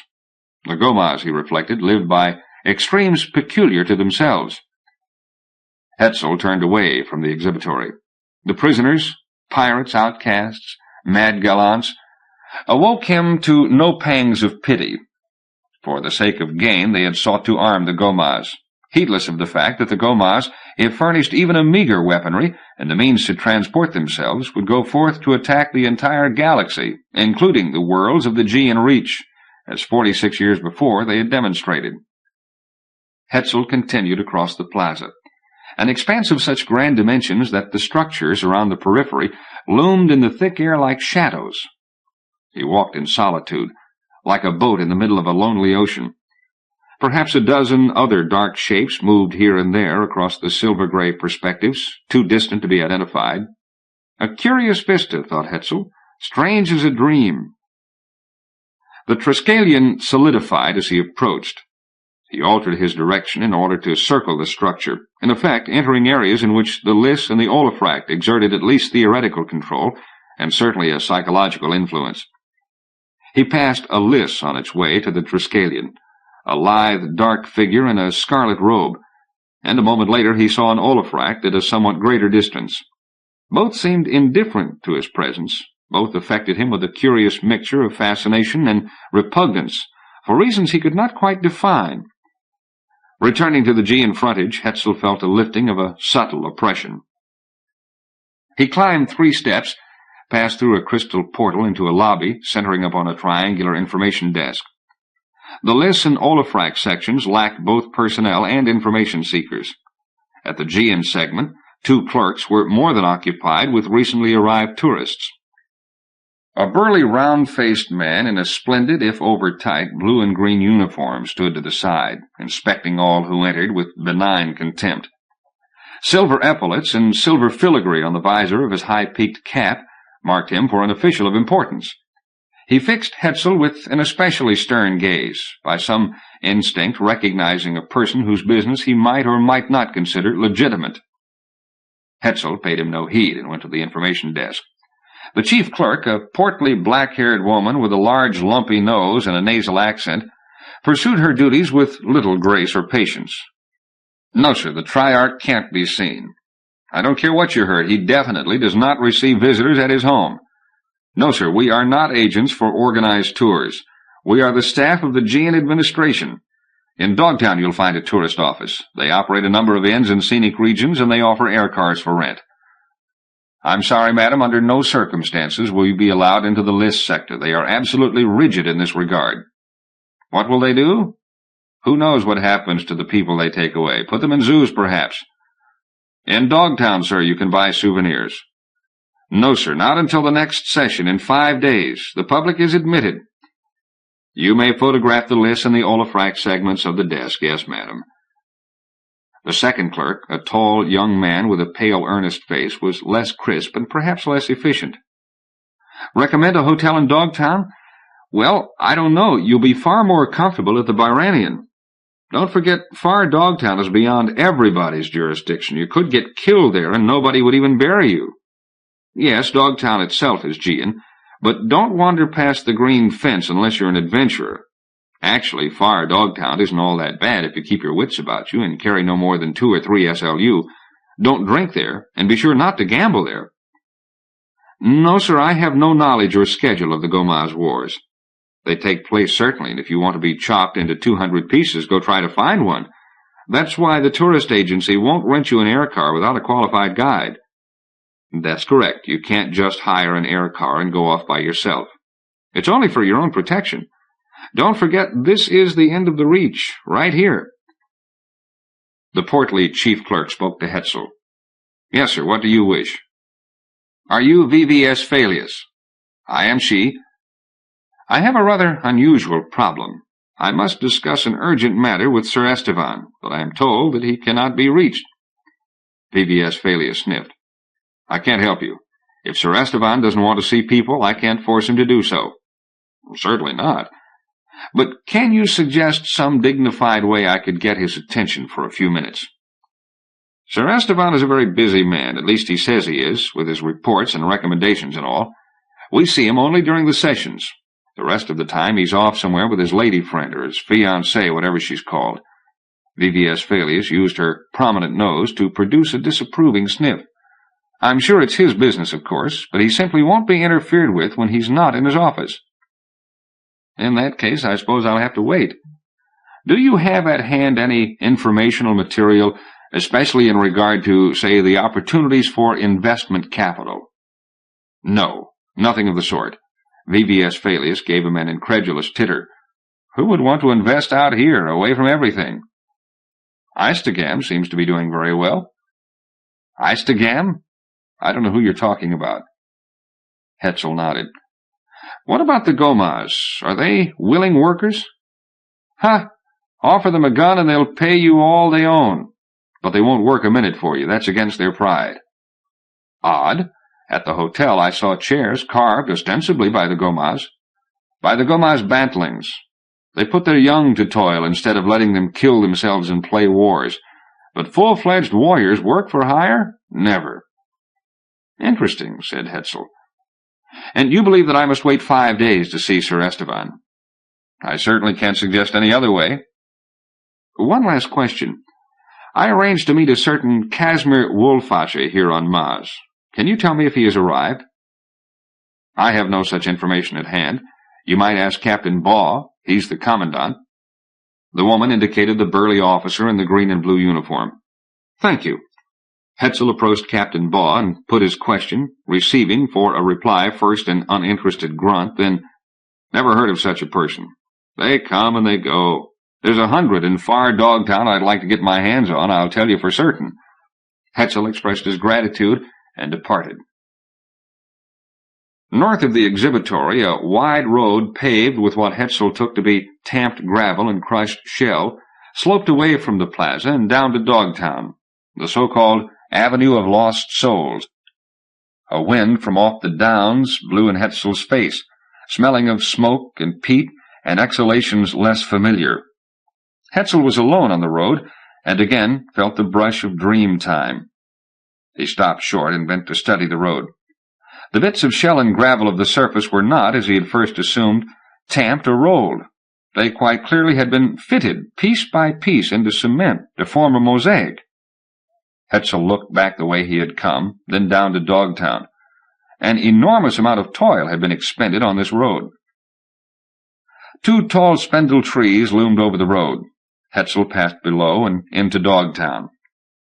The Avenue of Lost Souls broadened to become a plaza, the center of which had been dedicated to a park where grew thickets of cardinal bush, Cyprian torch, and flowering yellow acacia. Under the water-green sky, and against the somber downs to the north, the scarlets and lemons and golds made a peculiarly gratifying contrast. The structures surrounding lacked uniformity except for a certain easy shabbiness. Timber, marl, stucco, vitrified soil, slag bricks, all figured in the schemes of construction which were as various as the men who had chosen to build out here at the brink of the reach. Shops sold imported foods, hardware, and sundries. There were 4 or 5 taverns, as many hotels of greater or lesser respectability, a few business offices, exporters of Gomas artifacts, an insurance agent, a tonsorial salon, a dealer in energetics and power pods. A relatively imposing structure of glistening pink concrete had been divided into a pair of adjoining offices. The first displayed a sign, Maz Tourist Association, information, tours, outback accommodation. Or, more familiarly, thought Hetzel, the Dogtown Tourist Agency. The premises next door showed a more subdued facade, and was identified by an inconspicuous plaque reading, Beerus Enterprises, Development and Promotion.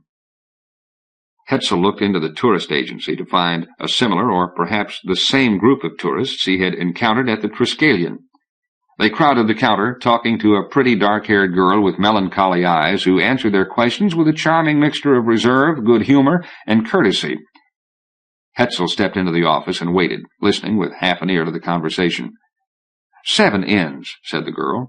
They're all in dramatic locations and very comfortable. At least so I'm told. I've never been out to them myself.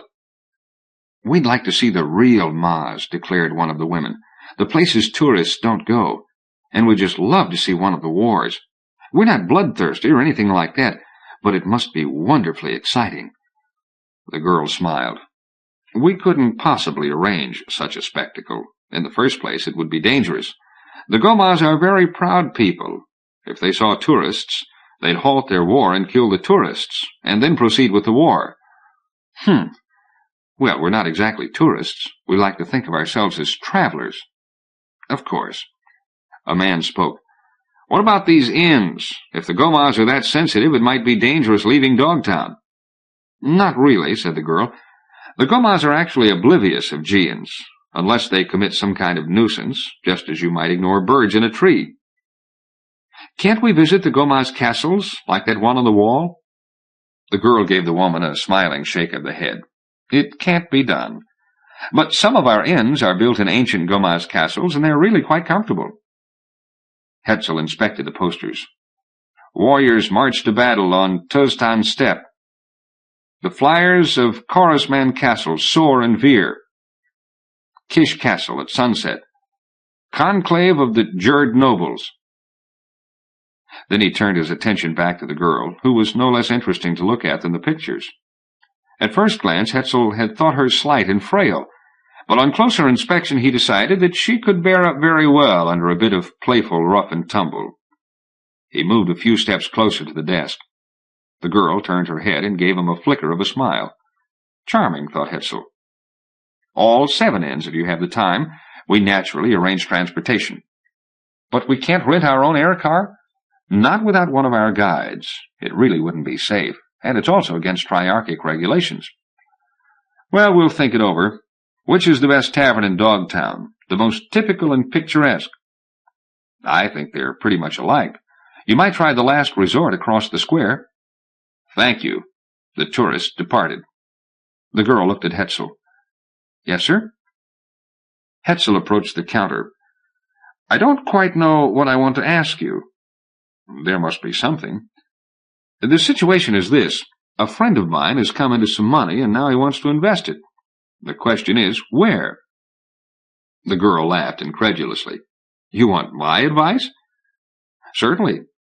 Unconventional ideas are best because they haven't occurred to anyone else. Assume that I'm about to place 1 million SLU in your hands. What would you do with it? I'd buy a ticket out of here, said the girl, but that isn't what your friend has in mind.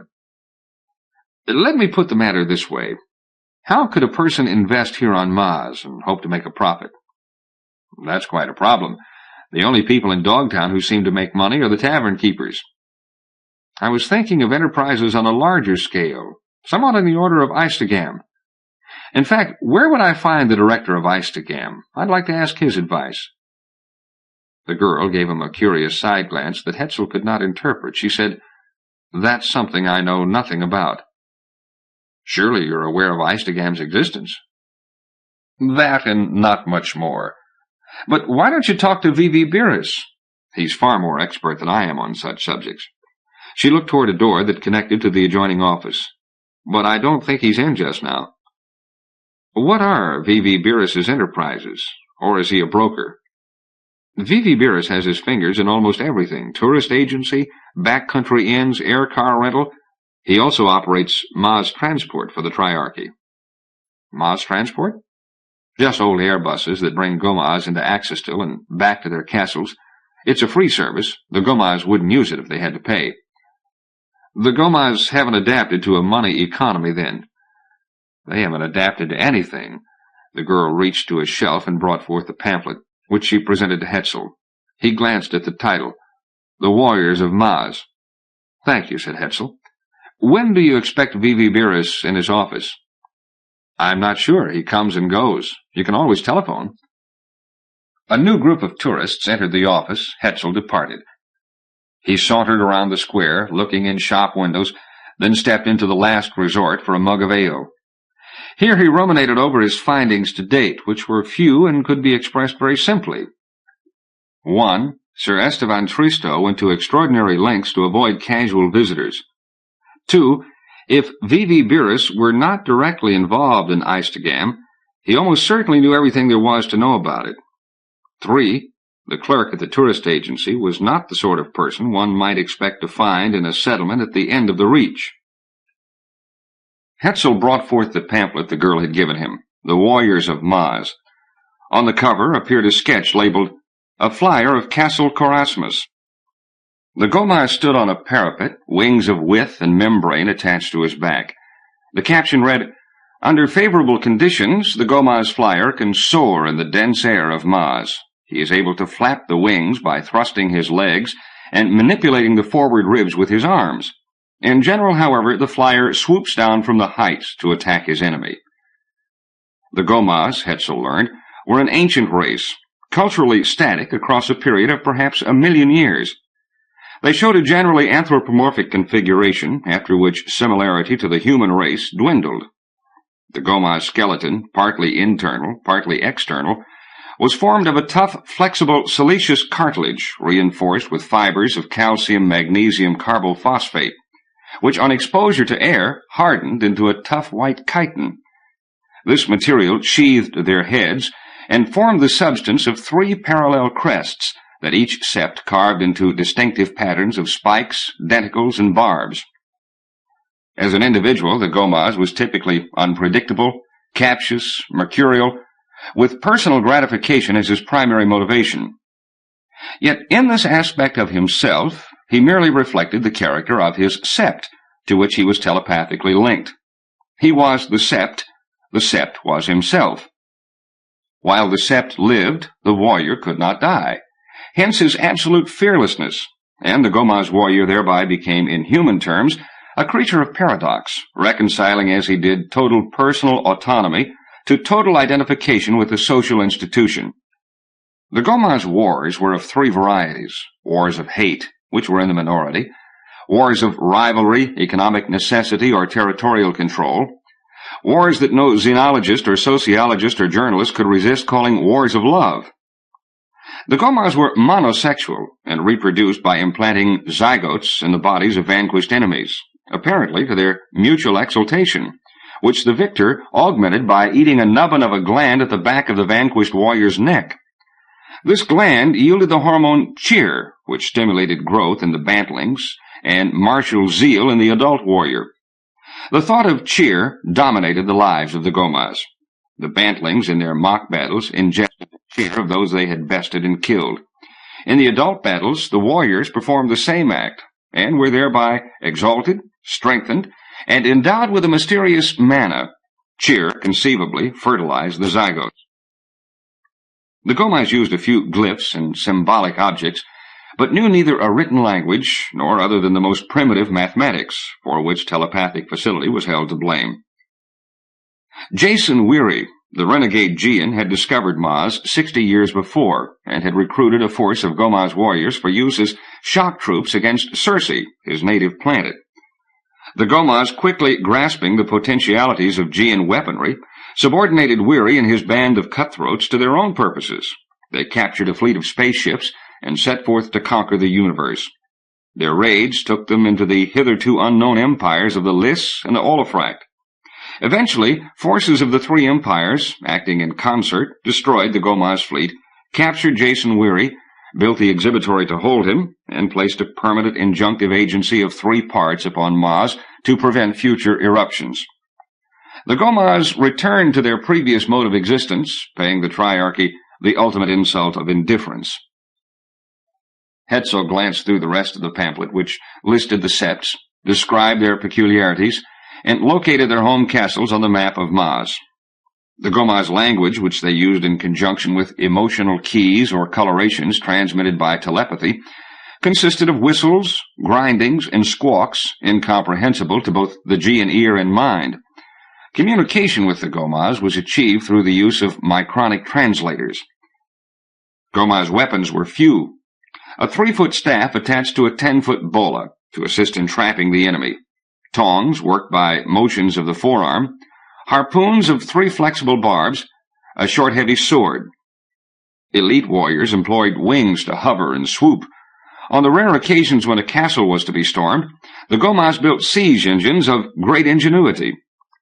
For transport, they used wagons pulled by domesticated reptiles. Their diet consisted of substances gathered or harvested by the bantlings, who performed all the work of the sept. Hetzel returned the pamphlet to his pocket and called for a second mug of ale. He asked the bartender, "At a guess, how many local people work for Eistegam?" "Eistegam? Who's he?" "The Eistegam Manufacturing Company." "Never heard of it. Ask Beerus across the square. He knows everything." Hetzel finished the ale and went out into the street. The bartender's advice had much to recommend it, and if V.V. Beerus were unavailable, he could always put further inquiries to the dark-haired girl in the tourist office.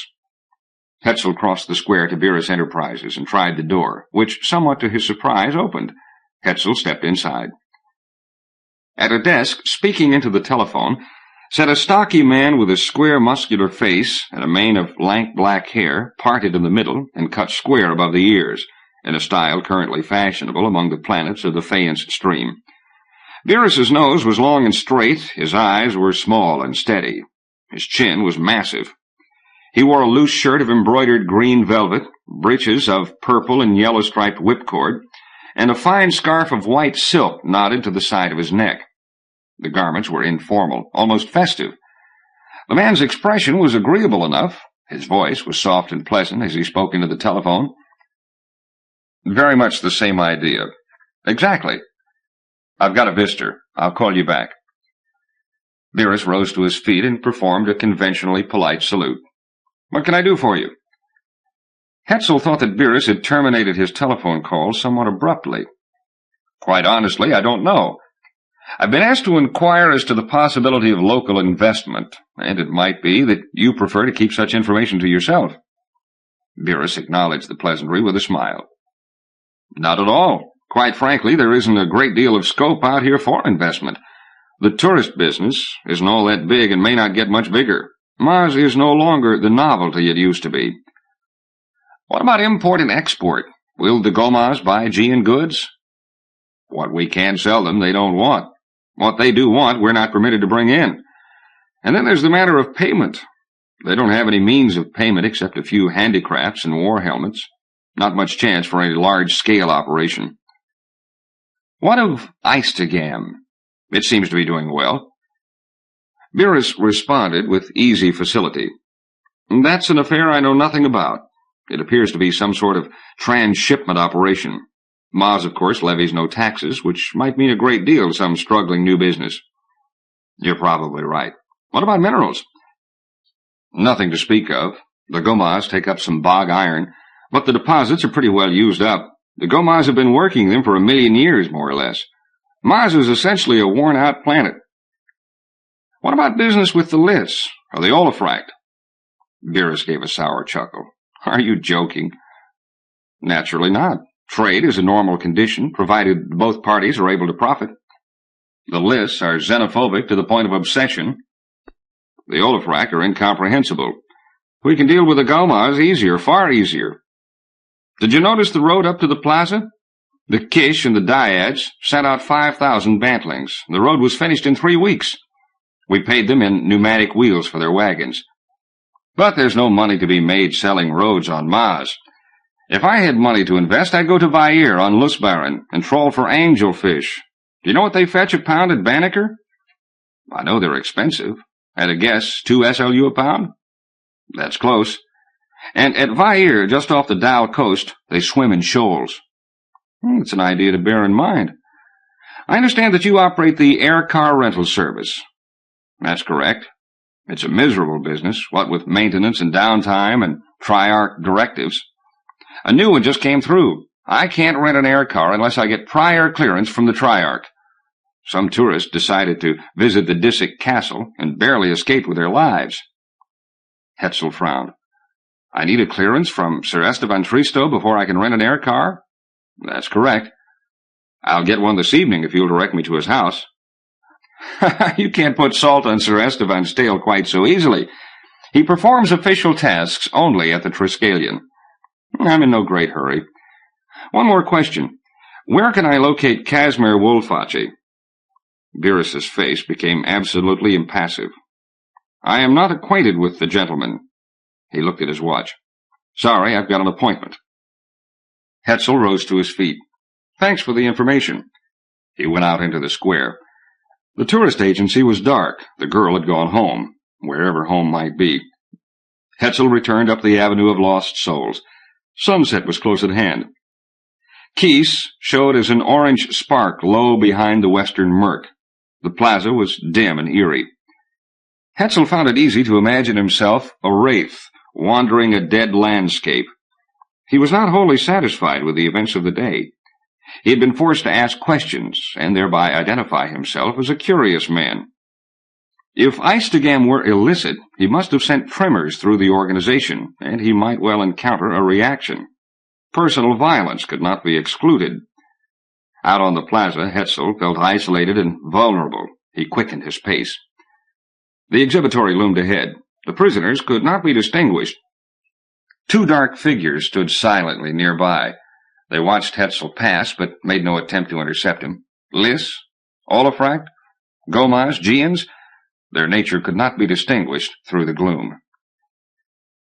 With nothing better to do, Hetzel loitered over his dinner. As he was about to leave the dining room, a thin man in a suit of soft gabardine came quietly into the room. Hetzel studied him a moment or two, then went over to his table. May I join you for a moment? Certainly. You are the hotel security officer. The man in gray showed a faint smile. Is it so obvious? My official title is night manager. My name is Kirch. I am Miro Hetzel. Miro Hetzel. Somewhere I have heard the name. Perhaps you'll answer a few questions for me? Discreet questions, of course. You might get discreet answers. My business concerns itself with an entity, a society, a business, a group known as Eistegam.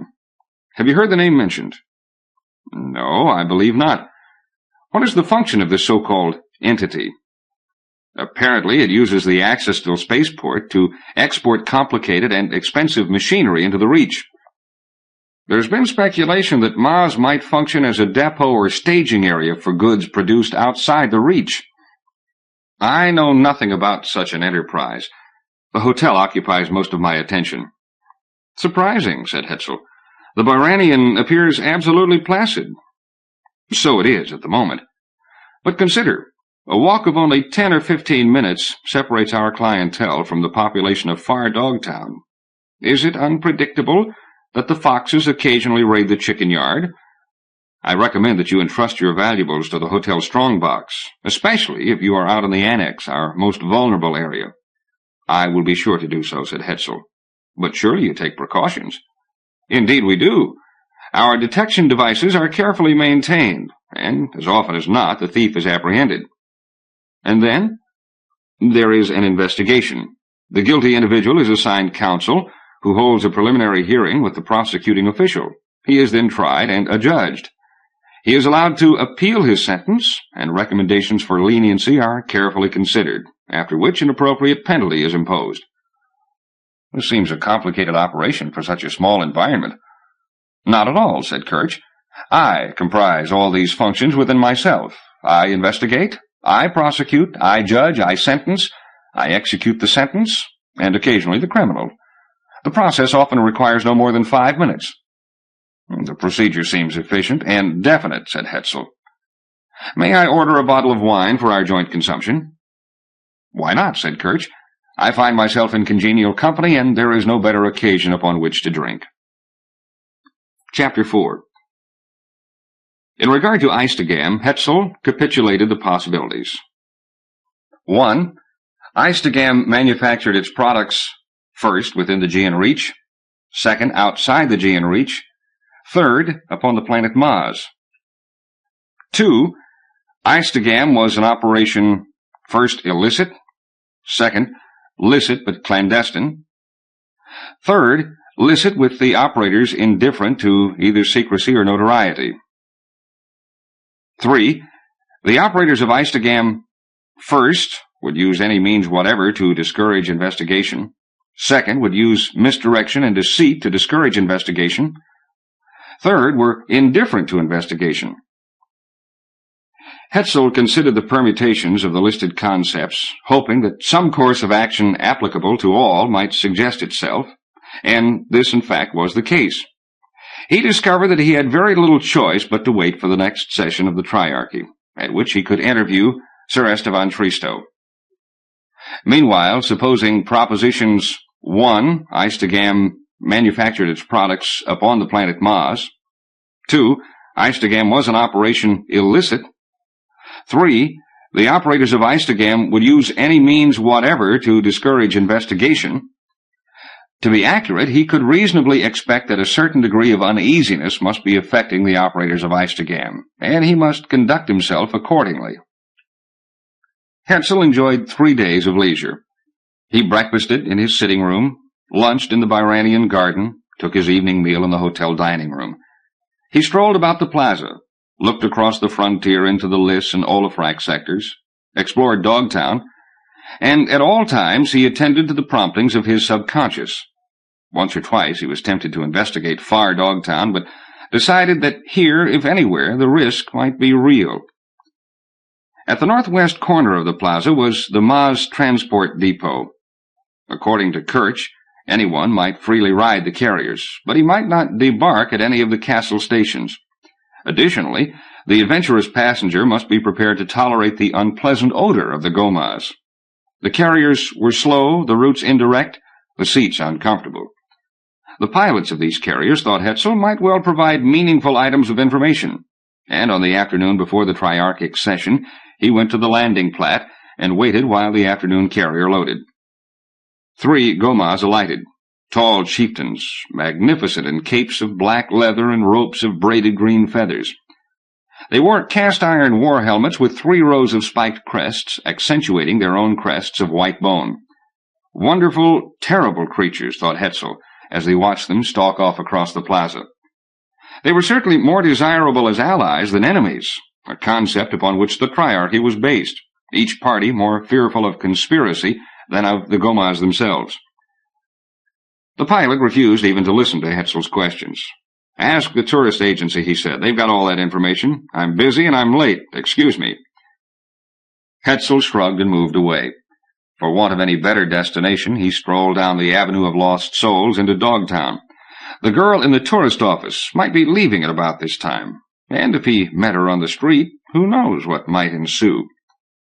The trifle of shiny tinsel, which was the dwarf star Keese, had dropped behind a field of herringbone cirrus, gray-green on the green sky.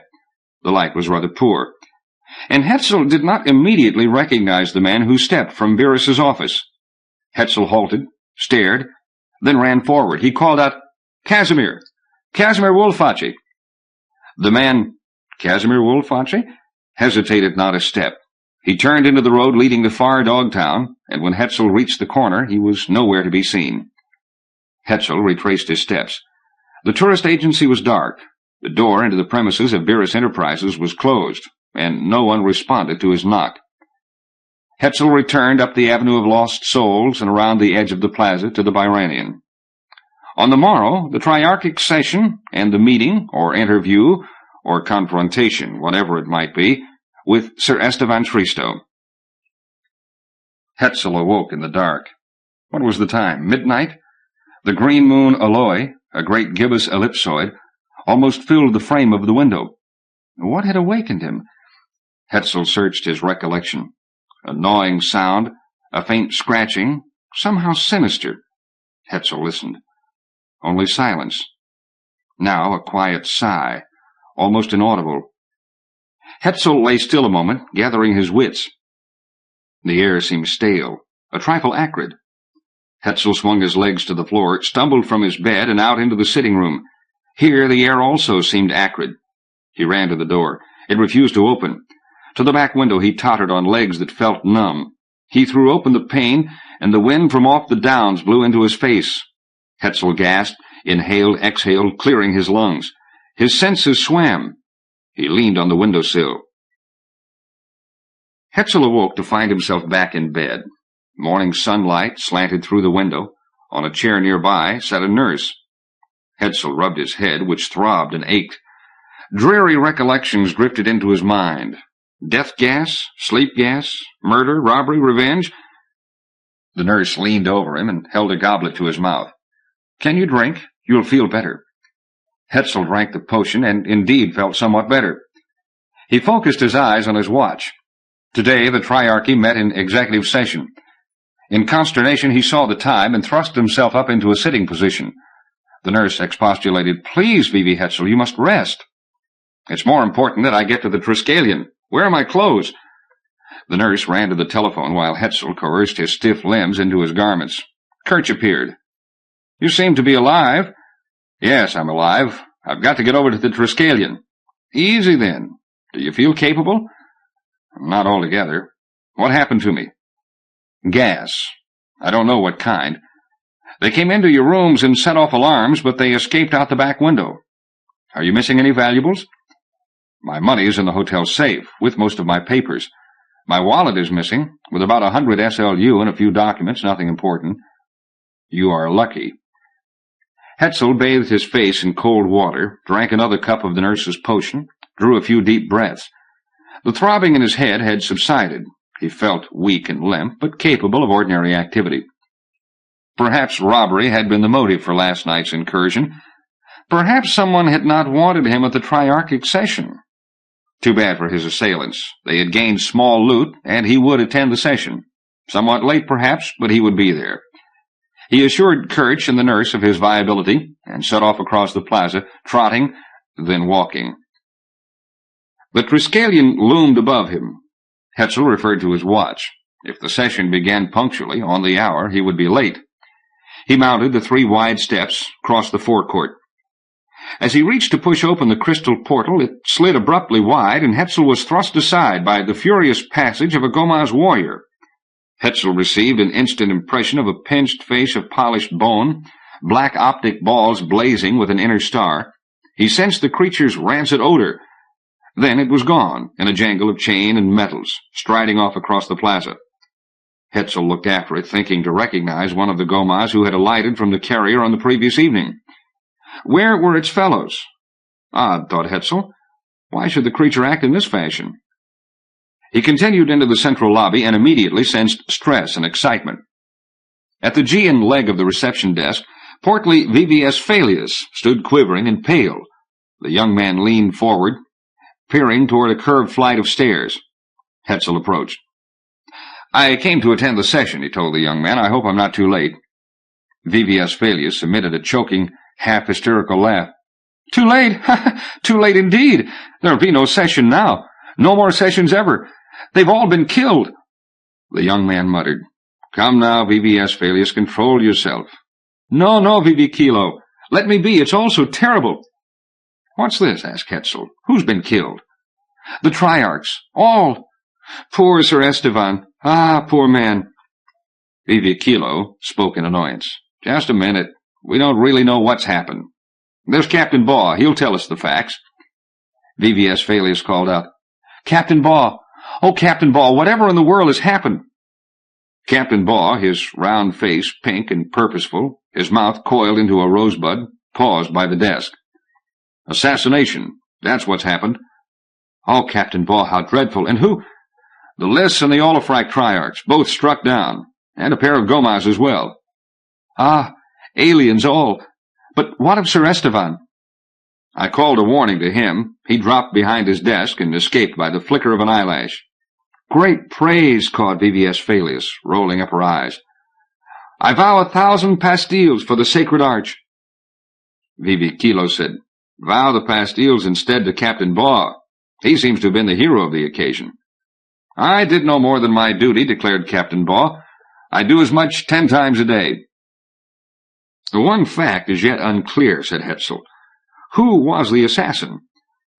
Captain Baugh turned Hetzel a head-to-toe glance under raised eyebrows. He clearly had forgotten their previous meeting. Noting neither opulent garments nor aristocratic insignia, he began to formulate a curt reply. Then, meeting the gray clarity of Hetzel's gaze, He cleared his throat and rendered a rather more respectful response. The assassin was a crazy young Gean, a vagabond with a grudge, a sectarian occultist. In my affable innocence, I took him into the chamber, and now you can imagine my remorse. "Why, I spoke to that very man," cried VVS Falius. "To think of it! It gives one an utter qualm. He wore no proper tokens, although he was so disheveled that they would never have been seen. Bold as a baron, he asked for Sir Estevan, and I sent him over to Captain Baugh. Why, he might have killed all of us." "And what of this mad cultist? Is he in custody?" Captain Baugh spoke tersely. "He escaped. By now he's safe in far Dogtown." VV Kilo uttered a rather tactless sound of astonishment. "Escaped? With you right beside him?" Captain Baugh puffed out his cheeks and stared across the chamber. He spoke in a measured voice. "I was not at his very side. I had stepped forward to attract Sir Estevan's attention. After the shots there was confusion, and at first I thought to blame the Gomas, until I saw that 2 of his fellows were down. By this time the assassin was halfway to Dogtown, curse his heels. Never fear, we'll winkle him out by one trick or another, or maybe arrange his demise. I assure you, he'll not escape so easily." "A sad affair," said Hetzel. He spoke to VVS Falius. "Inasmuch as my business with Sir Estevan is urgent, I prefer to see him now, rather than wait for another session of the Triarchy." VVS Falius said in a haughty voice, "Sir Estevan is certainly too shaken to conduct business at this moment. Why not consult Sir Estevan on this score? I suspect that he has more fortitude than you give him credit for." With a sniff, VVS Falius spoke into a mesh. She listened to the quiet reply, and, vindicated, turned back to Hetzel. "Sir Estevan is seeing no one today. I'm sorry." Hetzel stood on the great Gean porch, wondering what to do next, and not particularly anxious to do anything. In the aftermath of last night's adventure, his legs were flaccid, his throat felt raw, his head seemed to expand and contract as he breathed. Had he been dosed with sleep gas or death gas? It would be interesting to know. The ramifications and possibilities were too large to grasp. Speculation at the moment was futile. Hetzel descended the steps to the plaza and moved off in the general direction of the Baranian. He passed beside the exhibitory and on sudden thought halted to re-examine the apathetic faces. None bore the semblance of Casimir Wolfacci. No surprise, of course, especially if that man he had glimpsed the previous evening had for a fact been Wolfacci. Hetzel turned away. On a bench nearby sat an unkempt young man in ragged garments and scuffed ankle boots. Matted blond hair and a half-grown beard blurred his rather prominent and overlarge features, but failed to disguise an expression of rage and hate. Hetzel halted to look the man over and received a lambent blue glare for his pains. Hetzel asked, "May I share the bench with you?" "Do as you like." Hetzel seated himself. The man smelled of sweat and filth. "My name is Miro Hetzel." The young man returned only a surly grunt. Hetzel inquired, "And your name is?" "None of your affair." A few seconds later he blurted, "Who are you? What do you want with me?" "As I say, I am Miro Hetzel." "What do I want with you?" "Perhaps only a few minutes of idle conversation." "I do not care to talk to you." "As you wish. But you should know that a man approximating your description has just committed a serious crime. Unless the actual criminal is captured, you would be wise to prepare yourself for inconvenience." For a moment it appeared that the man would make no reply. Then, in a rasping voice, he asked, "Are you the police? If so, look elsewhere for your criminal." "I am not connected with the police. May I ask your name?" "Gideon Derby." "Have you just paid a visit to the Triskelion?" "You might call it that." "During this visit, did you expunge 2 of the Triarchs?" Gideon Derby spoke in a wondering voice. "2 Triarchs? Which 2? "The Lys and the Olafract." Gideon Derby laughed softly and leaned back upon the bench. "The news comes as no great shock," Hetzel observed. "I was supposed to kill the Gean," said Gideon Derby, The plan went wrong. After all that work, after all that effort. The more you explain, the less I understand, said Hetzel. In simple language, why did you disregard this complicated plan and kill the aliens instead of Sir Estevan? What are you saying? I killed no one whatever. Not that I wouldn't like to.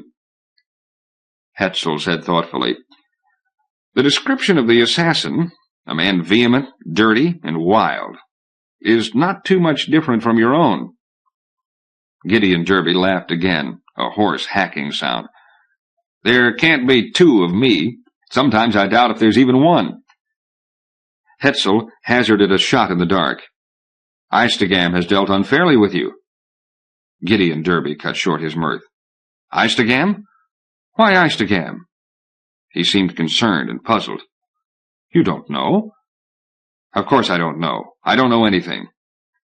Hetzel reached a decision. He rose to his feet. Come along with me. At the Byranian, Captain Baugh can make no demands upon either of us. Derby made no move. He blinked across the plaza, then looked back at Hetzel. Why? I want to hear your story as a coherent unit, especially in regard to your dealings with Eistegam. Derby grunted and rose to his feet. I've got nothing better to do. They moved off toward the Byranian. Chapter 5. Upon entering the suite, Hetzel indicated the bathroom. Clean yourself. Drop your clothes down the chute. Gideon Derby grumbled something without conviction and went into the bathroom. Hetzel telephoned for a barber and fresh garments. In due course, Gideon Derby stood in the center of the room, clean, shorn, shaven, and dressed in clean clothes. Only his surly expression remained. Hetzel surveyed him with qualified approval. You're a different person. Without risk, you could return to the Triskelion and assassinate VVS Falius. Gideon Derby ignored the rather mordant pleasantry. He inspected himself in a mirror. I haven't looked at myself like this for I don't know how long. Months, I suppose. Waiters appeared with a catering cart and laid out a meal. Gideon Derby ate with an appetite he made no effort to conceal and drank more than half a bottle of green wine. Hetzel presently asked, What, in general, are your plans? What good are plans? I have none. The police are looking for me. Not too diligently, perhaps.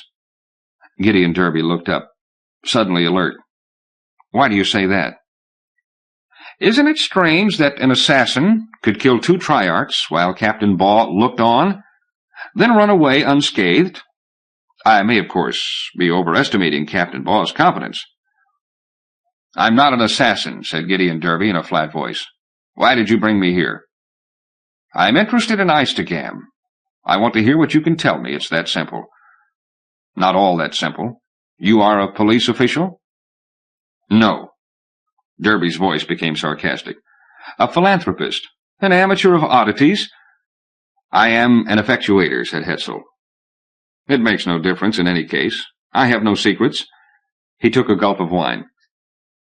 Very well, I'll tell you what happened to me. You can believe me or not, it's all the same. My home is Thrope, on the planet Sicily. My father owns an estate on one of the northern islands. Aldiss, if you happen to know Sicily. It's a quiet place, where nothing ever happens except the turn of the crops and the Hussade championships. And even our Hussade is stately, and we denude no Shirls, more's the pity. To be brief, I grew up to wanderlust, and when I left Dagglesby University, I took a job with the Blue Arrow Line as supercargo. At Walden Port, on Arbella, we picked up cargo for Maz, perhaps some of this very wine we drink now. Not this wine. This is Medlin Esterhazy, from St. Wilman. Derby made an impatient gesture. We discharged our cargo at the spaceport yonder and took aboard a new cargo of crated merchandise. The consignee was Eistegam at Twisselbane-on-Tamar. Twisselbane? And there you met Casimir Wolfachi? Or Carmen Darrable? I met neither. We discharged cargo, and then I went across town to the pleasure gardens, where I met a beautiful girl with dark hair and a wonderful soft voice. Her name was Eliano. She had just arrived in town from one of the backlands, or so she told me. I fell in love with her. and one thing led to another, and 2 days later I woke up with no money and no Eliano. When I managed to get myself to the spaceport, my ship was gone and far away. A man came up to me and asked if I wanted to earn some easy money. I asked how much and how easy. This was my second mistake. My first was at the Pleasure Gardens. The man said his name was Banghart, and his game was smuggling. Well, I needed money, and I agreed to the proposition. We loaded an old barrel of a hulk with unmarked crates, and they might have been the same crates we had brought away from Maz, except that they were far heavier. But I knew that Eistagam was somehow connected with the affair. Banghart told me nothing. We took off on the hulk and presently stood off a planet surrounded by an orange nimbus. Banghart identified the planet as Dis, wherever that is. We discharged our cargo by moonlight on an island in a swamp. Dis has no orange nimbus, said Hetzel. Gideon Derby paid him no heed.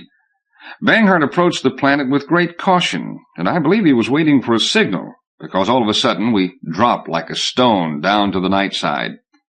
We landed on an island in a swamp, and all night long discharged cargo by hand, under a beautiful big full moon, green as a gooseberry. Dis has no moon, said Hetzel. Derby nodded. We were here on Maz. When the hold was empty, Banghart told me that I had to stay and guard the cargo, that I was to be sent out on another job. I complained, but in a reasonable voice, because I had nothing to back up my arguments. I said, Yes, Mr. Banghart, certainly, Mr. Banghart. I'll really guard this shipment. The ship left. I was sure I was going to be killed, so I climbed a tree and hid in the branches. I began to think. I watched the moon.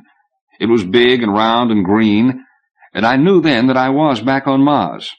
The crates must certainly contain weapons for the Gomaz.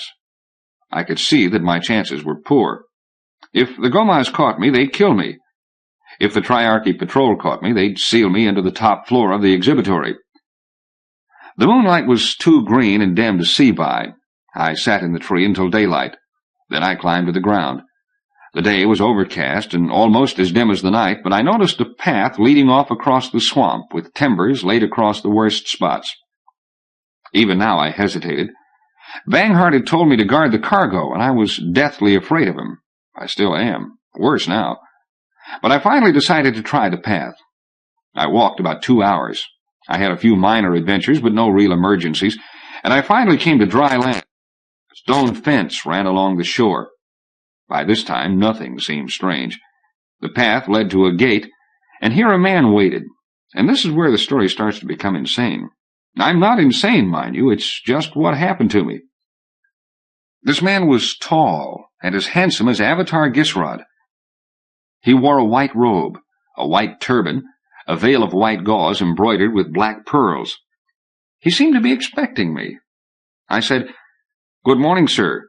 Can you direct me to civilization?" He said, "Of course. Step over here."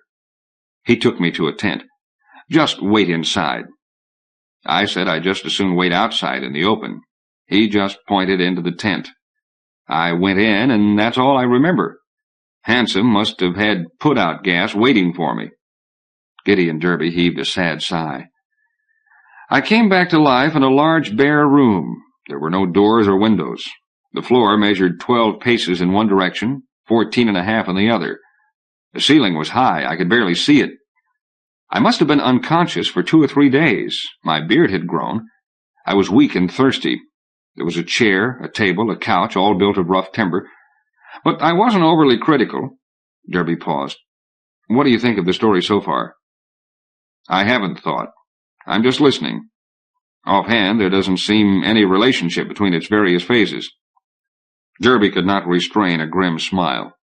"Quite right. Where does it start? When I left Dagglesby University? When I first came to Maz? At the Pleasure Gardens? When I took up with Banghart?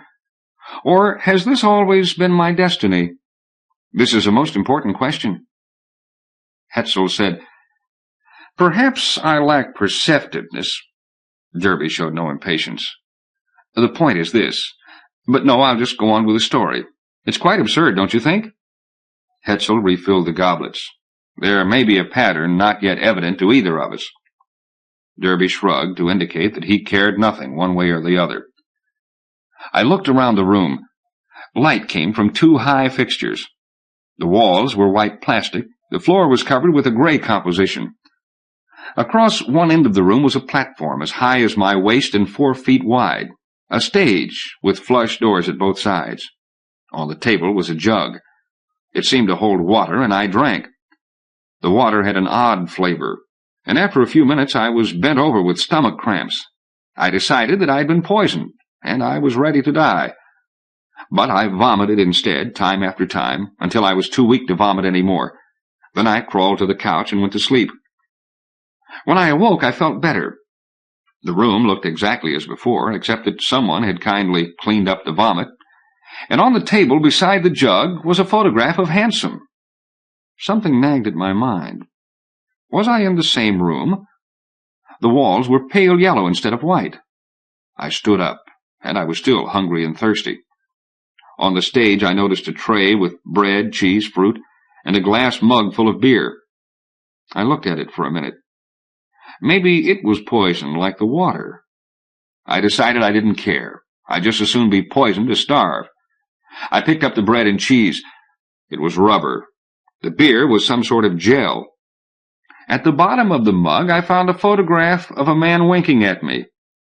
Handsome. I made up my mind to be stoic. Someone was watching me. A lunatic, a sadist, or handsome, or all 3. I'd give him no satisfaction. I turned away and went to sit down in the chair. It gave me an electric shock. With great dignity I went to the cot. It was sopping wet. I sat on the table. A few minutes later I looked back at the stage, and the tray had been moved. Somehow it looked different. I sat for a moment or two, then leisurely got up to investigate. This time the food was real. I brought it back to the table and ate. Without thinking, I was sitting in the chair. As soon as I remembered, I began to expect another shock, but nothing happened. This, incidentally, was how I was fed during my entire stay. Sometimes the food was real, more often not. The intervals were irregular. I never knew when I would be fed. Derby gave a sad laugh. When the waiters brought in our meal, I half expected it to be rubber, and I would not have been surprised. It seems that you were the victim of a careful and systematic persecution. Call it what you like. The food trick was trivial compared to what else went on. After a while, I hardly thought about it. I was never shocked again, incidentally. I always half expected it. And after that first jug of water, the food never poisoned me again. When I finished that first meal, I looked at the back wall, which was blue. I was sure all the walls had been yellow.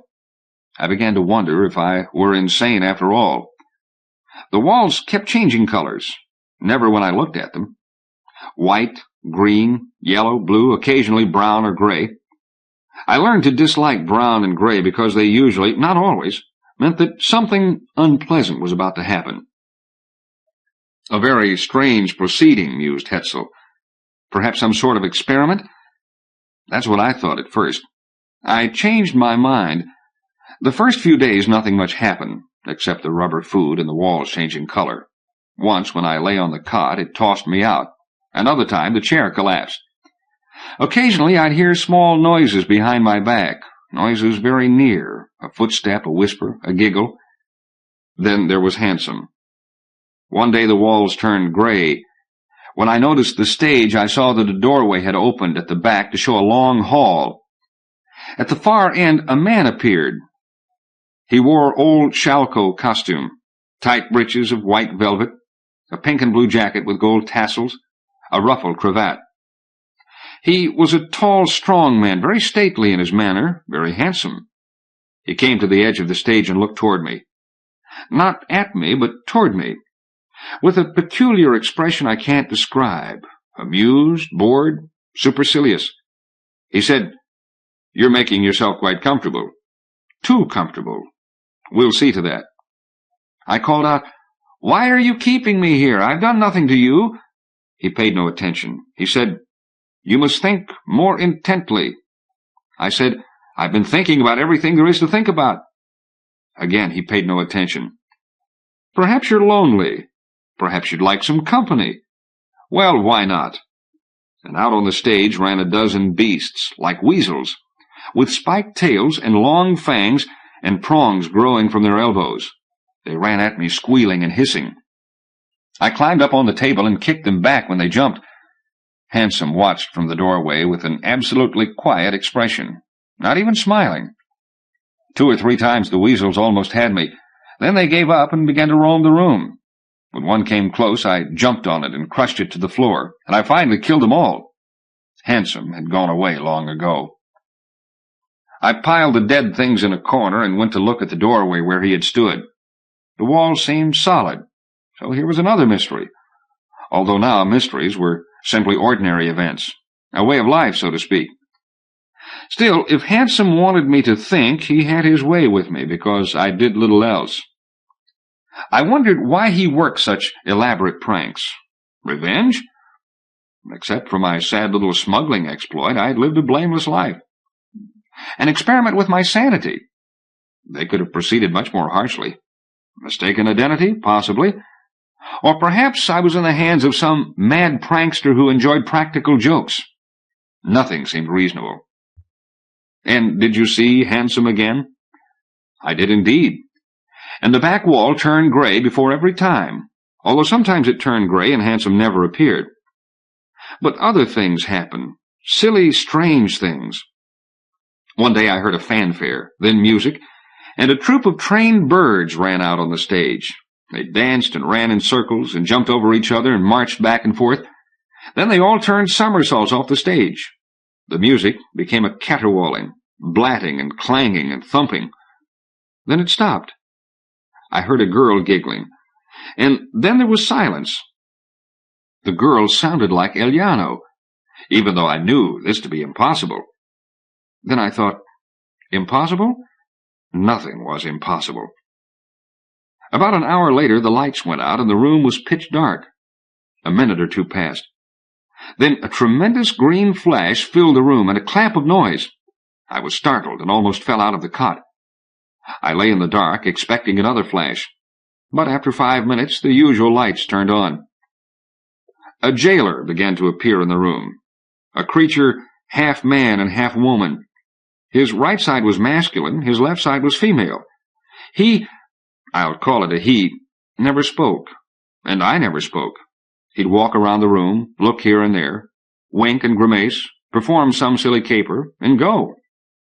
He came about 5 times. Then I never saw him again.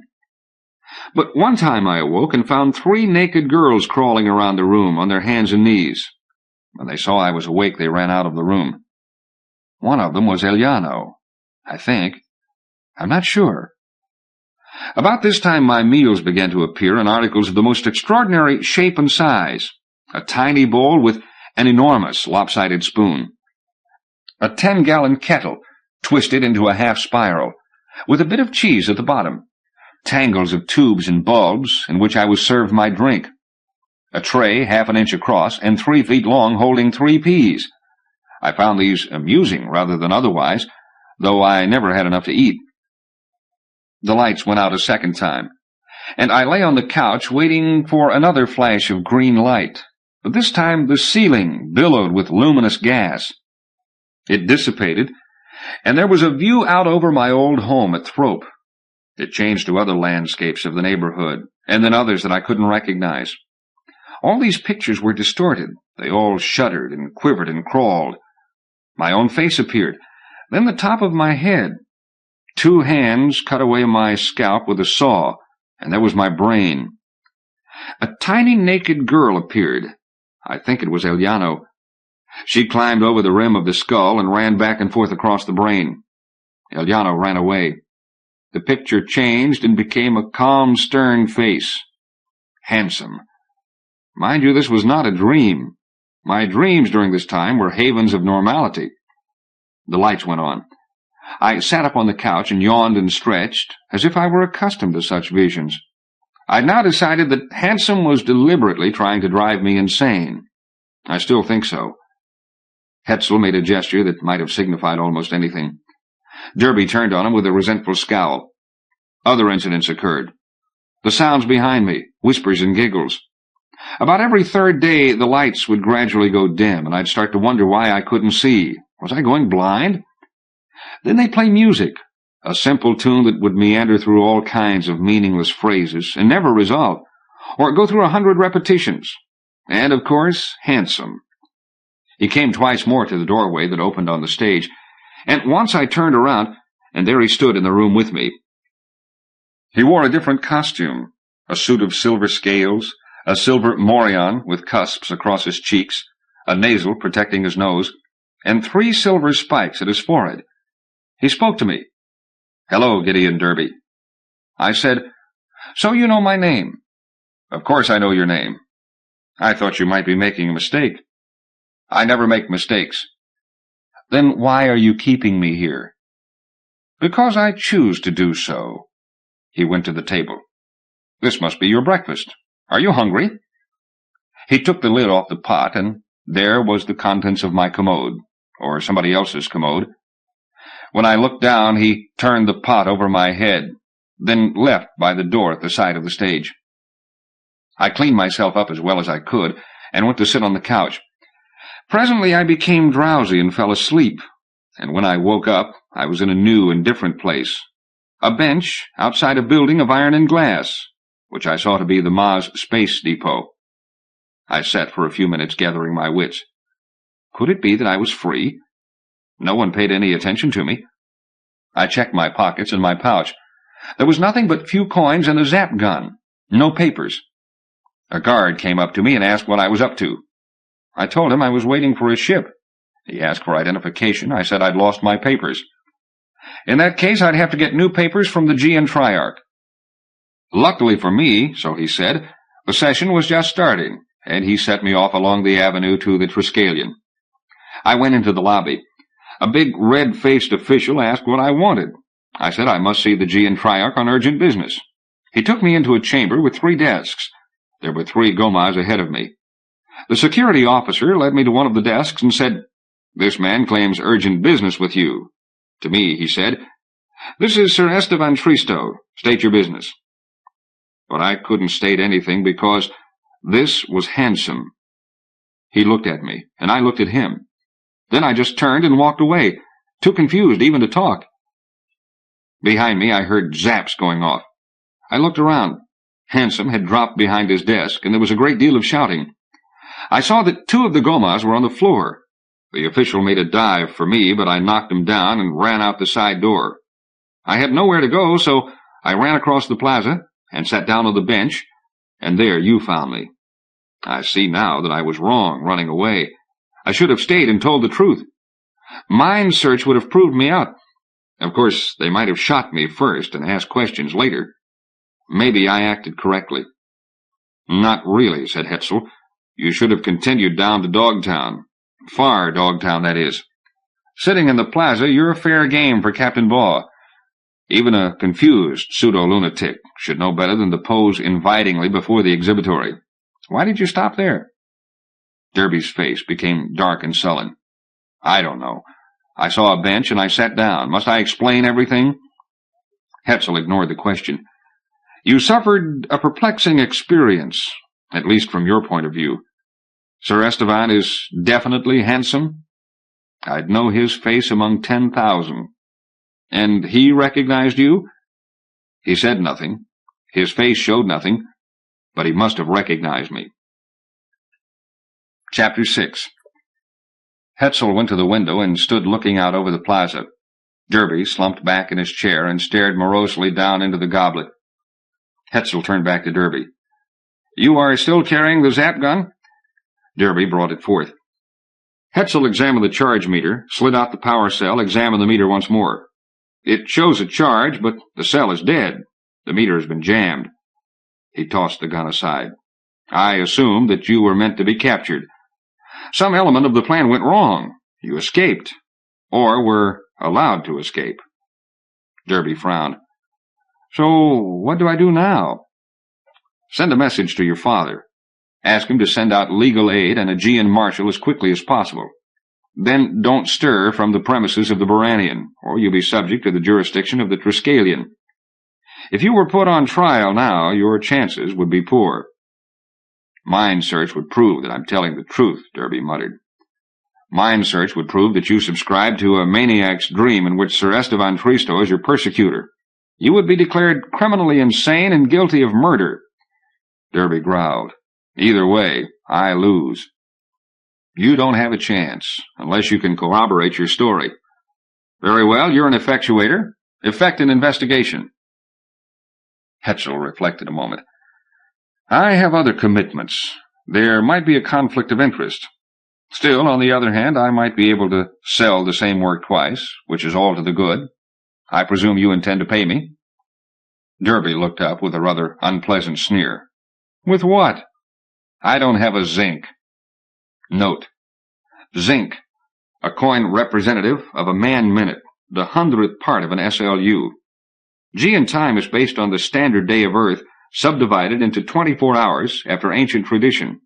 A minute is the 100th part of an hour. A second is the 100th part of a minute. End of note. If you're worried, I'll make out a draft upon my father's bank, which he will certainly honor. We'll discuss this in due course, but first an understanding. I commit myself only to investigation. I undertake neither to assert your innocence nor to defend your guilt. You must secure legal representation elsewhere. Is this agreeable? Derby gave an indifferent shrug. Whatever you say, I'm in no position to argue. By any chance, are you acquainted with a certain Casimir Wolface? No? What about Carmen Darrable? I'd like you to examine a photograph. Hetzel stopped short. His wallet, with 85 SLU and the photograph of Casimir Wolface, had been stolen from him. Well, no matter. A chime sounded. Hetzel went to the door and slid it open to reveal two men. The first, a ponderous and immaculate gentleman whom Hetzel recognized for the hotel manager, and Kirch, the hotel security officer. I am Aeolius Schultz, manager of the Barranian, said the large man in a dry, precise voice. This is Nello Kirch, our security officer. May we come in? Hetzel stood back. Schultz and Kirch entered the room. Hetzel said, Allow me to introduce my guest, V.V. Gideon Derby. Schultz refused to acknowledge the introduction. Kirch gave Derby an uninterested nod. I am here in connection with V.V. Derby, said Schultz. Unfortunately, I must ask him to depart the premises at once. This is a curious demand, said Hetzel. Not at all. I have received notice to the effect that V.V. Derby has committed a serious crime, namely the assassination of two dignitaries. The Barranian cannot function as a sanctuary for criminals. V.V. Derby does not fit this description, said Hetzel. He tells me that he is innocent of wrongdoing. Furthermore, he is not a casual intruder upon the premises. He is here as my guest. Schultz's face became obdurate. Captain Baugh of the GN security force has made a specific statement. He identifies V.V. Derby as the assassin. This is more puzzling than ever. Captain Baugh told me that he merely heard the shots. Who made the identification? Captain Baugh vouchsafed no details. But details are the gist of the matter. Several other persons were present when the assassinations occurred, including 3 Gomas, 2 of whom were killed. I cannot judge any of this, said Schultz. Captain Baugh is waiting in my office.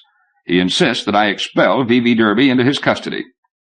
You would thereby set a very dangerous precedent, said Hetzel. Do you want Captain Baugh appearing every few days to demand one or another of your guests, who for some reason or other has annoyed the Triarchs, or the Lys authorities, or the Olafract?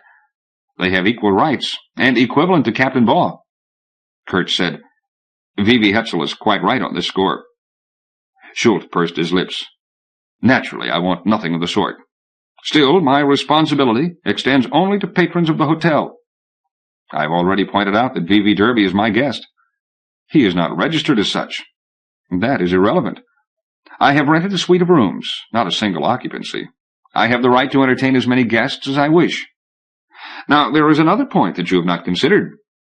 The Triskelion is a special entity, and not subject to Gian law.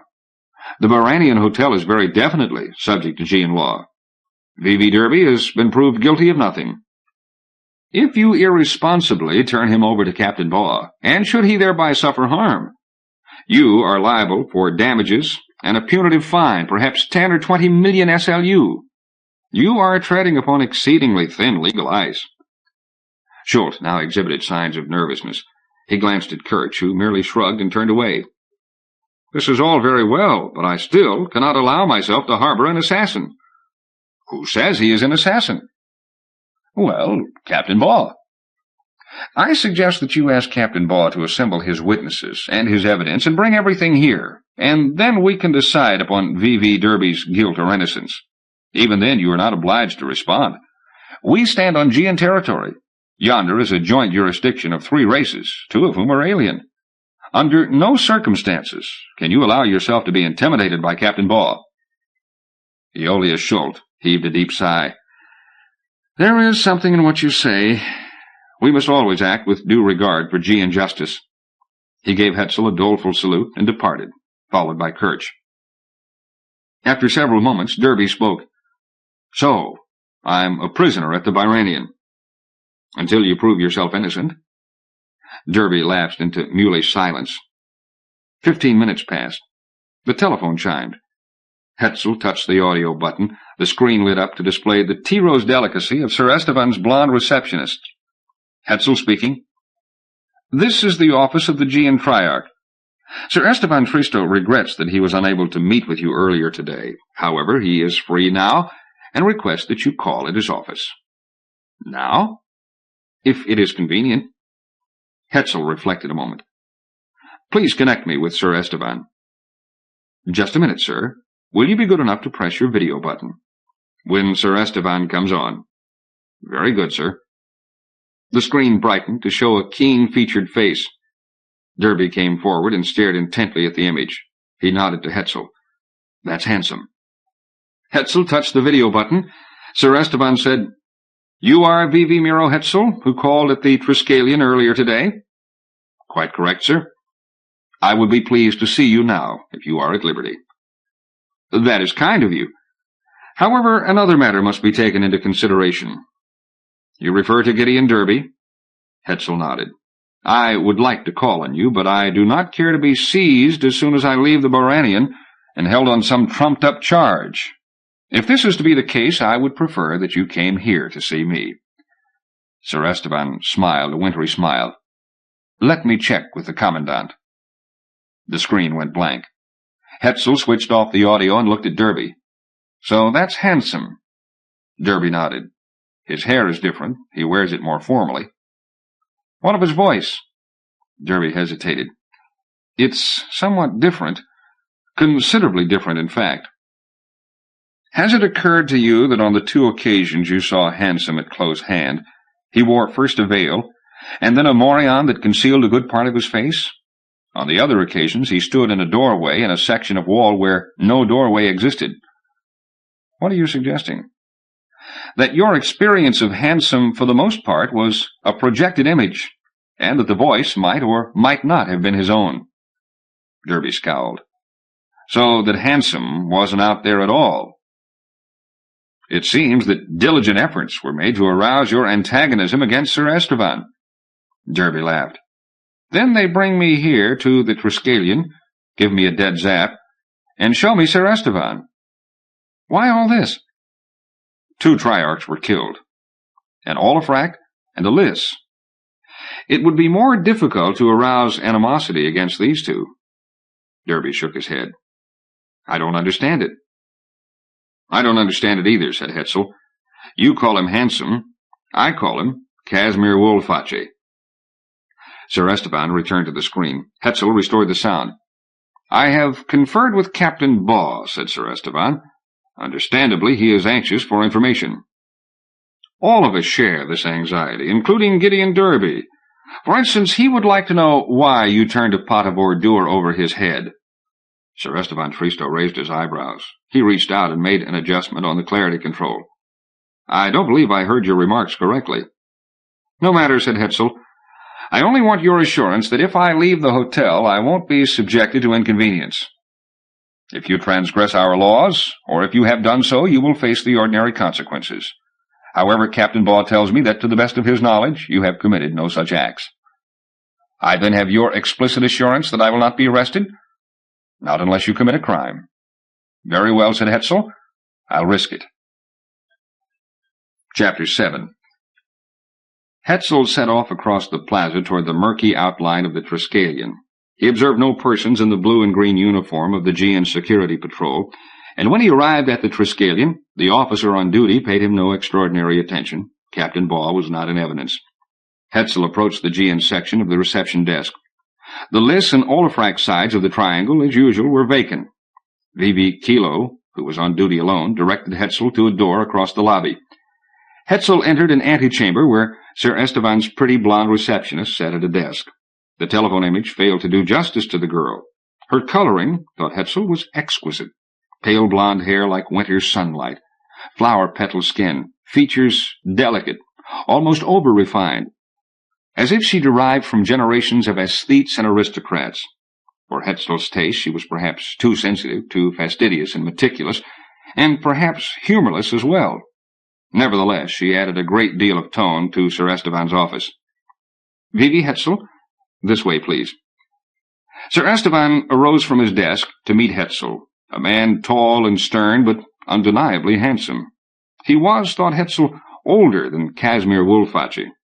The resemblance, though strong, dissipated somewhat upon close inspection. Sir Esteban indicated a chair and seated himself. "You are an almost obsessively cautious man." "Captain Baugh's zeal compels such an obsession," said Hetzel. Sir Esteban allowed himself a faint smile. "I think you referred to Gideon Derby as your client?" "By no means. His situation interests me, and I am acting informally as his adviser. He is not my client. The distinction is important." "You were previously acquainted?" "I met him for the first time today. His predicament attracted my attention, and the story he tells aroused my professional interest." "I see. May I inquire your profession?" "I am an effectuator, of a specialized sort. In fact, something of a dilettante. I rescue distressed maidens. I undertake interesting missions. I search for lost fortunes." "In which of these categories does Gideon Derby fit?" "He is hardly a maiden in distress," said Hetzel. "Nonetheless, I am attempting to protect him from his enemies." Sir Esteban laughed his chilly laugh.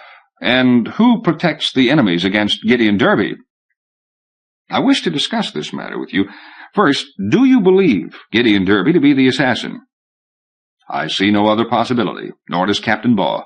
Consult him. He was much closer to the action." "You did not observe Derby shoot his gun?" "No. Captain Baugh obscured my view. I heard the sound of the pellets. I saw 2 Gomas killed and dropped behind my desk. Essentially, I saw nothing of what happened." "You never saw V.V. Derby at all?" "Not clearly." "Did you recognize him when you saw his face in the viewplate?" "No, he is a stranger to me." "Why should he, or anyone else for that matter, attempt to assassinate the Triarchs?" Sir Esteban leaned back in his chair. "I assume that the murderer was and is insane. There is no other explanation. The deed is absolutely pointless." "What if the surviving Gomas were the assassin?" Sir Esteban shook his head. "It is not the nature of the Gomas to assassinate. He kills for his own private reasons. Lusts might be the applicable word. Otherwise, he is neither violent nor murderous, unless he is molested." "You have apparently made a close study of the Gomas." "Naturally. Why else am I here?" "The Liss and the Olafrak share your interest?" Sir Esteban shrugged. "We have little communication between us. Certainly no informal contacts. The Liss are suspicious and hostile. The Olafrak are contemptuous and hostile, but still no reason to kill their Triarchs." "And how will they react?" "Reasonably enough, or so I imagine. If Derby is deranged, they'll accept the killing as an aberrated act." "Assuming that Derby is indeed the killer?" "There's no other possibility." "Captain Baugh was in the chamber." "Ridiculous. Why should he perform such an act?" "Why should Gideon Derby?" "Insanity." "Perhaps Baugh is insane." "Rubbish." Hetzel indicated a door. "This leads into the Triarchic chamber?" "It does." "Your receptionist at all times had the door under observation?" "She certainly would have noticed someone standing here shooting at me." "Perhaps someone was hidden in the chamber." "Impossible. I was 15 minutes early into the chamber. No one was hidden there." "Well, then, what about yourself?" Sir Esteban showed his cold smile. "I'd prefer to fix the guilt on Gideon Derby, or the Gomas, or even Baugh, for that matter." "And the Gomas, why were they here?" "They had no opportunity to explain themselves." "Won't this assassination cause problems, raids, demonstrations?" "Probably not. The Gomas are linked telepathically to the unitary consciousness of their sept, and they are not disturbed by death. This is an element of their ferocity." Sir Esteban tossed a pamphlet across his desk. "Read this if you're interested in the Gomas." "Thank you." The pamphlet was entitled The Gomas Warriors of SJZ BEA 1545, Maz, prepared by the Honenberg Institute for Xenological Research. He inspected the diagram on the cover. 229 septs. The Gomas who visited you this morning, what was their sept? Ubike. Sir Esteban gave his fingers an impatient twitch. "Surely you did not come here to discuss the Gomas." Hetzel opened his mouth to mention Eistegam, then had second thoughts. It might be wise to secure an air-car use permit for reasons other than investigating Eistegam. "At the moment I am preoccupied with Gideon Derby and his extraordinary plight." "What is so extraordinary about it?" "I would like you to hear Gideon Derby's story from his own mouth. Could you step over to the Byranian for a few minutes?" "I prefer that you give me the gist of it here." Gideon Derby declares that he was held captive and subjected to a number of fantastic tricks. You were the chief trickmaster, and terminated the proceedings by turning a chamber pot over his head. Sir Esteban grinned. "I deny this." "You have never seen Gideon Derby previous to today?" "Never, to my knowledge." "Are you familiar with a long corridor with blue and white tile walls and an arched white ceiling?" "Certainly. Such a corridor connects the loggia of my residence to the morning room. Why do you ask?"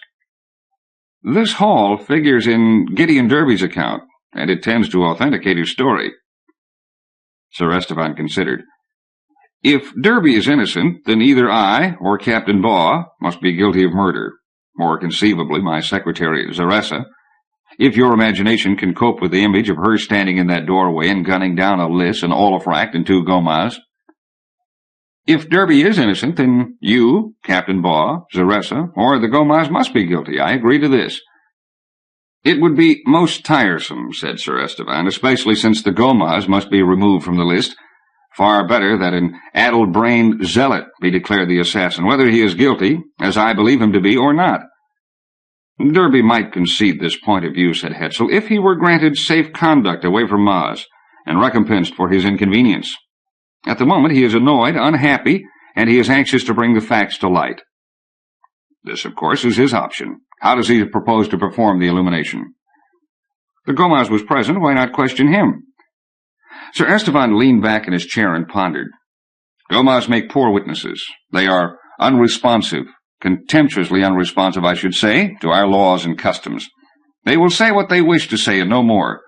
It is impossible to coerce a Gomas, and it is also impossible to appeal, shall we say, to his better nature. Incidentally, what was their business with the Triarchy?" "Before a statement could be made, the assassinations occurred." Hetzel thought to detect evasiveness. "Did they not state their business for your agenda?" "No." Sir Esteban's reply was curt. "And you yourself do not know what their business might have been?" "I would not care to speculate."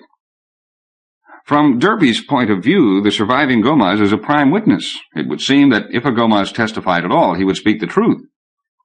"The truth as he saw it, by no means the truth as we see it." "Still, in all fairness, we should hear what he has to tell us." Sir Esteban hesitated a moment, then took up a schedule which he studied a moment. He punched a button on his telephone. The screen became bright. A face looked forth. A voice spoke. "Maz Transport?" "Yes, Sir Esteban." "Has the Route 5 carrier left on schedule?" "Yes, sir. Half an hour ago." "How many passengers were aboard?" "One moment, sir." 7 passengers. 2 Kaikash, 2 Iron Bellies, a Ubike, an Aksh, and a Yellow Hellion. "Look out into the corral. Do you see any Ubike?" "It's empty, sir. Everyone left on the transport." "Thank you." Sir Esteban switched off the screen. The Gomez is returned to his castle and must be considered inaccessible. Not necessarily. I can be on hand when the carrier puts him down and interview him there. Humph. Sir Esteban studied Hetzel a long 10 seconds. How will you communicate with him? You must have a suitable translator. Naturally, a valuable piece of equipment. I'll post bond on it if you wish. That's not necessary. Zaressa will get it for you. You can rent an air car from the tourist agency in Dogtown. He scribbled a note, handed it to Hetzel. That's your permit. They'll send one of their personnel with you. That's our invariable rule, to keep inexperienced people out of trouble. Mars is a dangerous planet, and naturally you go out at your own risk. The agency man will know how to find the U-Bike depot. Don't go near the castle, they'll kill you. At the depot you're safe enough. He looked at the schedule. You've got ample time. The carrier won't arrive in U-Bike until tomorrow afternoon. I want to look over the tape of the interview. Is that understood? Certainly. Now, one other matter. Sir Esteban glanced at his watch. I'm a bit pressed for time. I came here to Mars to inquire about Eistagam, as the concern is known. My principals are concerned by Eistagam's low prices. They fear that the Liss and the Olafrak are using Mars as a port of entry from which to flood the Gean markets. Sir Esteban's lip curled. You can assure them otherwise. Neither Liss nor Olafrak want contact with the Geans, or with each other. Then who or what is Eistagam? Sir Esteban spoke almost primly. I have heard the word mentioned, and I believe there is no illegality involved. You may so inform your principals, and they will have to trim their sails to the wind. Can you identify the directors of Eistagam, or tell me anything about their mode of operation? I'm sorry, sir, this is a matter that I can't discuss. On what grounds? Caprice, said Sir Esteban. That's as good a reason as any. I'm sorry that I must now terminate our discussion. Hetzel rose to his feet. Thank you for your courtesy. It has been a pleasure talking with you. Bring me back the translator tape. I'll want to check it over.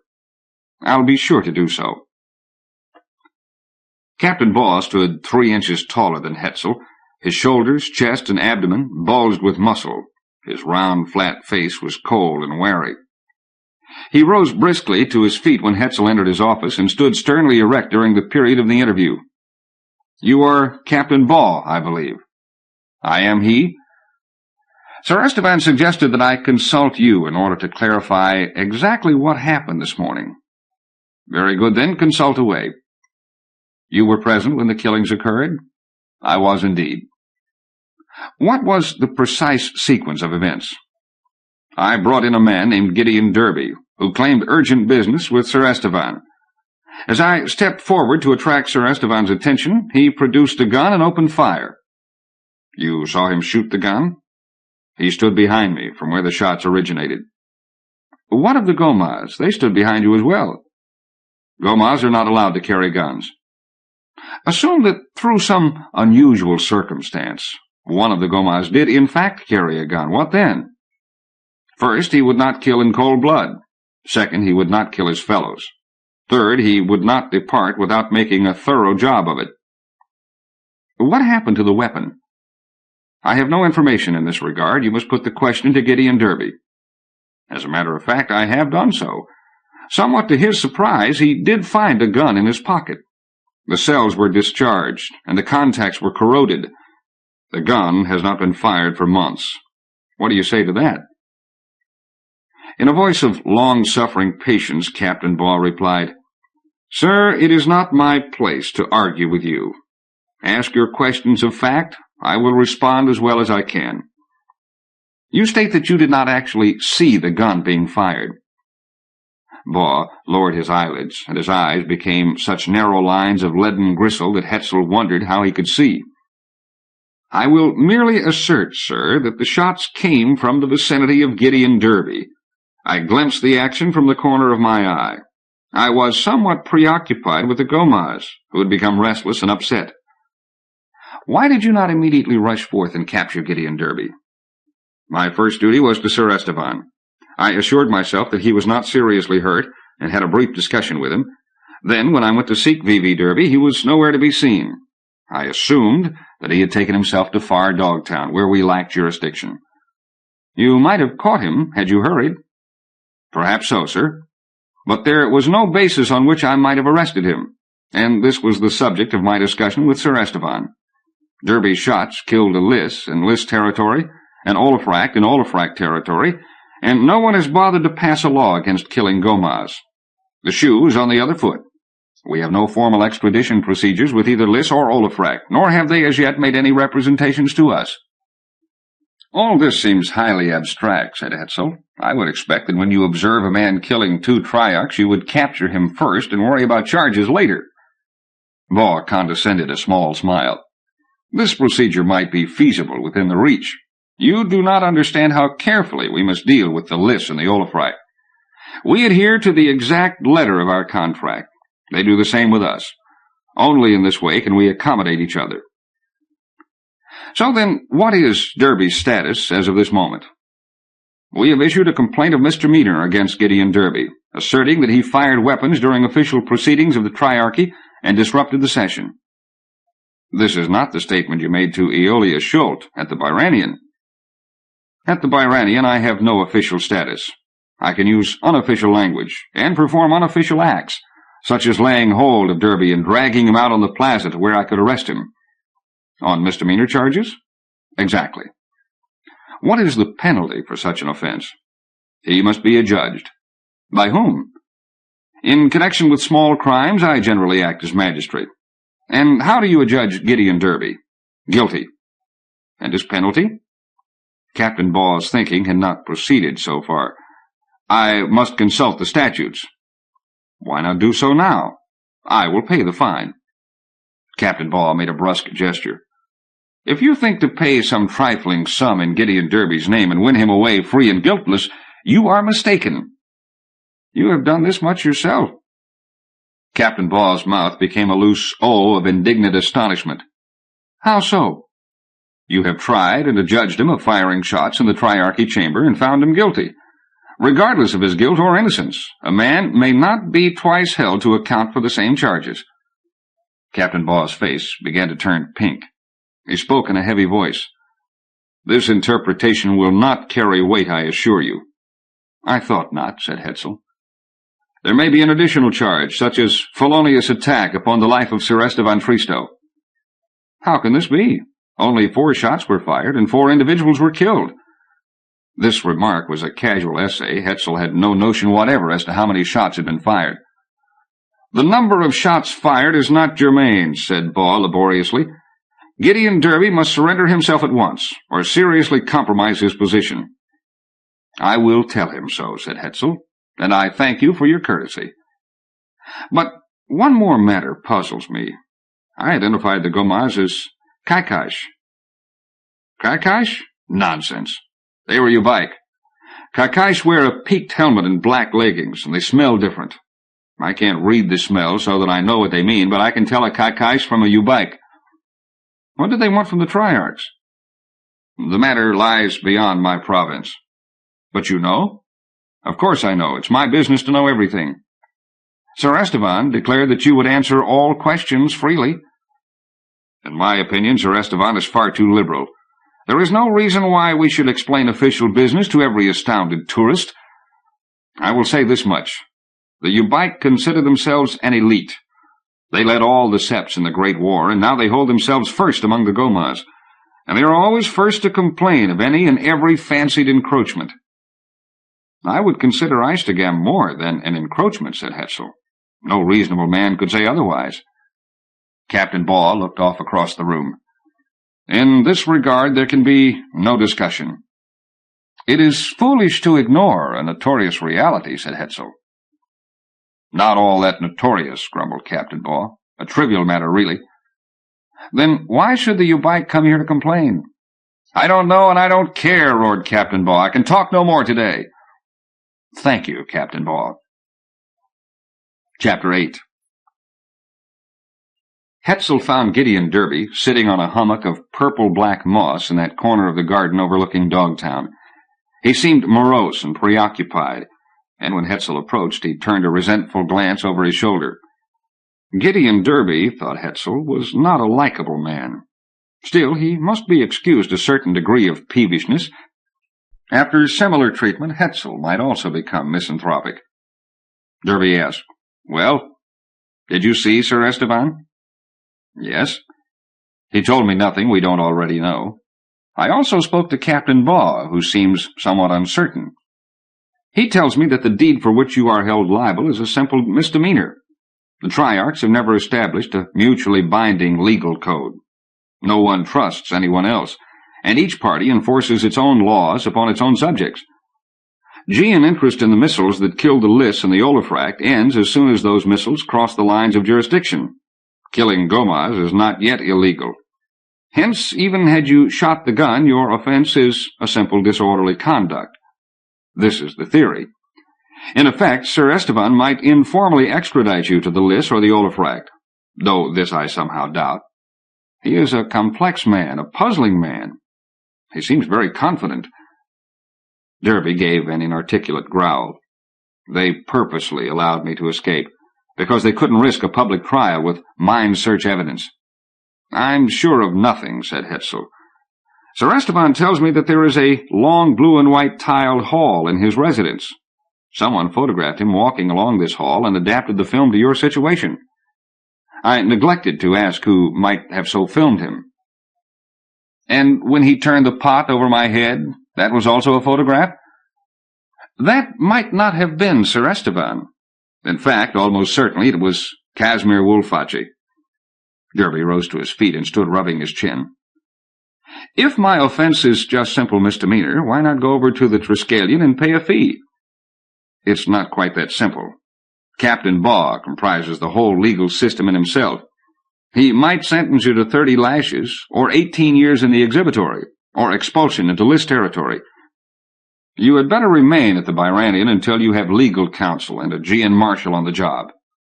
"That will be a month, maybe 2 months." "Do as you like," said Hetzel. "Shall I continue the investigation?"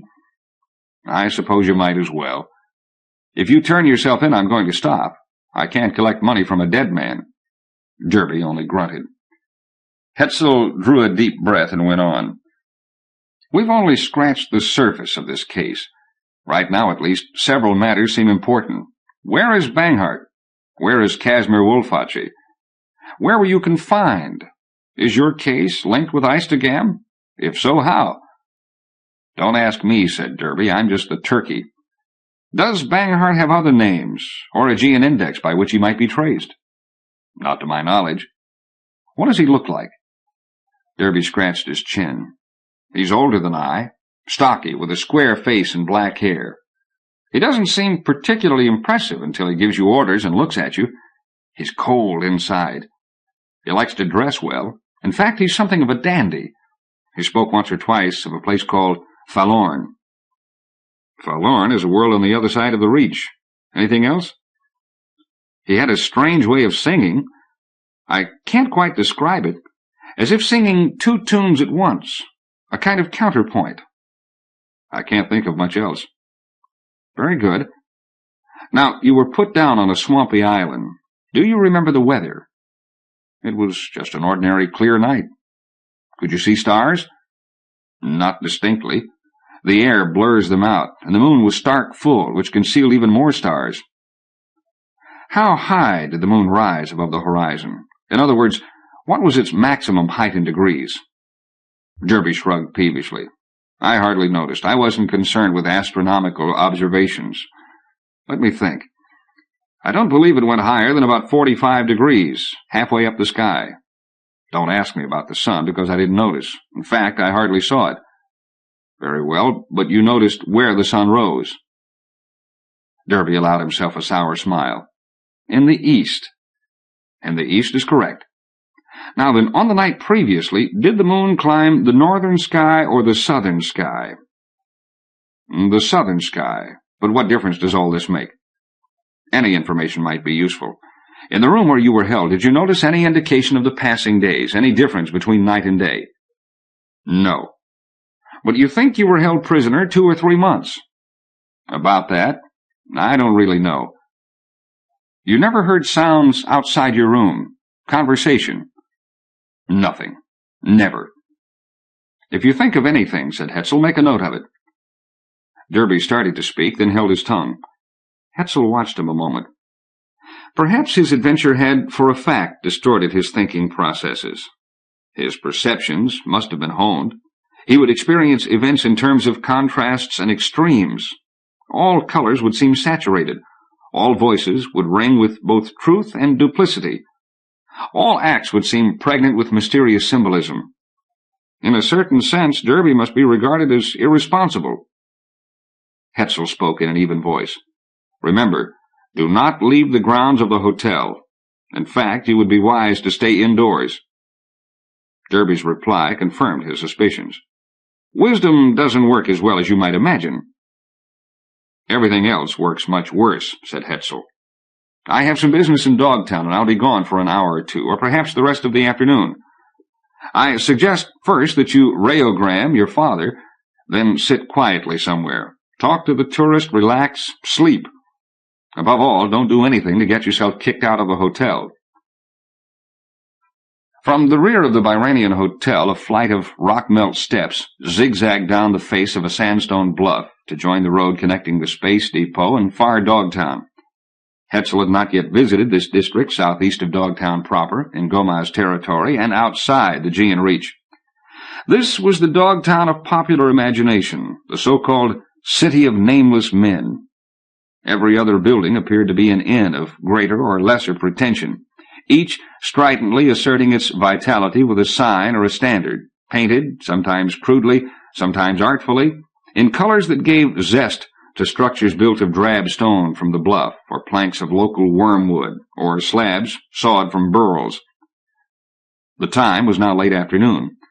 The folk of far Dogtown had come forth to take a draught of beer, or a flask of wine, or a dram of spirits, at rude tables before taverns, or under the acacias that grew down the center of the street. They sat alone, or in small groups of twos or threes, talking in confidential mumbles punctuated with an occasional guffaw or a jocular curse, eyeing each passer-by with stony, speculative gazes. Hetzel recognized garments and trinkets from 100 worlds. Here sat a man with hair and varnished ringlets after the fashion of Arbonetta. There sat another with the cropped ears of a destrinary. This man, with a slantwise velvet cap and the dangle of black pearls past his ear, might be a star-mender from Alaster Cluster. What would bring him so far across the galaxy? And those two girls, sisters or twins, with pale snub-nosed faces and orange hair. They seemed very young to be so far from Marmonfire. But most of the folk, taking their ease at the taverns of far Dogtown, wore garments much like those of Hetzel himself, the unobtrusive dress of the galactic wanderer, who preferred to attract a minimum of attention. The street took a jog and widened by a few yards. Here was a cluster of small shops, food markets, a pharmacy, and dispensary, a haberdasher with racks of ready-to-wear garments and crates of boots, shoes, and sandals, a newsstand with journals from various sections of the Reach. Hetzel felt a sudden, uneasy pang. Halting to study an offering of fraudulent identification papers and packets of counterfeit money, he managed to glance back the way he had come. But the man following him, if such there were, had stepped into a public urinal. Hetzel continued. His instincts were right more often than not, and if he were indeed being trailed, the fact should come as no surprise.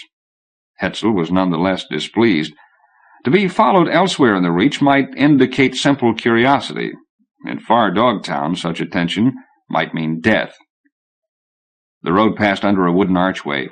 Far Dogtown became Dogtown, where Gean law prevailed. Hetzel proceeded to the central square and paused again to look behind him. Nothing, except the street, and a few individuals out upon their errands. Hetzel strolled around the square and proceeded past the Office of Tourist Information to a shop offering Gomaz boneware for sale. He sidled quickly into the dim interior. He could not be certain, but a dark form might have stepped into the acacia grove that occupied the center of the square. The proprietor approached, a frail old man in a white smock with lens cups over his eyes. "What would you care to examine, sir?" "These bowls here, what is their worth?" "Aha! These are adult Zaum skulls, with palladium rims and a palladium foot. Excellent craftsmanship, as you can see. The material is dense as stone, and, of course, has been carefully cleaned and sterilized. Think what a conversation you'll have when you serve your guests their broth. The price for a dozen is 150 SLU. A bit more than I care to pay, said Hetzel. Can't I outrage my guests more cheaply? Well, yes, of course. These ladles are fashioned from the skulls of foolish bantlings. Their play wars are as deadly as the efforts of the adults, as perhaps you know. No one had emerged from the acacia grove. Hetzel disliked such uncertainty. The ambience of far Dogtown no doubt had stimulated him to hypersensitivity. Back-scratchers are the shins and toes of very young bantlings. A clever and unusual article. Thank you. I will keep your recommendations in mind. Hetzel gave the square a last inspection. He stepped forth and walked to the office of tourist information. At the counter stood the same young woman to whom he had spoken previously. Today she wore breeches of beige velvet gathered at the ankles, a dark brown jacket with gold brocade, a gold fillet to confine her dark hair. Hetzel thought that she recognized him, but her voice was institutionally polite. Yes, sir, can I be of help? Are you able to produce an astronomical almanac? An astronomical almanac, sir? Any information relating to the movements of the Sun, the Moon, and Mars in their orbits should be sufficient. This little calendar shows the phases of the Moon. Will that help you? I'm afraid not. Hetzel gave the sketch a cursory glance. In just a minute, let me reconsider. The plane of the orbit of the Moon appears to cut the plane of Mars's orbit at right angles. Yes, it's quite unusual, so I'm told. In such a case, Hetzel reflected, the Moon would be at full when it crossed the plane of Mars's orbit directly behind Mars in relation to the Sun. Hetzel checked the calendar and noted the date of this occurrence. On this date, Gideon Derby had set on a swamp island with the Moon approximately halfway up the southern sky. Since the Moon at this instant had been very close to the plane of Mars's orbit, the latitude of the swamp island would be approximately 45 degrees north, plus or minus the tilt of the ecliptic plane. Perhaps, said Hetzel, you have a reference book that might provide general information in regard to Mars? The girl produced a pamphlet. If you explained what you wanted to know, I might provide the answer. You might, said Hetzel, but more likely not. Let me see now. The Mars year is 441 days, each of 21.74 standard hours. The plane of rotation is inclined 12 degrees to the plane of the ecliptic. Hetzel returned to the calendar. What is considered the middle of summer and the middle of winter? We don't have much of either. It's mostly a wet season in summer and a dry season in winter. It's now fall, and we're well into the dry period, lucky for you. When it rains a torrent. The calendar uses the standard month names, only here the months are 10 days longer than they were at home on Varsilla. Varsilla, the world of 9 blue oceans and 10,000 sea peaks and 11 million islands, and 12 billion sandflies and 16 billion glass nettles and 20 billion tourist villas. So you know Varsilla. Not well. Have you visited Palestria on the island? I never had occasion to leave Minas. That's a pity. The island is so beautiful and placid. Too placid, I used to think. But I wish I were there now. I'm bored with Mars. Anyway, Ulian is summer there and summer here. The months, naturally, don't come at the same time. Hetzel studied the calendar. The summer solstice occurred about the first day of Ulian. It appeared then that the moon had reached full, almost exactly at the autumnal equinox. Hence there would be neither subtraction nor addition of degrees, and the swamp island, if Derby's estimate were accurate, must be found somewhere near latitude 45 degrees north. The girl was watching Hetzel curiously. Have you reached an important decision? Her mouth showed an impish twitch. So, Hetzel said, you consider me solemn and foolish. Of course not. I never think thus of tourists. Hetzel merely raised his eyebrows. Can you show me a large-scale map of Mars, preferably a Mercator projection? Of course. She touched a dial and pressed a button. On the hard white surface of the wall appeared a map as tall as Hetzel and 12 feet wide. Is that satisfactory? Excellent. Where is Dogtown? The girl put her finger on the map. Here." She looked over her shoulder. "Excuse me a moment." She went back to the desk to deal with a pair of tourists in white suits and wide-brimmed white hats with souvenir emblems pinned to the ribbons. "Where can we see the Gomaz warriors in a real battle?" asked the man. "I'm hoping to get some shots for a travelogue." The girl smiled politely. "Battles aren't all that easy. The Gomaz refuse to keep us informed. Very churlish of them, of course." "Oh, dear," said the woman. "We promised everyone we'd bring back films. I understand we're not allowed in the tribal castles?" "I'm afraid that is so. But we've remodeled a number of ancient castles into very comfortable inns, which I'm told are very typical. I've never visited one myself." "Can't you arrange to find a battle for us? I very much wanted to film an authentic Gomaz war." The girl smilingly shook her head. "You'd probably be killed if you ventured that close." "Where would you say we have the best chance of seeing a good battle?" "I don't know what a good one would be like," said the girl. "Or a bad one either, for that matter. It's probably just a matter of luck. Misfortune might be a better word, because these affairs are very dangerous." Hetzel found latitude 45 degrees north. He traced it over oceans, mountains, uplands, and moors. 1,000 miles north of Axistel, a river flowing down from the northern moors wandered out upon a flatland and dissipated into 1,000 trickles and rills. This was the great Kick-Kitch Swamp. Hetzel inspected it carefully. Nearby, he noticed a black dot. The tourists departed. A door from the adjoining office opened, and a burly man looked forth. Beerus. Today he wore a modish suit of dark green twill with a black and scarlet cravat. "Yanika, I'm leaving for the day. Transfer all calls to my villa." "Yes, V.V. Beerus." "Mind you lock up well. Don't forget the back windows."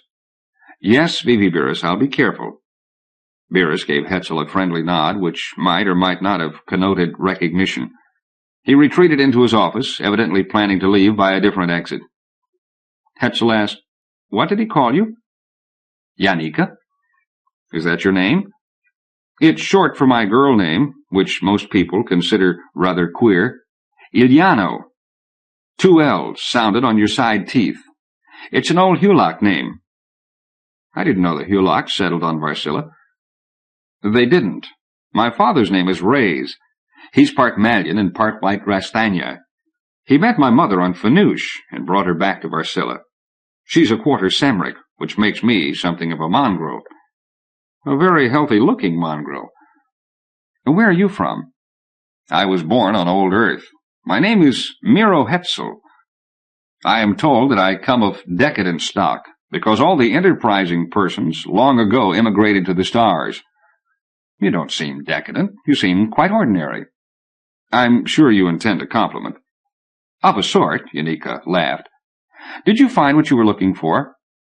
"I think so. What are these red stars?" "They're the sights of the touristic inns, all picturesque and comfortable, so I'm told. I've never visited any of them." "And what is this black circle?" "You'll see several of them on the map. They're ruins that are especially quaint, where V.V. Beerus wants to establish new inns." "The others do well?" "Moderately well. Lots of tourists insist upon a Gomaz war, which we can't produce. Of course, we've never tried, but I doubt if the Gomaz would take kindly to the idea." "The Gomaz are a humorless lot. I understand that I can rent an air car through this office. It's the only agency in Dogtown. You must have a clearance from Sir Esteban Tristo, and you must be accompanied by an official guide to prevent you from smuggling weapons or selling the air car. I have the clearance, and also a good idea. Why don't you come along as the official guide?" "Me? I couldn't stop you from smuggling weapons." "That's a restriction I'll agree to right now. No smuggling." "Well, it sounds pleasant. When did you have in mind?" "Tomorrow." "I'm supposed to work tomorrow, but that's no real problem. A substitute could take over. Where did you plan to go?" "Oh, I don't know. Off in this direction, I suppose. We could have lunch at this inn." "That's Black Cliff Castle, which is supposed to be very dramatic, but it's a long way off." She glanced sidewise at Hetzel. "It's actually more than a one-day trip." "All the better. Book a couple of rooms for us. Then we won't need to rush." "Are you doubtful?" Of your job or of me? Doubt is not quite the word. Janika laughed rather nervously. Caution? Apprehension? No, none of these. Oh, well, why not? I haven't been out of Dogtown in all the time I've been here. V.V. Beerus can fire me if he wants. I don't really care. How long have you worked here? Only 3 months. And just about ready to think, why not, again, and go back to Varsilla. Is V.V. Beerus so harsh a taskmaster? He has his crotchets. Janika put on as prim and stern an expression as her features were capable of forming. I must insist that I pay my own expenses. Just as you like, said Hetzel. The only person to profit will be a certain Sir Ivan Hackaway, who can well bear the expense.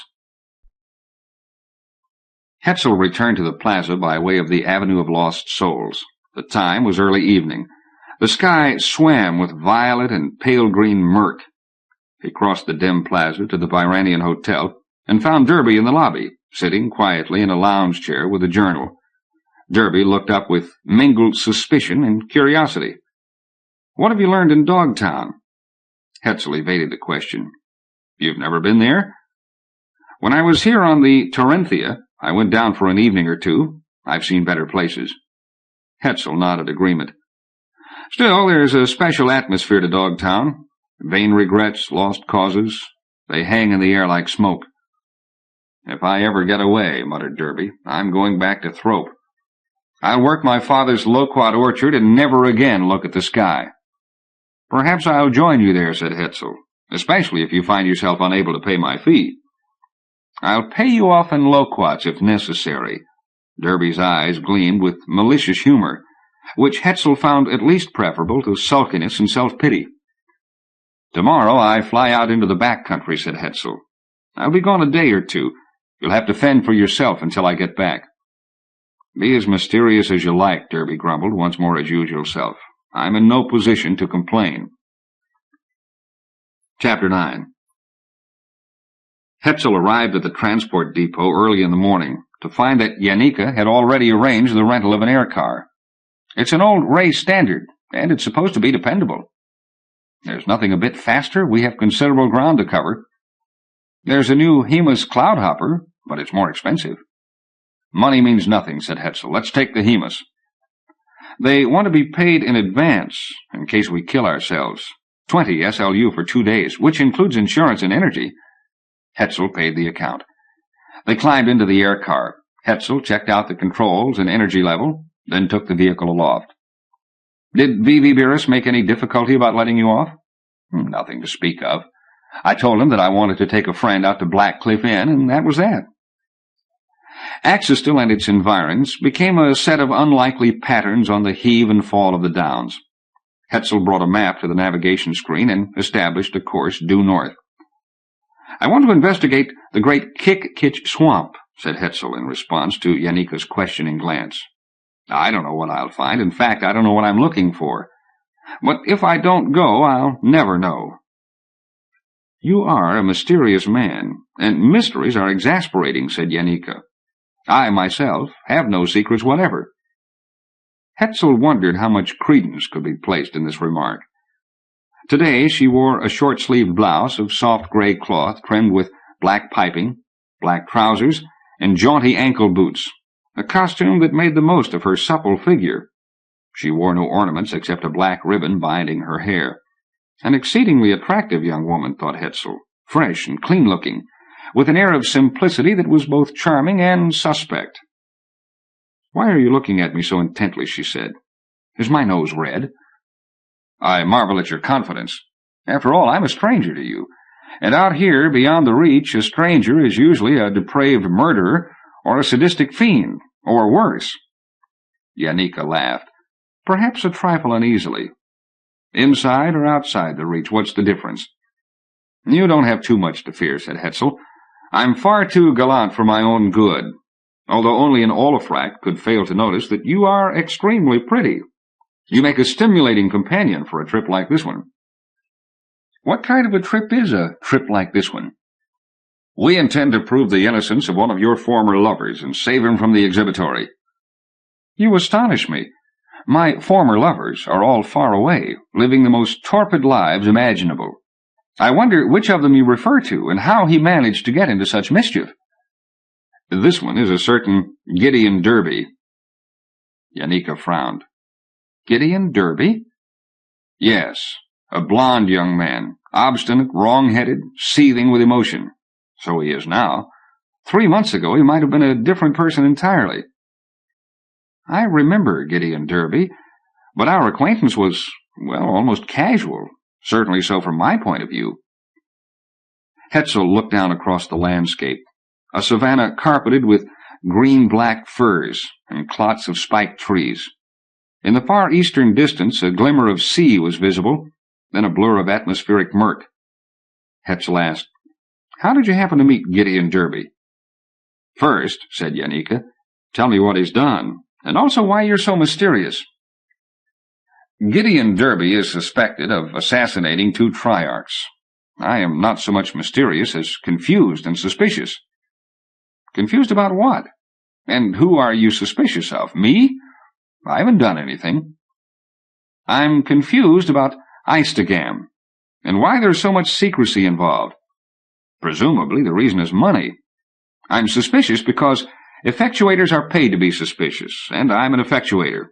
A high-class and expensive effectuator, needless to say. I'm suspicious of you because you were associated with Gideon Derby on Tamar, and here you are on Maz." "Sheer coincidence," said Yannicka. "Possibly. Why were you on Tamar?" "Tamar was where my money took me when I left Varsilla. I worked for a week in the central market at Twisselbane, and I worked another week in what they call their pageant of the foam, because it paid quite well. I had to dance and pose with not too many clothes on, occasionally none at all. While we were rehearsing, I met Gideon Derby, who told me he was a spaceman and lonely.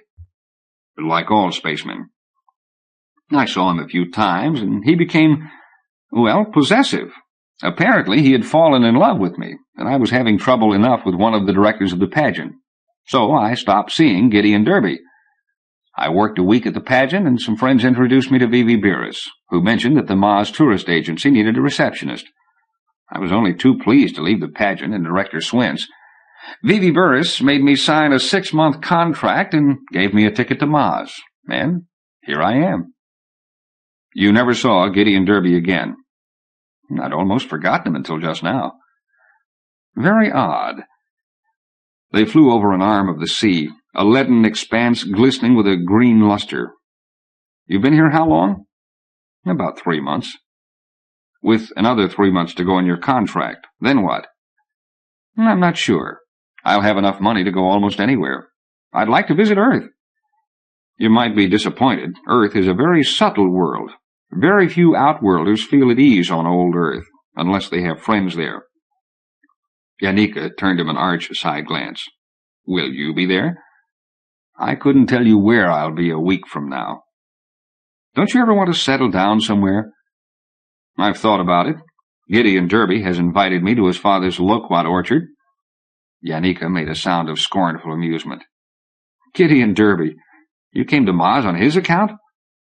"No, I came to learn something about Eistigam, but the two matters might be connected." Yannicka said, "Perhaps I'll become an effectuator. Seems like fun. One always stays in the best hotels and meets interesting people like myself, and there's always Sir Ivan Hackaway to pay the bills." "It's not always like this." "And what takes us out toward the great Kick-Kish swamp? Gideon Derby business or Eistigam?" "Both. And then there's another most peculiar element to the case, by the name of Casimir Wolfachi." The name seemed to mean nothing to Yannicka. For a period they rode in silence over a sprawling range of ancient basalt mountains, black crags protruding like rotten stumps from maroon detritus. Yannicka pointed. "Look yonder, the castle of the Vist." She took up binoculars. "Warriors are returning from a campaign, probably against the Shimrod, and the tourists have been cheated again." She passed the binoculars to Hetzel and showed him where to look. White skull faces bobbed and blinked under crested helmets of cast iron. Aprons of black leather swung to the motion of the legs. To the rear rolled 6 wagons pulled by 10-legged reptiles, loaded with objects Hetzel could not identify. "The Vists are flyers," said Janika. "The wagons carry their wings. They climb the mountains, put on their wings, and glide on the updrafts. Then, when they locate their enemies, I can't think of a better word, they swoop down and attack. Curious creatures. You know how they breed or mate?" "Sir Esteban gave me a pamphlet. In fact, you did too. I know that they are ambisexual, and that they go out to war in order to breed." "It seems a dreary life," Janika reflected. "They kill for love, and they die for love, all in a frenzy." "They probably consider our love life rather dull," said Hetzel. "My love life is rather dull," said Janika. "Vivi Swince, Gideon Derby, Vivi Beerus." Have patience. Somewhere among the 28 trillion folk of the Aegean Reach is Vivi Wright. Half of them are women, luckily. That cuts down the search by half. Janika took up the binoculars. "I might as well take a look out over the swamp right now. There might be some kind of fugitive or a divorcee out there." "What do you see?" asked Hetzel. "Nothing. Not even a Gomaz, whom I wouldn't consider anyway." They flew above a land of rolling moors with tarns of dark water in the hollows. Ahead, the course of the Dees River lay in languid curves and loops. Beyond spread the great Kick-Kitch swamp. Hetzel examined the chart with attention. Janika asked, "What are you looking for?" "An island 5 miles or so from the north shore, where Gideon Derby was marooned by a man named Banghart. Have you ever heard that name, incidentally?" "Not to my knowledge." 3 islands are possible. This one to the east," Hetzel indicated the chart, "this one in the center, and this to the west. The center island is closest to the black circle on the chart. That's the castle of the old Kanitsi sept, which was wiped out by the Ubike 200 years ago, and Kick-Kitch Inn, which is now closed down. We're coming in over the east island. Look for a path leading to the mainland." Hetzel circled the island, a hummock of 20 acres, crowned with a copse of iron trees and the tall rattling canes known as galango. There was no area suitable for discharge of cargo. No path led away to the mainland. The central island lay 20 miles north, an area somewhat larger with a level meadow marked and scarred as if by the arrival and departure of vehicles. Hetzel hovered over the meadow. "This is the place," he pointed. "That iron tree yonder. There Derby passed the night. And there, the path leading to the shore.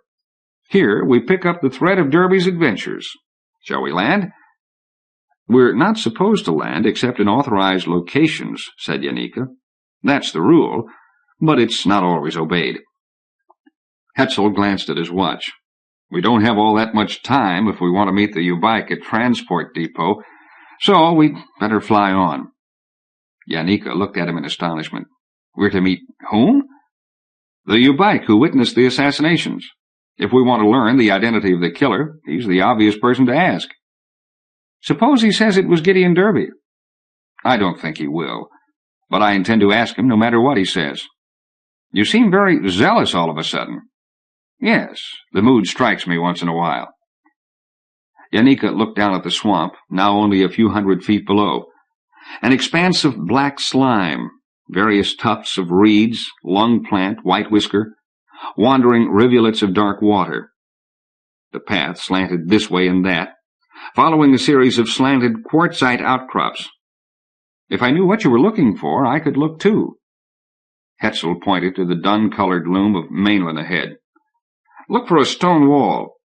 Gideon Derby found a stone wall and a gate, and Sir Esteban Tristo waiting for him. Except it probably wasn't Sir Esteban.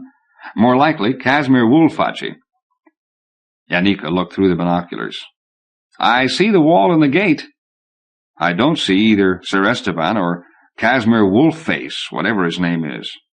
Now I can see the old Kanitsi castle. This is where Gideon Derby passed several memorable months, or so I suspect. He described some of his adventures to me. His chair ejected him to the floor. Sir Esteban emptied a chamber pot over his head. He observed you dancing upon the surface of his brain without any clothes on." One thing you can take as certain, said Yanika. I have never danced upon Gideon Derby's brain. And no question about this. You were evidently filmed at the pageant of foam on Tamar, and the sequences adapted to the circumstances here. Almost certainly, Casimir Wolfacci turned the pot over Derby's head, since Sir Esteban denies doing so. All in all, a curious set of experiences. Unless Derby is a madman, as I once suspected. They approached the cyclopean bulk of the ruined Canizzi castle. The roof across the vast central keep had long since rotted away. The 7 peripheral towers had tumbled to broken stubs, surrounded by detritus. The tower at the far western edge of the complex had been fitted with a new roof and structurally refurbished, evidently the disused tourist inn. Hetzel allowed the air car to drift quietly above the castle while he looked down through binoculars. He stared so long and so intently that Yanika at last inquired, "What do you see?" "Nothing very definite," said Hetzel. He put the binoculars in the rack and looked down at the ruined castle. In the shadows of the central keep he had observed a stack of crates, protected from the weather by a shroud of transparent membrane. Up from the castle rose a fume of danger, quivering like hot air. "I don't dare to land," Hetzel muttered. "In fact, I feel the urgent desire to leave before someone or something destroys us." He jerked the air car into motion. They skidded away to the west. Yanika looked back at the receding ruins. "This isn't quite the placid excursion I had expected. Perhaps I shouldn't have brought you. I'm not complaining, so long as I escape with my life." The castle of the extinct Canizzi became a dark smudge and disappeared into the murk. "The rest of the trip should be relatively uneventful. The U-Bike depot is safe ground, or so I'm told. The Olafractor and the List patrol might think you're trying to sell weapons and kill you. I've got Sir Esteban's translator. If necessary, I can explain." "Not to the List. They believe what they see, and they're most suspicious." "Well, they probably won't see us." "I hope not." The depot stood on a pebbly plain beside a white and orange target 100 yards in diameter. Mountain shadows loomed above the north horizon. To west and east, the plain extended into the blur of the sky. To the south, 2 miles from the depot, stood the castle of the U-Bike Sept. Like the Canizzi ruins, a bulk of awesome proportions. Parapets surrounded the central keep. An inner tower rose another 100 feet to a squat roof of sullen maroon tiles. 7 barbicans, taller and more slender than those of the Canizzi ruins, guarded the keep, each joined to the parapets by an arched buttress. The area under the castle flickered with motion. Gomas and Gomas bantlings at their routines and drills. Wagons rolled along an east road and a west road, loaded with what Hetzel took to be provender. There seemed to be flapping black forms in the air surrounding the outer towers. Down, down the figures drifted, darting, wheeling, diving, and swooping, occasionally by dint of furious effort, gaining altitude before once more gliding. Hetzel dropped the air car to the ground beside the depot. "We've got something less than an hour to wait if the carrier is on schedule." Half an hour passed. Across the sky came the carrier, an ellipsoidal compartment supported on 4 pulsar pods. It dropped to a landing at the exact center of the orange and white target. The entry port slid open, steps unfolded. A single figure disembarked. The carrier paused a moment, like a resting insect, then swept off at a slant to the south. Hetzel, meanwhile, had approached the U-Bike with the language translator. The U-Bike paused to assess the situation, wattles distended, but uncolored. He wore an iron collar which appeared to indicate status, and carried a sword of pounded iron in a harness over his back. Hetzel halted 10 feet from the U-Bike, as close as he dared approach. The U-Bike's wattles remained a pallid white, with a network of pulsing green veins indicating simple antagonism. Hetzel spoke into the translator. "You have just now returned from Axistil." The instrument produced a set of hisses and squeaks, fluting up into inaudibility and down again. The U-Bike stood rigid, the white bone of his face immobile, the eyes glowing like black gems. Hetzel wondered whether it might be taking telepathic counsel with its fellows in the castle. The U-Bike hissed, clicked, squeaked, The translator printed out on the tape. I have visited Axistil. What did you do there? I yield no information. Hetzel grimaced in frustration. I have come far to talk to you, a noble and notable Ubaik warrior. The translator evidently failed to reproduce the exact implications of Hetzel's remark, for the Ubaik emitted a hiss which the tape merely identified in red italics as anger. The Ubaik said, My rank is high, and more than high. I am a chieftain. Did you come to traduce me in the very shadow of my castle? Not at all, said Hetzel hastily. There has been a misunderstanding. I came respectfully to request information of you. I yield no information. I will express my appreciation with a metal tool.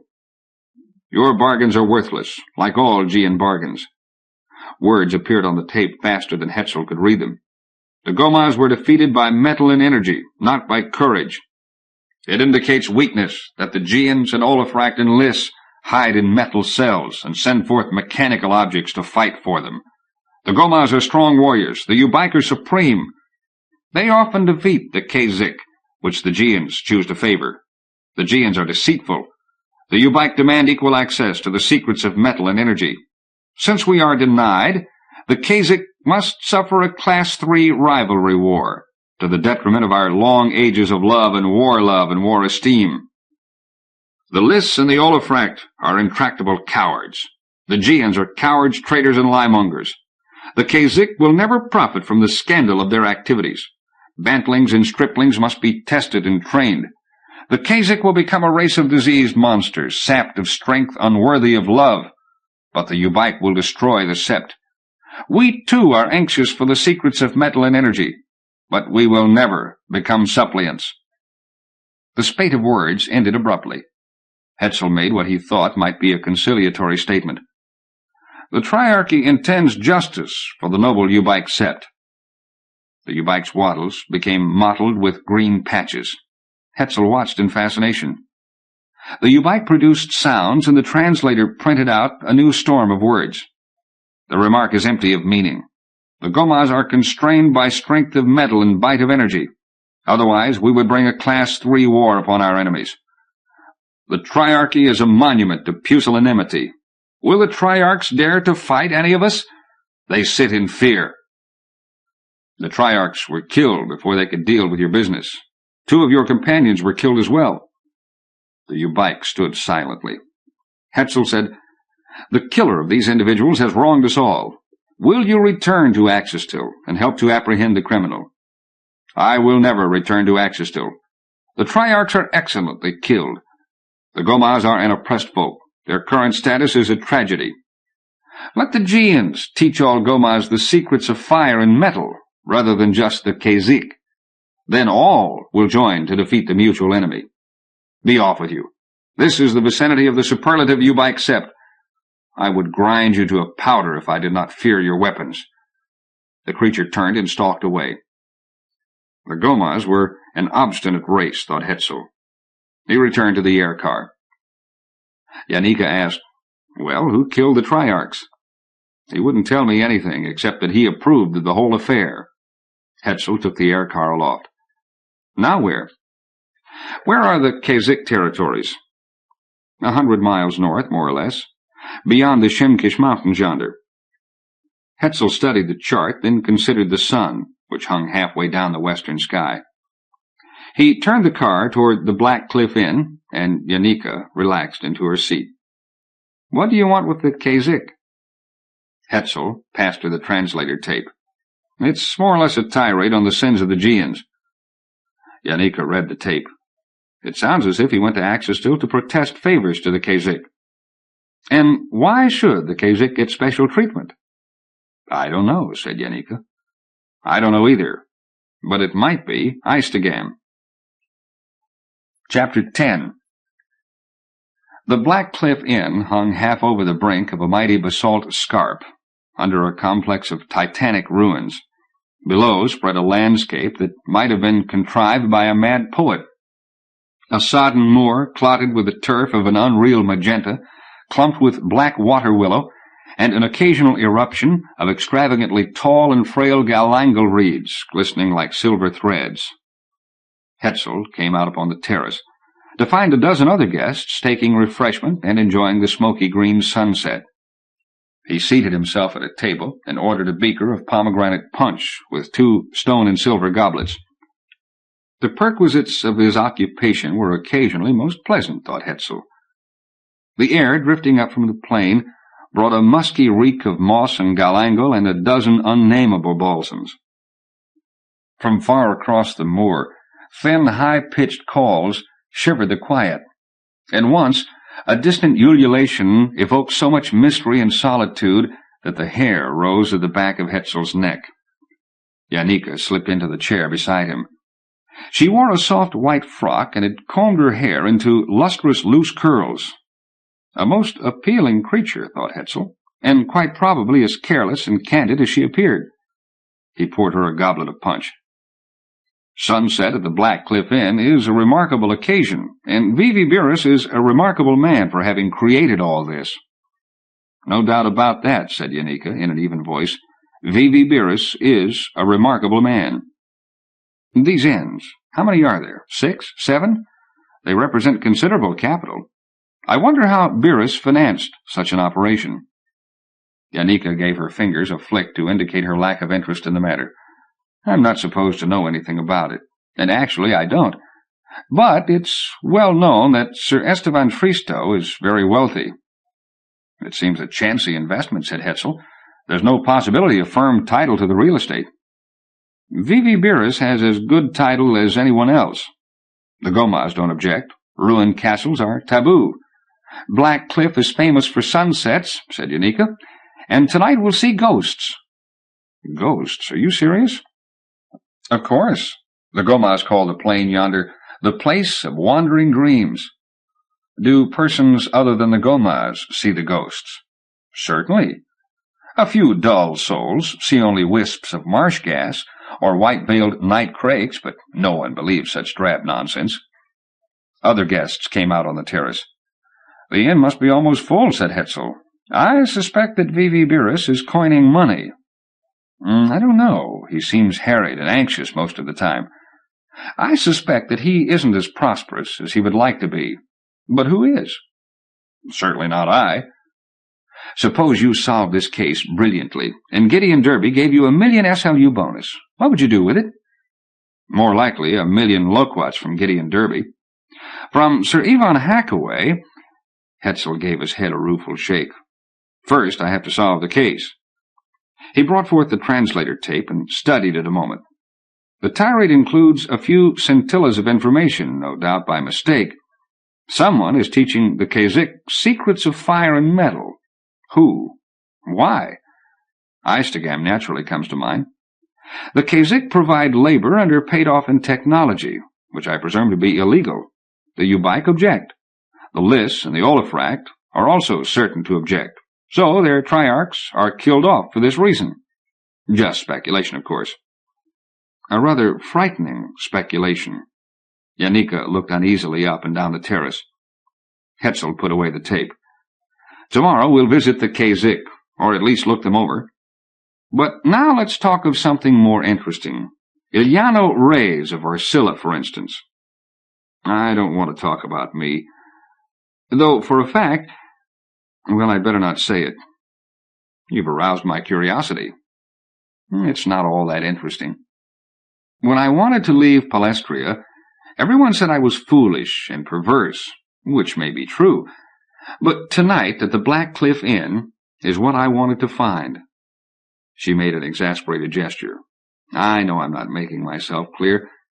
But look, up there hangs the green moon, and here we sit, looking out over the place of wandering dreams, waiting for ghosts, and drinking pomegranate punch. At home, I'd be doing something ordinary. No green moon, no pomegranate punch, no ghosts. Hetzel had no comment to make. For a period they sat in silence. Across the moon floated a gaunt black shape on slow-beating wings.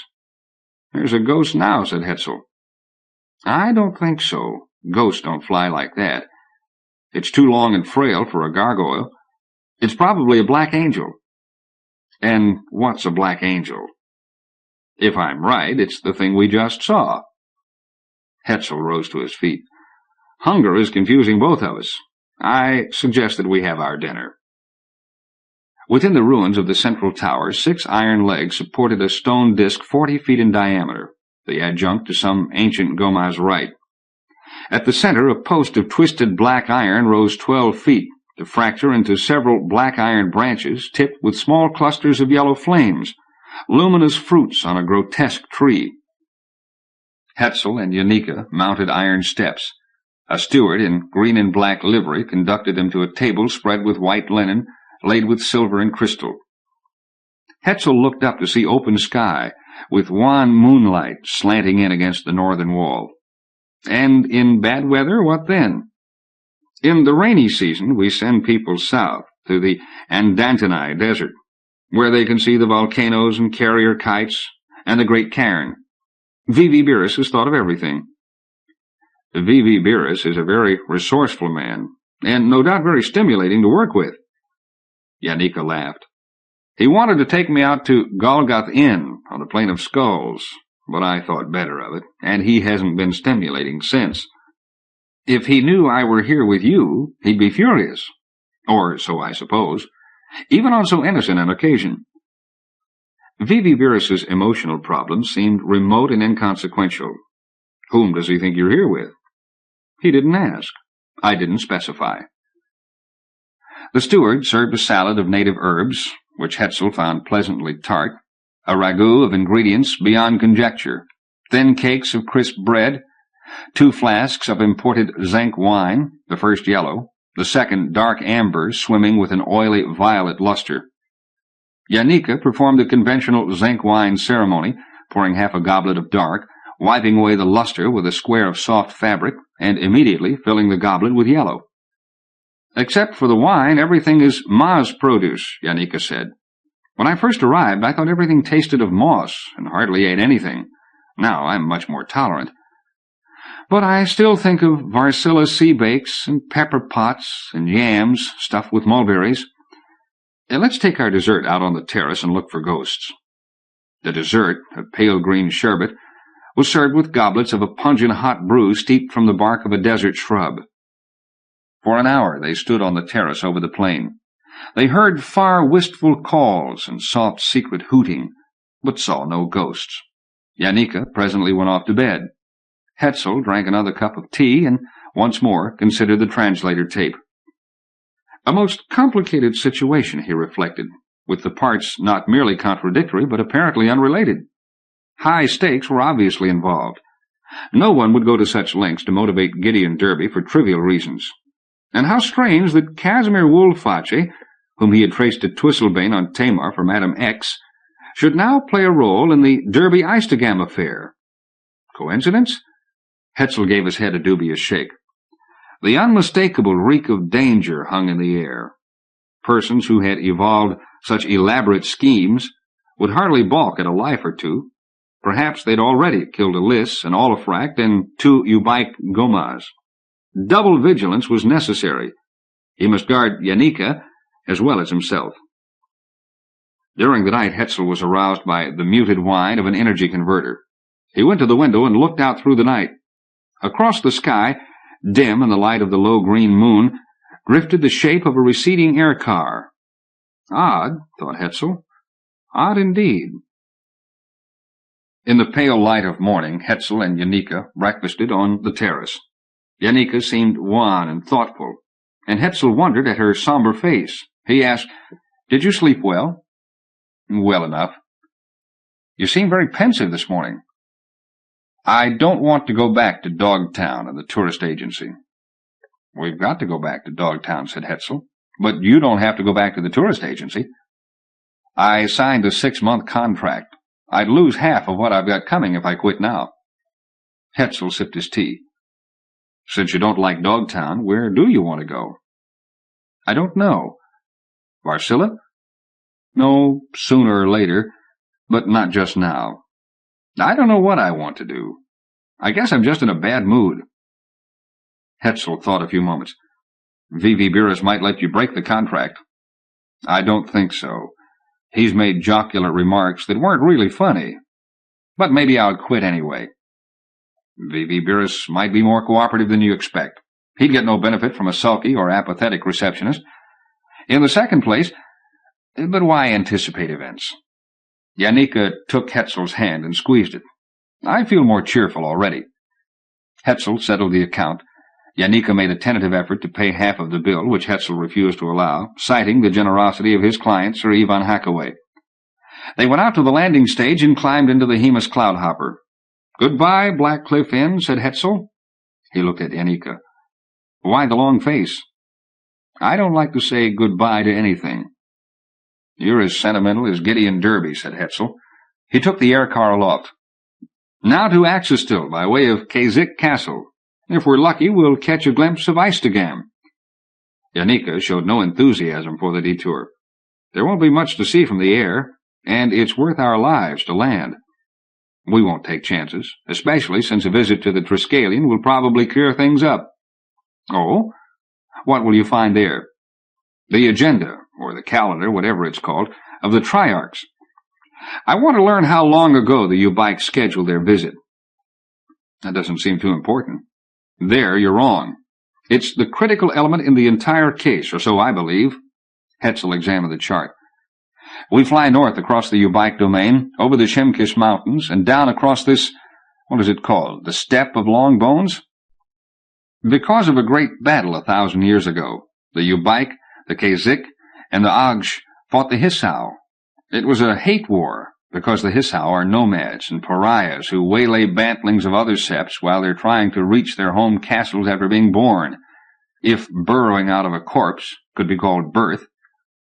How do the bantlings find their way home? Telepathy. Only about a third survived the trip. Seems a harsh system, Hetzel reflected. And the Gomaz would seem cruel and harsh, at least in human terms, because we're not fused telepathically into a single entity. Exactly.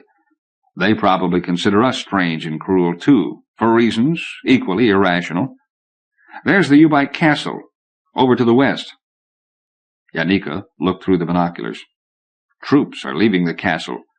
They're marching off somewhere, perhaps against the Kaziks, or the Kaikash, or the Agj.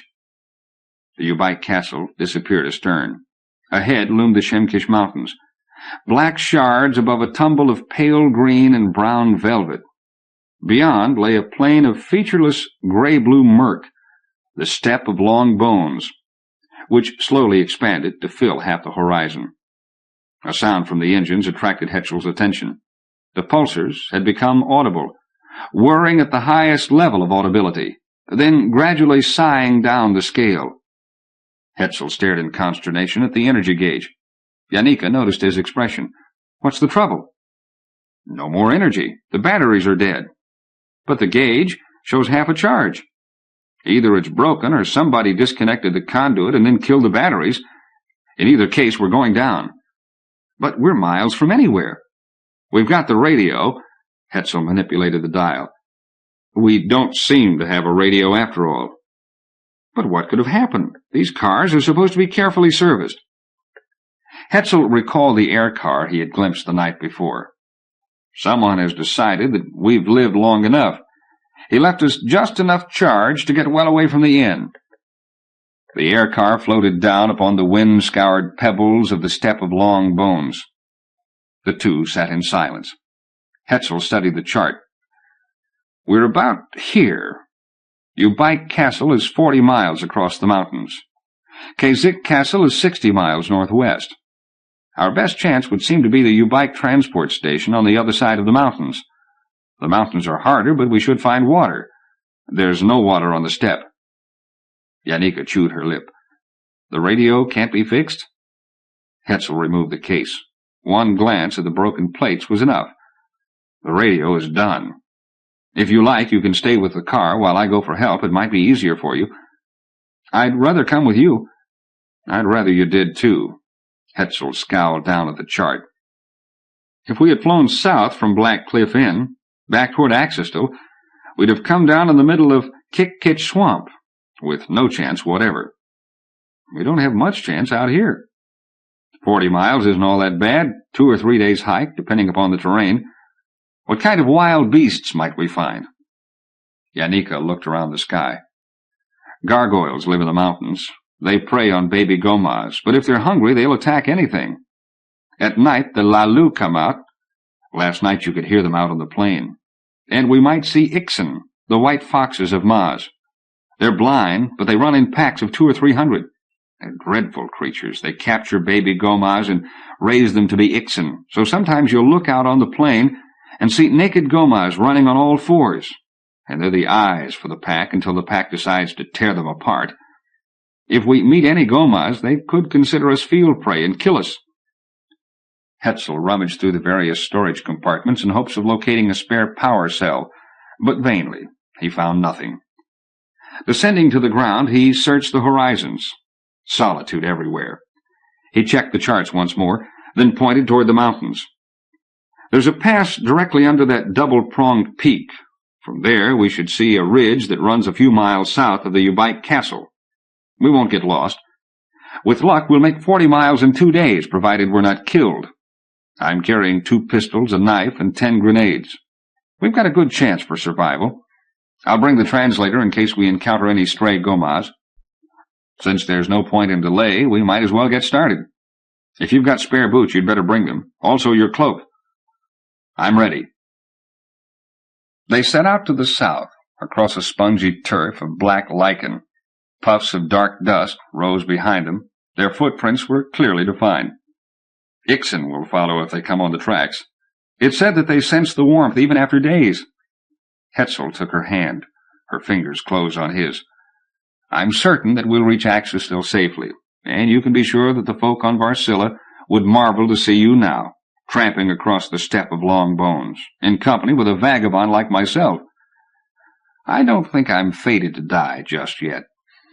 Who would do such a thing to us? Can't you guess? No. Gideon Derby? Unlikely. The Ubike? He would never think of such an exploit, and he knows nothing of air cars. What of Vivi Beerus? Yanika's mouth fell open. Why should he bear us malice? Because of me? Perhaps. I can't believe it. And never forget the air car belongs to the tourist agency, which is to say Vivi Beerus, and he loves his SLU. In due course all will be made known. Meanwhile, if you see anything edible, by all means point it out. I'm hardly an authority on such things. I've heard that just about everything is poisonous. We can travel 2 days, or 3 or 4 if necessary, without food. Yanika said nothing. They walked on in silence. Hetzel reflected that all his residual oddments of suspicion in regard to the girl might be dismissed. She would hardly subject herself to hardship of such magnitude. On the other hand, if she were the accomplice of Vivi Beerus, he might well elect to rid himself of her as well as Hetzel. The sun rose toward the zenith. By insensible degrees, the Shemkish peaks and ridges came to dominate the sky. Meanwhile, terrain grew ever more difficult, from pebbles and sand and fields of black lichen, to low slopes grown with prickle bush and black waxweed, and the outlying spurs of the foothills. 3 hours of climbing brought them to the crest of a ridge, where they rested and looked back the way they had come. Yanika leaned against Hetzel. He put his arm around her. Are you tired? It's something I've decided not to think about. Very sensible. We've come a good distance. He looked through the binoculars northward over the steppe. I can't see the air car anymore. Yanika pointed off across the distance. Look over there. Something is moving. I can't make out what it is. Gomas, marching in a column with 4 wagons. They're heading in our general direction, but to the west. They'd be Kaziks, said Yanika, out patrolling, or maybe off to raid the Ubike, or one of the septs west of the Ubike. I forget what they call themselves. How many do you see? Too many to count. Several hundred at a guess. We'd better get moving. For a period the way was easy, up the ridge, then across a narrow plateau. Beyond rose the main bulk of the Shemkish Mountains, with the landmark crag prominent. At a freshet of water they drank, then continued to climb, now resting frequently. It'll be easier coming down the other side, said Hetzel, and a lot faster. If we ever reach the top, I'm starting to worry about the next 10 steps. We'd better go on before our muscles stiffen. Like you, I'm not accustomed to this mountain climbing. The sun moved around the sky. 2 hours before sunset, Hetzel and Janika toiled up from a vine-choked ravine and out on an upland meadow, watered by a small stream. Gasping, sweating, smarting from scratches, stings, and bites, they sank down upon a flat rock. A sward of small heart-shaped leaves carpeted the meadow. 100 yards east stood a forest of growths that for the most part Hetzel could not name. A few bloodwoods, with trunks dark red and clotted black foliage, purple tree ferns, clumps of giant galangal reeds. A quarter-mile west stood an even denser forest of bloodwoods. Certain areas of the meadow had been trampled, and an odd reek hung in the air, an odor musky and foul, which Hetzel associated with organic decay, although nothing dead was immediately visible. From time to time, on their way up the mountainside, they had glimpsed wild creatures, bounding black weasels, all eyes, hair, and fangs. A long, low creature like a headless armadillo, creeping on 100 short legs. White grasshopper-like rodents, with heads uncomfortably similar to the crested white skulls of the gomas. A torpid reptile 20 feet long had watched them pass with an uncanny semblance of intelligence. In the ravine they had disturbed a shoal of flying snakes, pale, fragile creatures, sliding through the air on long lateral frills. They had seen neither ixen nor bantlings, and nothing but thorns and insects had caused them discomfort. Hetzel now noticed a dozen square-winged shapes wheeling through the air, with heads drooping on long muscular necks. Gargoyles. They had glided down from a high crag to swoop and circle 100 feet above the eastward forest. Most unpleasant creatures, thought Hetzel. Their flight, so he noted, seemed to be bringing them closer to the meadow. Hetzel now became aware of a strange, strident sound, shrilling up and down, in and out of audibility, to a complex cadence that Hetzel could not quite grasp. He knew at once what the sound portended. "Gomas," whispered Janika. "They're coming toward us." Hetzel leaped to his feet. He looked this way and that for a covert. The ravine from which they had only just emerged would serve. More appealing was a tooth of rock a few yards north, a little crag of rotten basalt, luxuriantly grown over with iron plant. He took Janika's hand. They scrambled up the crag and threw themselves flat on the crest under the massive black leaves. At the same instant, the gomas emerged from the east forest, a column 4 abreast, marching to a skew-legged goose step. At the east bank of the stream, the gomas halted. The ululating whine of their song diminished into inaudibility. They broke ranks and went to wade in the stream. Janika whispered in Hetzel's ear, "They're U-Bike, a war party." Hetzel peered down at the gomas. "How do you know they're U-Bike?" "By the helmets. Look. See that one standing off to the side? Isn't he the one who just returned from Axistil?" "I don't know. They all look alike to me."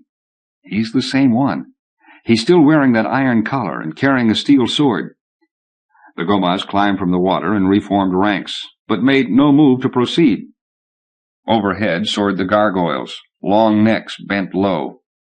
Hetzel pointed to the forest of bloodwoods at the western end of the meadow. More gargoyles. A second band of gomas marched into view, singing their own wavering, whining polyphony, followed by a train of 4 wagons. "The Kazik," Janika whispered. "The same band we saw this morning." The Kazik marched forward as if the U-Bike were invisible. At the edge of the stream they broke ranks, as the U-Bike had done, and waded into the water. The U-Bike stood rigid and motionless, and presently the Kazik returned to the west bank of the stream and reformed ranks. They, too, stood stiff and stern. 3 minutes passed, during which, so far as Hetzel could see, neither U-Bike nor Kazik twitched a muscle. Then from the Kazik ranks a warrior stepped forth. He paced up and down along the west bank of the stream with an odd strutting motion, raising high a leg, extending and placing it upon the ground with exaggerated delicacy. From the U-Bike ranks came a warrior, who strutted in similar fashion along the east bank of the stream. 3 more Kazik came forth, to perform a set of bizarre postures of a significance totally incomprehensible to Hetzel. 3 U-Bike performed in similar postures on the east bank. "It must be a kind of war dance," Hetzel whispered. "War dance or love dance." On each side of the stream, while the white sequin of sun sank down the darkening green sky and the wind sighed through the bloodwood trees, the Gomaz warriors strutted and postured, swayed, dipped, and jerked. They began to sing, at first a whisper, then a fluting louder and more intense, then a throbbing wail which sent chills up and down Hetzel's skin. Janika shuddered and closed her eyes and pressed close against Hetzel. The song vibrated up and out of audibility, then stopped short. The silence creaked with tension. The striders and dancers wheeled quietly back to their ranks. The engagement began. Warriors leaped the stream, their jaws clattering together, to confront an opponent. Each feinted, ducked, dodged, attempting to grip his adversary on the neck, with the mandibles now protruding from his jaw sockets. Hetzel turned away his eyes. The spectacle was awful and wonderful. Screams of passionate woe, wails of exultation tore at his brain. Janika lay shuddering. He put his arm around her and kissed her face, then drew away aghast. Had he been swept away on a telepathic torrent? He lay stiff, clenching his mind against the tides of murderous, erotic fervor. Victors began to appear, those who had gripped their opponents' necks either to cut a nerve or inject a hormone, for suddenly the defeated warrior became submissive, while the victor implanted its spawn into the victim's thorax, then ate the nubbin at the back of the limp creature's throat. The battle ended. From the meadow came a new sound, half moan, half sigh. Of the original combatants, half remained alive. Originally there had been more Kazik than Ubaik, as was now the case. But the Kazik showed no disposition to attack the survivors, who included, so Hetzel was pleased to see, the chieftain who had witnessed the assassinations at the Triskelion. Overhead, the gargoyles circled, then one by one wheeled off and flapped away to the crags. "When the war is fought for hate," said Janika, "there are no survivors among the losers, and the gargoyles carry off the corpses. But the Ubaik and the Kazik will leave guards until the infants break out into the air." She looked at Hetzel in consternation. "What about us? How will we get away?" "If necessary, I have my gun," said Hetzel. "We'll have to spend the night up here. There's probably no better place in any event." A moment or two went by. Janika looked sidewise toward Hetzel. "A little while ago you kissed me." "So I did." "Then you stopped." "I was afraid that the Gomaz telepathy was getting to me. It didn't seem dignified. There's no telepathy now, of course." Hetzel kissed her again. "I'm tired and dirty and miserable," said Janika. "I undoubtedly look awful." "The formality in our relationship seems to be breaking down," said Hetzel. "What would they say in Varsilla if they could see you now?" "I can't imagine. I don't want to imagine." Chapter 11. The night was long and dreary. Hetzel and Janika, wrapped in their cloaks, slept the sleep of exhaustion. At dawn they awoke cramped and sore and chilled. Hetzel peered out over the meadow. The Ubaik huddled east of the stream. The Kazik had formed a similar group to the west. With the coming of daylight they brought forward their wagons and unloaded cauldrons of food. The Ubaik crossed the stream and ate on even terms with the Kaziks, then returned to where they had passed the night. For a few minutes they wandered the meadow, examining the corpses of the previous evening's battle. Then they began a colloquy, half telepathic, half through the medium of whistles and trills. The Ubaik chieftain seemed to present a fervent exhortation. The Kaziks also deliberated together, then began to whistle derisively at the Ubaik, who became stiff and haughty. The chieftain began strutting and stalking, but to a quicker pulse than on the evening previously. No longer did the warriors seem to preen. They moved curtly. Their gestures were harsh and emphatic. The singing started, staccato phrases, shrill and domineering. Down from the crags came the gargoyles, to soar with drooping necks, peering intently at the events below. The singing halted. The warriors formed ranks as before. Hetzel suddenly jerked to his feet. "They'll see you," said Janika. "I can't let that Ubaik get killed. He's the only dependable witness. Also, I like the look of those wagons. Come on down. Hurry before they start to fight." They scrambled down the backside of the crag. Hetzel stepped out upon the meadow. "Halt!" he spoke into the translator with the volume at full. "The battle must cease. Break your ranks. Obey me, because I have weapons to kill all here and leave all corpses for the gargoyles." Hetzel raised his hand to the sky. 1, 2, 3 gargoyles exploded in gouts of purple flame and black smoke. A few charred fragments fell to the ground. Hetzel pointed to the Ubike chieftain. "You must come with me. I will tolerate no more of your unrealistic arrogance. We will ride in the Kazik wagons. They will take us to the Kazik transport depot. Kazik, prepare to march. Ubike, disperse. Return to your castle. But both sides may leave guards to protect the bantlings."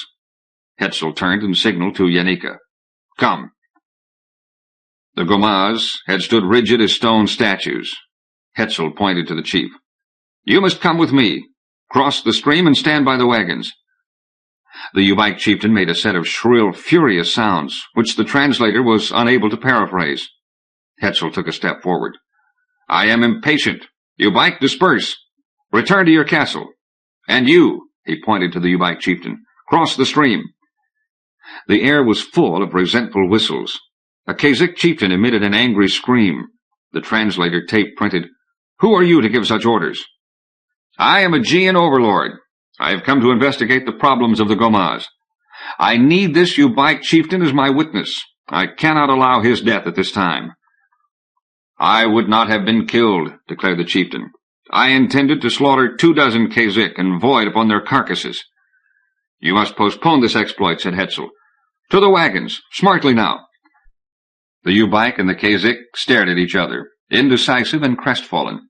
Hetzel said, "Who does not wish to obey me? Let him step forward." Neither Ubike or Kazik moved. Hetzel pointed his gun and destroyed 2 corpses, a Ubike and a Kazik. A wail of awe and horror arose from the Gomaz. "To the wagons," said Hetzel. The Ubike chieftain trudged ungraciously to the Kazik wagon. The remaining Ubike moved across the meadow and stood in a restless group. The Kazik, without hesitation, formed ranks and marched westward. Hetzel, Yanika, and the Ubike chieftain climbed upon a wagon which lurched off after the warriors. "This is somewhat better than walking," said Hetzel. "I agree," said Yanika. The wagon rolled down from the heights, with the Ubike crouched in surly silence. Suddenly it hissed forth a set of emphatic polysyllables. Hetzel looked at the translator printout, which read, "Since alien creatures come to Mars, events go topsy-turvy. In the old days, conditions were better." "Events still go well enough for the Gomaz," said Hetzel. "If they had not gone forth on a mission of conquest, they would not now be subject to control." "Easy for you to say," was the response. "We conquer because this is our style of life. We do as we must." "We defend ourselves for the same reason. You can be thankful that we have not destroyed the Gomaz race, as the Liss would prefer. The Aegeans are not callous murderers. Hence, I ask your aid in fixing guilt upon the Triskelion assassin." "It is a trivial matter." "Who, then, was the assassin?" "A Aegean." "But which Aegean?" "I do not know." "Then how do you know it's a Aegean?" "I can show the fact, and then my duty to you is complete. No more need be said." The Kazik warriors uttered sudden screams of excitement. Hetzel stood up in the wagon, but saw only the Shimkish slopes and the stony gray steppe. The Kazik goaded the draft worms. The worms rumbled and bounded along the trail, the worms humping and collapsing, humping, collapsing, humping, collapsing. Hetzel spoke a question into the translator. "Why the sudden excitement?" "They have now discovered the Ubike plot." "What plot?"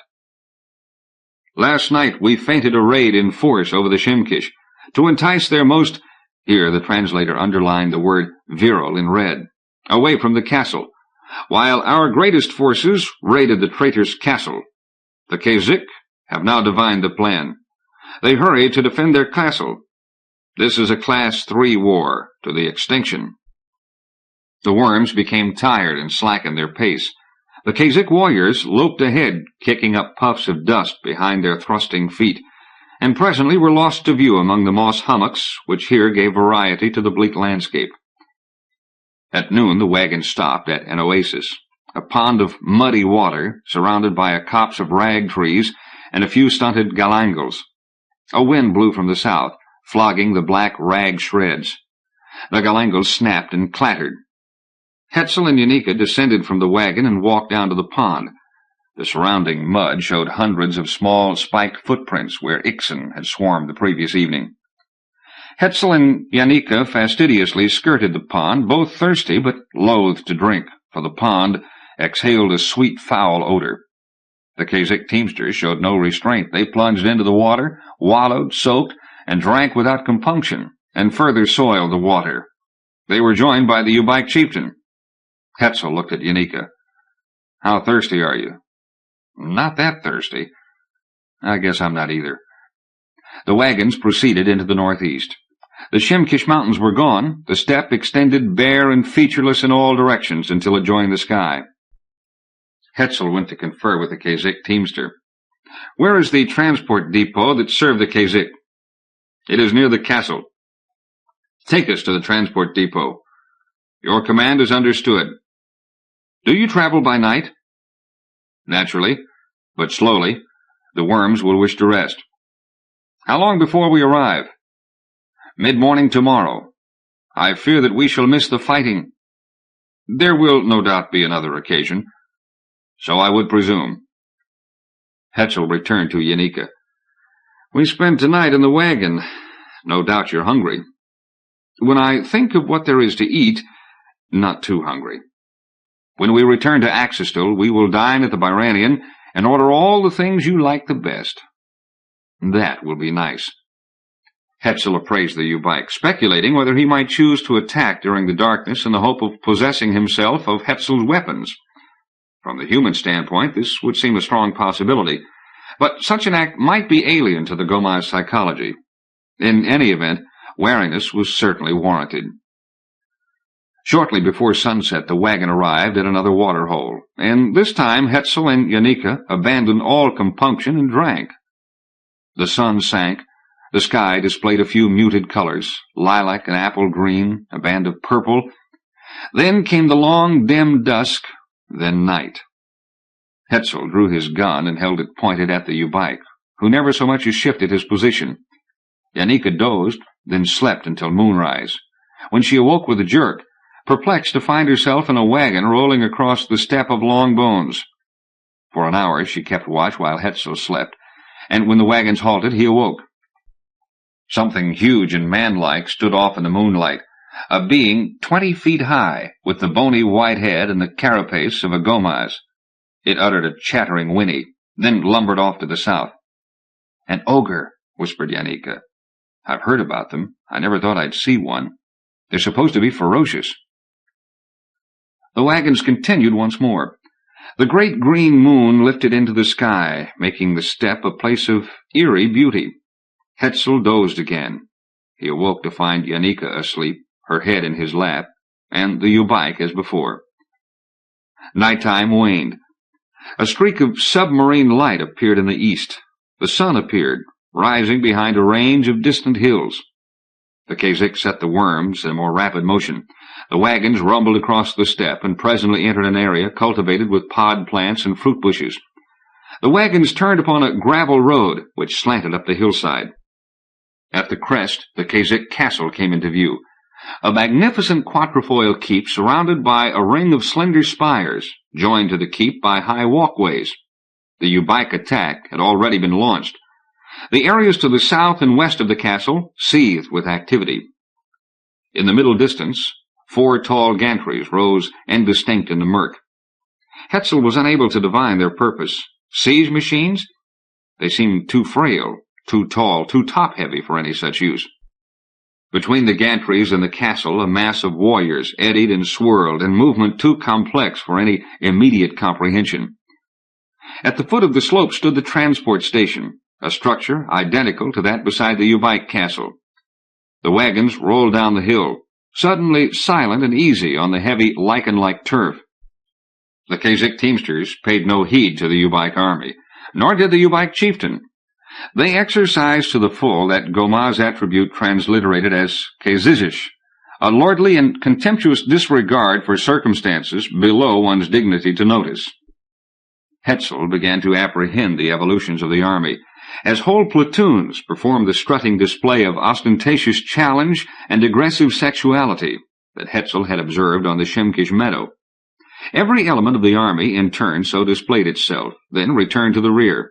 Meanwhile, the great wooden gantries moved closer to the Kazik castle, sliding on timber rollers. The wagon halted by the transport station. Hetzel, Yanika, and the Ubaik chieftain alighted. The wagons proceeded toward the Kazik castle, passing within 50 yards of the posturing Ubaik warriors. Each party ignored the others. The front of the depot displayed a placard printed in those red and black ideograms developed by men to communicate with the Gomaz. Yanika puzzled out the significance of the marks. "We're in luck, I think. The carrier arrives at middle afternoon on alternate days, and unless I've miscalculated, today is the day. What time is it now?" "Just about noon. I feel as if we've been gone months. I won't say that I've regretted this adventure, but I'll be glad to see civilization again. I'll enjoy a bath." "I'll enjoy arriving alive," said Hetzel, "to the dismay of our enemies." "Enemies? There must be at least two, one of whom is almost certainly V.V. Beerus, or, as Gideon Derby knew him, Banghart. Then there is Casimir Wolfache." "Yes, this mysterious Casimir Wolfache. Who is he?" "He is a component of one of the strangest coincidences in human history, with trillions upon trillions of persons across the Aegean Reach. Why should Casimir Wolfache appear in 2 successive cases? I will enjoy talking to him. Another matter occurs to me. If the Ubaik destroy the Kazik and their castle, the Neistigam will also be destroyed, whereupon my responsibilities on Maz are dissolved." "And then you'd be leaving? With poor Derby in the exhibitory?" "Naturally, that matter would have to be clarified. I can't understand the purpose of those wooden towers. They must be offensive machines of some sort." The great gantries were brought forward and ranged in a half-circle 50 yards from the Kazik castle, and it could now be seen that they stood as tall as or taller than the outer towers. The strutting bands of Ubaik formed themselves into rigid formations. On the castle parapets, the Kazik stood quiet. Yanika hunched her shoulders. "I don't think I'm telepathic, but something is happening that I can almost feel, or hear. It's as if they're singing, or reciting some terrible ode." "There go the Ubaik up the towers." "They're the flyers. On the top platform they'll strap on their wings. The Kazik are waiting." The Kazik flew first. Over the parapets, launched by some invisible device, came a dark shape soaring on wings of black membrane. The flyer convulsed his legs, kicked. The wings twisted and flapped. The flyer swung in an arc to gain altitude where the west wind was deflected upward by the castle wall and a curving ramp below. Another Kazik flyer darted into the sky, and another and another.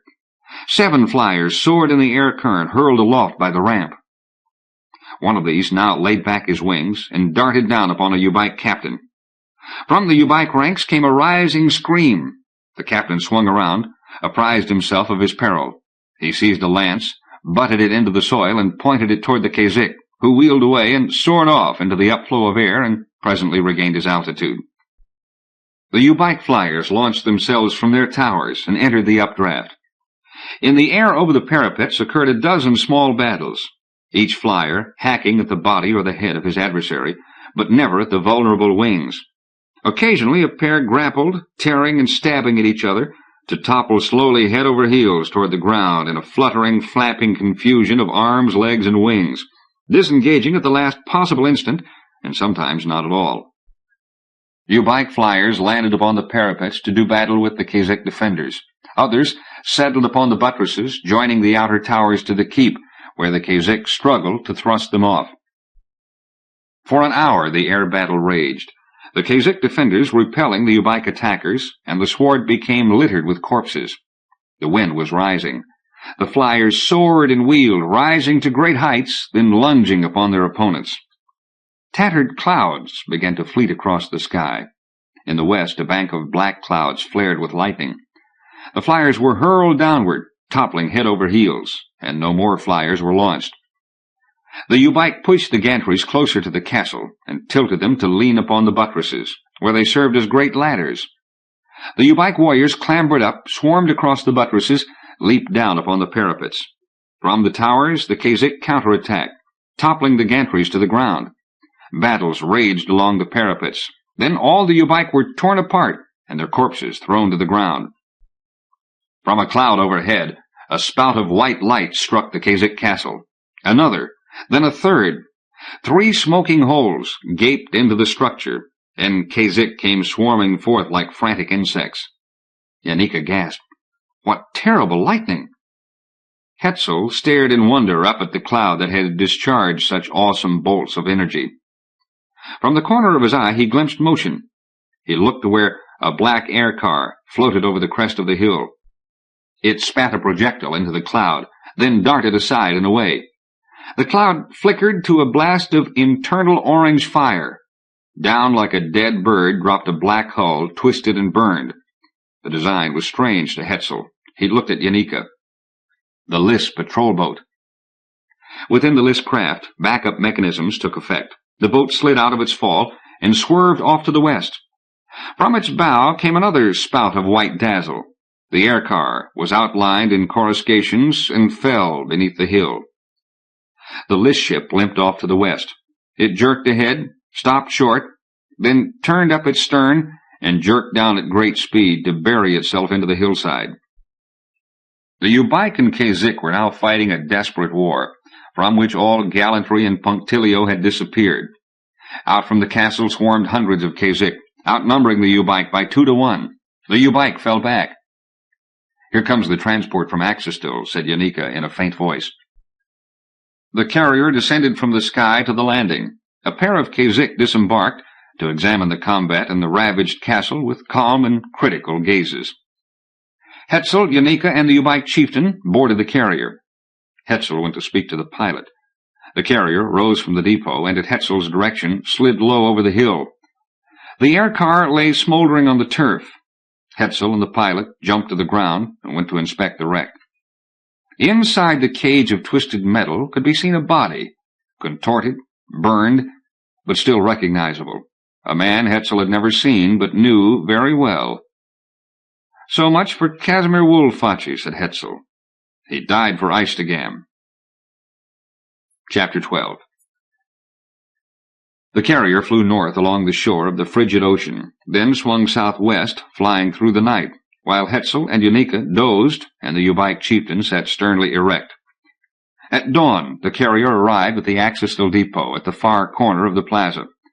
4 Gomaz passengers alighted, then the U-bike, finally Hetzel and Yanika, limping with fatigue. "Civilization," said Hetzel. "Axistil is the end of nowhere, but right now it looks like home. Are you coming to the Barranian for breakfast? Your old friend Gideon Derby will be on hand." Yanika made a wry grimace. "I don't want to see Gideon Derby. Roseland Residential is just yonder. First, I'm going to take a hot bath. Then I'll resign from the tourist agency, and then I'm going to bed for the rest of the day. I hope Zaressa hasn't used all the hot water." "Tonight, then, at the Barranian." "Thank you for the wonderful time, and I'll see you tonight." Hetzel watched her until she turned down the Avenue of Lost Souls. The U-bike stamped and hissed, a formidable spectacle in his 5-pronged cast-iron helmet, black vest studded with iron bosses, and dangling black iron sword. Hetzel spoke into the translator. "Today should see the finish of this unpleasant affair, which will gratify all of us except the assassins." The U-bike replied. The printout read, "Aliens are over Temerus. They fear death. They lack patriotism." The word patriotism was printed in red and underlined to indicate approximation. "Why waste so much anguish over a few killings, especially since those expunged were not your own kind?" "The situation is more complex than you imagine," said Hetzel. "In any event, your part in this matter will soon be accomplished, and you will be at liberty to return to your castle." "The sooner the better. Let us proceed." "We must wait an hour or two." Another example of Gean frivolity. All night we hurtled through the air at great speed in order to arrive at Axistil. Now you delay. The Gomas are direct and precise. Delay is sometimes unavoidable. I will take you to the famous Barranian Hotel, a lavish castle of the Geans, where I intend to honor you with a gift or two. He set off across the plaza. The Ubike uttered a peevish hiss and strode after him, irons clanking, and so purposefully that Hetzel cringed back in alarm. Then, recovering his poise, he turned and led the way to the Barranian, where, to his relief, no one was yet astir. Making sounds of reluctance and distaste, the Ubike entered Hetzel's rooms. Gideon Derby was nowhere to be seen. Hetzel was hardly surprised. Derby, in his present frame of mind, must be considered unpredictable. Hetzel motioned to the couch. Rest upon this piece of furniture. I have decided to offer you several gifts to compensate for your inconvenience. He went to his luggage and brought forth a hand lamp and an assault knife with a protium edge. Hetzel explained the operation of the lamp and gave a warning in regard to the knife. Take great care. The edge is invisible. It will cut anything it touches. You can slice your iron sword as if it were a withe. The Ubike uttered sibilant sounds. The printout read, This is an act of appeasement which has been noted with approval. Gomosper thinks, thought Hetzel. He said, I now plan to bathe and change my garments. As soon as possible thereafter, we will transact our business. I am impatient to depart without delay. There will be as little delay as possible. Rest yourself. Please do not test the knife upon the furnishings of this room. Do you want to look at a picture book? Negative. Hetzel, clean and in fresh garments, returned to the sitting room. The Ubike apparently had not shifted position. Hetzel asked, Do you require food or refreshment? Negative. Hetzel dropped into a chair. The hot water had worked a soporific effect. His eyelids drooped. He looked at his watch. At least an hour until he could expect to find Sir Esteban at the Triskelion. He spoke into the translator. Why did the Ubike attack the Kazik in a war of hate? The Kazik have allied themselves with the Geans. They have agreed to an ignoble collaboration in return for supplies of man stuff, printed in red to indicate paraphrase of an untranslatable word. And the Geans teach them to construct energy weapons. In 5 years the Kazik will roam Mars in overpowering hordes. Their bantlings will carry guns and fly like gargoyles and destroy our bantlings. The Kazik will dominate the world, unless the Ubike destroy them now, alone or in coalition with other loyal septs. And what is man stuff? I have spoken enough to the Gean enemy. I will say no more. Hetzel sat back in the chair. Where was Gideon Derby? If the Liss or the Olafrak were aware of his identity, and according to Sir Esteban, they knew everything that transpired both at the Triskelion and at the Barranian Hotel, then Gideon Derby might well encounter unpleasantness in Dogtown, or even at the Barranian itself, which was by no means invulnerable to intrusion, as Hetzel himself could testify. Derby might have been sleep-gassed and taken away, never to be seen again. The telephone chimed. Hetzel jerked up from the chair. He touched buttons. Yannicka looked forth from the screen. Her face was haggard with fatigue and horror. She spoke in a husky voice. Vivi Biris is dead. There have been thieves. Where are you calling from? I'm at the agency. What are you doing there? I came down to quit my job. I want to leave Axistil. I don't care about the money. And Vivi Biris is lying dead on the floor. Her voice rose a quavering octave. Hetzel thought a moment. How was he killed? I don't know. How do you know thieves were responsible? The safe is open. His wallet is on the floor. And there's no money left? Nothing, so far as I can see. What should I do? I suppose you'd better call the Dogtown Marshal. There's not much else you can do. I don't want to be involved. I don't want to answer questions. I just want to run away and leave. The old man in the curio shop undoubtedly saw you arrive, and if you don't make a report, they'll think you're involved. Call the marshal and tell the truth. You have nothing to hide. That's true. Very well. I wish you were here representing me instead of Gideon Derby. I'll finish with Derby today, and Eistegam as well, or so I hope. Then I can devote my full attention to you. Unless I'm in the Dogtown jail. I'll telephone you as soon as I finish at the Triskelion. If I can't get you at home or the agency, I'll try the jail.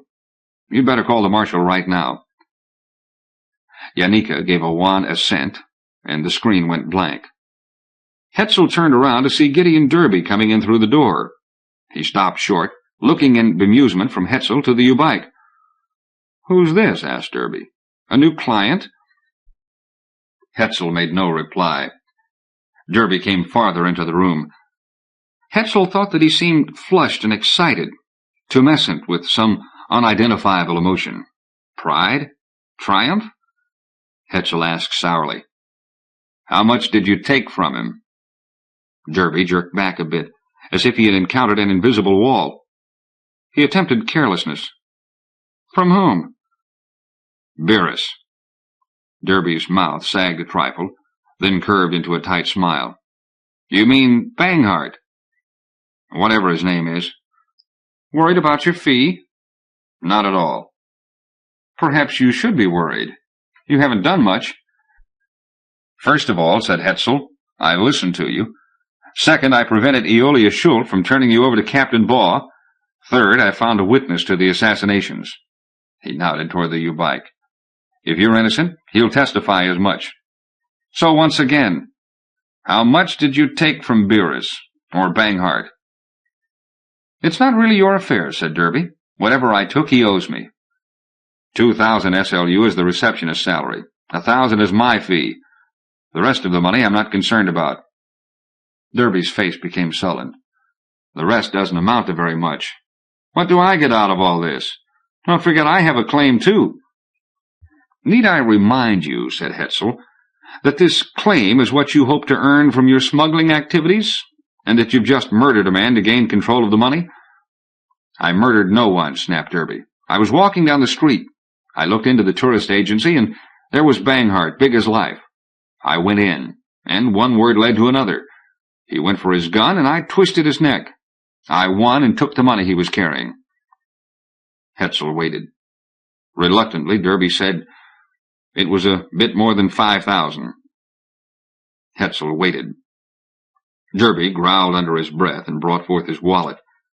He counted out notes, tossed them on the table. "There's 3,000. Pay off the receptionist. The rest is your fee." "Thank you," said Hetzel.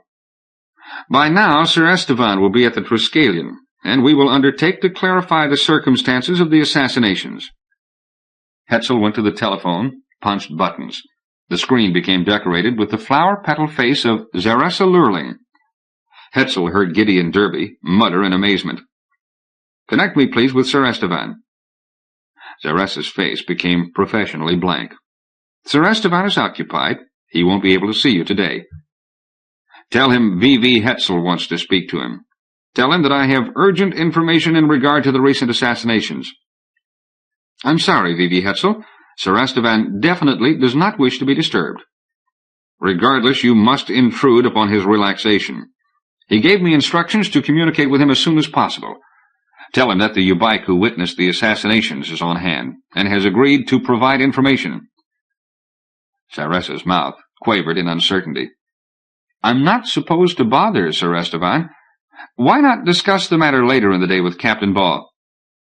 "Young woman," said Hetzel, "I am calling at Sir Estevan's own express request. Connect me at once." "I can't interrupt him now. He's busy with Captain Baugh." "You must interrupt him, because I'm now on my way to the Triskelion, with Gideon Derby and the Ubike. We will arrive in 5 minutes, and Sir Estevan is anxious to see us." Hetzel flicked off the screen and blew out his breath. "I've never seen such obduracy. Is she a machine? Does Sir Estevan beat her when she makes a mistake? Is she determined to insulate Sir Estevan from the realities of life? Is she simply stupid?" "I've seen that girl before," said Gideon Derby in a thick voice. "Sometimes when I was a captive, I'd wake up to find a girl crawling around the room on her hands and knees. This was the girl." "Really?" said Hetzel. "How can you be sure?" "The girl wore a domino, I thought you said." "I still recognize her." Hetzel made a sound of annoyance. We want fewer complications, not more. It's not necessarily a complication. Perhaps not. After all, Sir Esteban was filmed in the corridor of his private villa, no doubt by Beerus. Well, let's get on with our principal business. Derby rubbed his chin thoughtfully. Perhaps I'd better wait here until matters are settled. I don't care to risk Captain Baugh.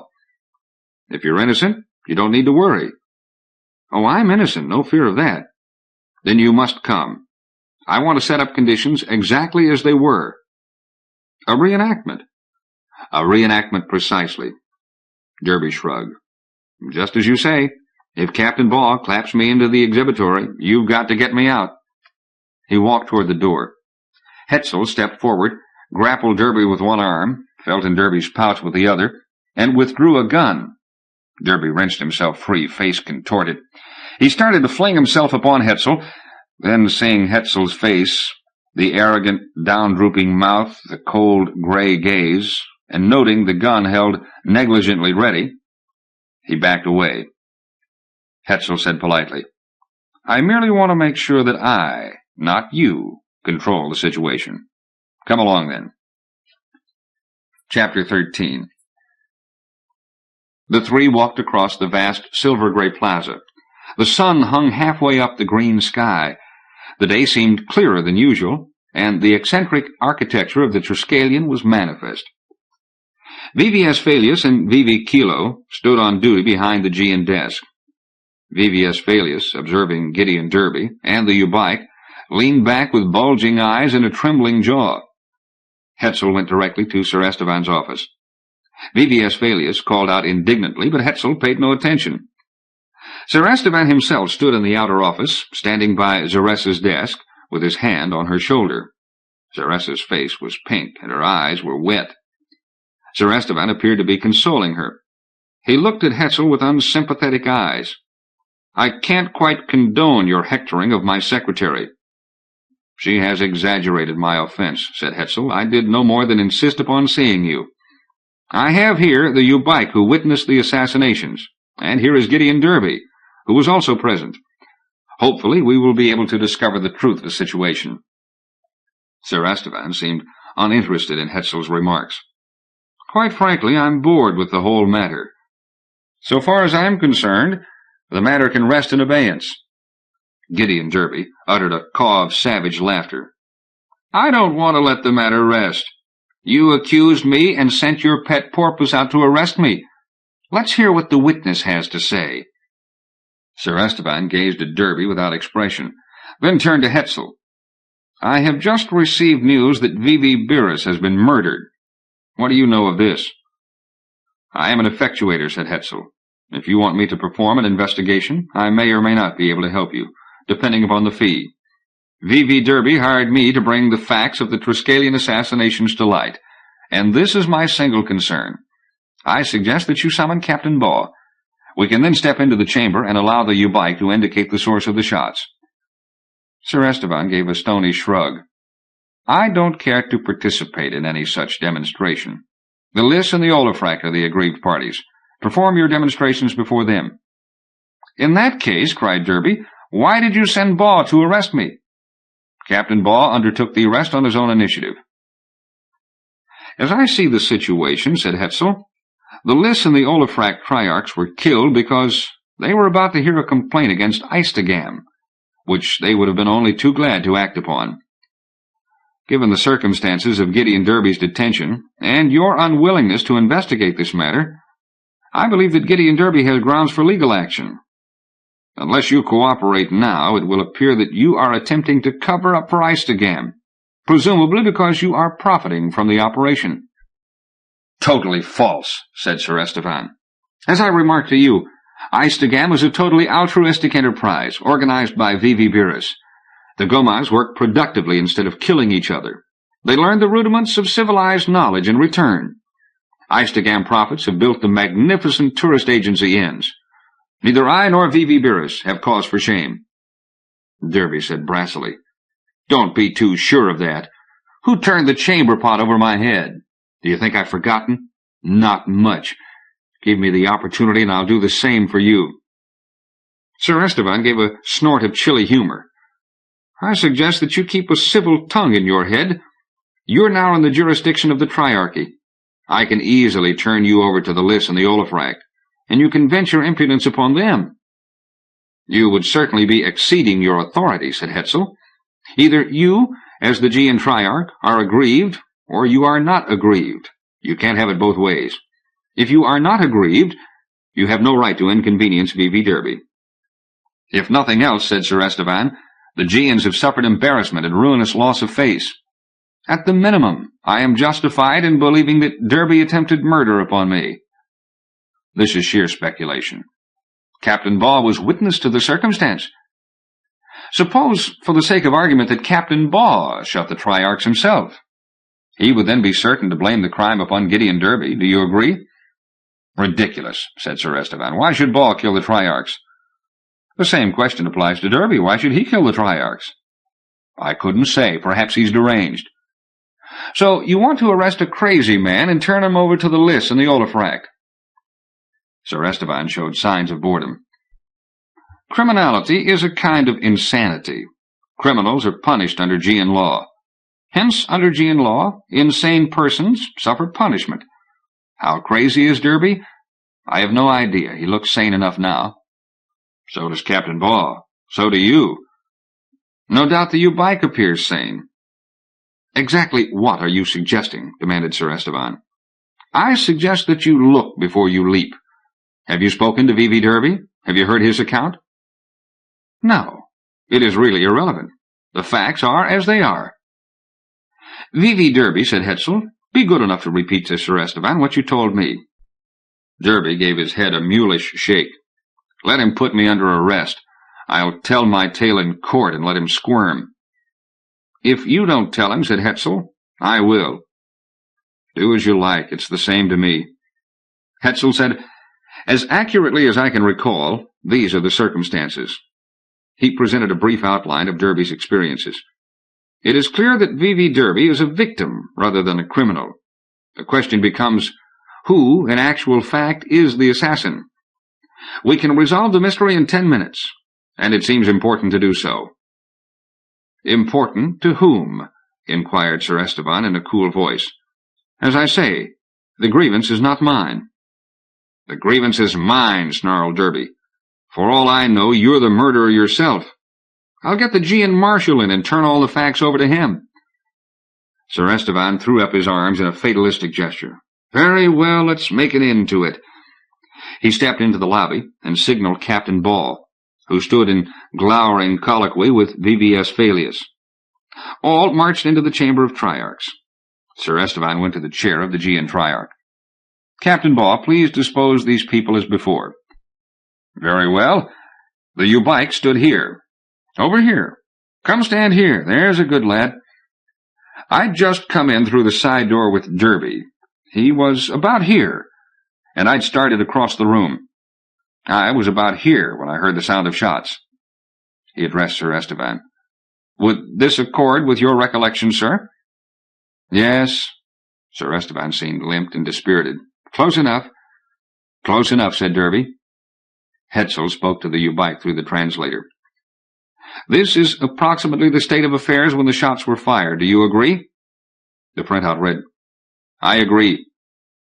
"Very well, then. Who fired the shots?" Hetzel read the printout. "He says he doesn't know." "He doesn't know? I thought you said that he would testify." Hetzel spoke to the Ubike. "Explain your remark, if you will. You heard the shots. You saw where they came from. But you can't specify the individual who fired them?" "The shots came from here." The Ubike indicated the door leading into Sir Esteban's private office. The door opened, the shots were fired, the door was shut. "I have told you what I know, and I will now return to the Ubike domain." He stalked from the chamber. Derby uttered a shout of vindictive glee. He took a step toward Captain Baugh, but Hetzel interposed himself. "You are now exculpated," said Hetzel. "You are free to come and go. Why not return to Thrope and rest for a period? You have had a harrowing experience." Derby grinned. "Quite correct. And no doubt I'll do just that. He darted a final glance toward Sir Esteban, then turned on his heel and left the chamber. "And now, from sheer curiosity, who was in your office?" "When I left, the office was empty." "In that case, Zaressa Lurling would seem to be the guilty individual." "Impossible. Can you imagine her aiming and firing a gun?" Hetzel shrugged. "Stranger things have happened. You had no inkling of this?" Sir Esteban made no response. He looked toward his office. "I suppose now we must pursue the matter to its bitter limit." He went to the door, thrust it aside. Zaressa Lurling was nowhere to be seen. VVS Falius sat at the reception desk. "Zaressa became ill," said VVS Falius. "She asked me to take her place, and went home." Sir Esteban stood stiff and rigid. Hetzel asked, "VVS Falius, do you recall the events just prior to the assassination?" "I certainly do." "Did V.V. Beerus, or anyone else, go into Sir Esteban's office?" "Absolutely not. No one came but yourself and that Derby fellow." "Thank you. I don't think you need remain any longer." VVS Falius gave Hetzel a glare and looked at Sir Esteban. "Do you need me, Sir Esteban?" "No, thank you, VVS Falius. You may go." VVS Falius haughtily left the room. Sir Esteban sat heavily down in a chair. "So then, Zaressa either fired the shots, or else she admitted the assassin through your private entrance. As to her motives, we can only speculate. In any event, she shares the guilt of the murderer, either Wolfachi or Beerus. His identity is irrelevant. Both are dead. I suspect Wolfachi, and I assume that Zaressa was enamored of him." "Yes," groaned Sir Esteban, "no doubt. I admit that I suspected her guilt, and I did not care to learn the truth." "You apparently take a more than casual interest in Zaressa Lurling." "This is nothing that concerns you. As you say, the matter is irrelevant. Beerus was the architect of the affair. He understood the enormous profits latent in Eistigam, even over a relatively short period.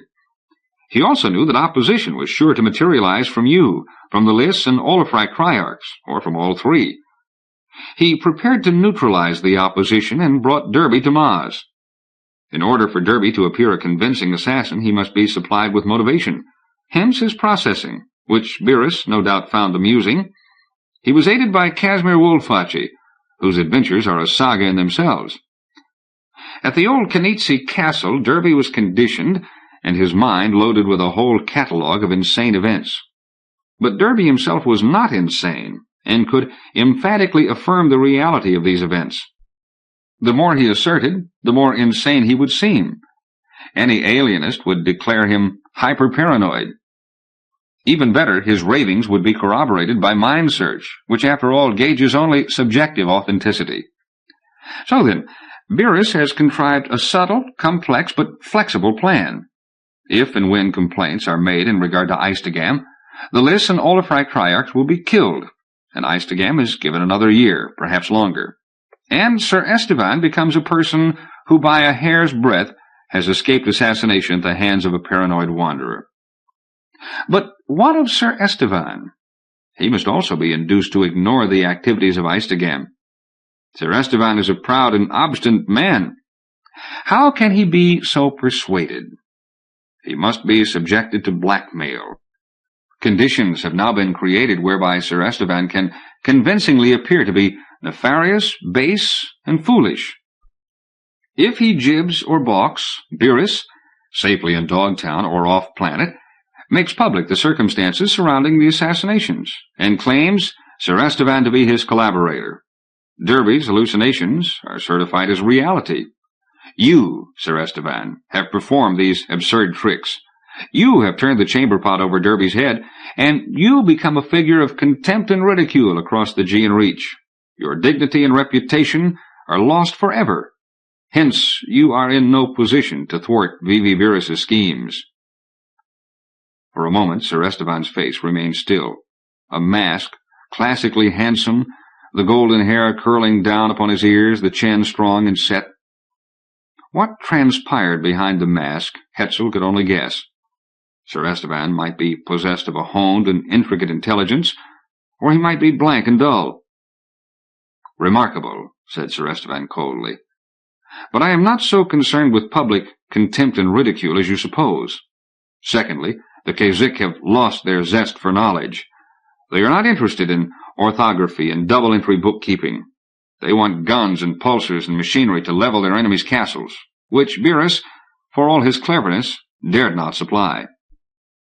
Beerus was ready to supply a commodity equally valuable, said Hetzel. "Virility hormone. Cheer." "He brought down a cargo of chemical, which now is stored in Uneasy Castle, unless I am much mistaken. The Kazikh would work without cessation for this material. Cheer is the stuff they value most. Indeed, Beerus imported such a remarkable quantity of the material, I suspect that he planned to establish a whole chain of ice-digams across the various continents. A year or two of such enterprise, and V.V. Beerus could retire a very wealthy man indeed." Sir Esteban turned away. "I don't care to hear any more." "From sheer curiosity, what will you do with Zaressa Lurling?" "I will ask her to leave Maz on the next ship and never return. The crime was not committed against Aegean, and I can do no more, even if I wanted to do so." Chapter 14. Hetzel returned across the glimmering gray plaza to the Baranian Hotel. He had achieved his goals. He had earned an adequate fee, but the circumstances provided him no great satisfaction. For the 100th time he wondered about the quality of his profession. Were greed, hate, lust, and cruelty to disappear, there would be little work for effectuators. Maz was by no means a cheerful world. He would be relieved to see it dwindle astern. In the Baranian dining room he took an early lunch, then went to his rooms and telephoned the spaceport. The Xanthine, a packet of the Argo-Navis line, departed Axistil on the morrow. Hetzel made reservations for passage.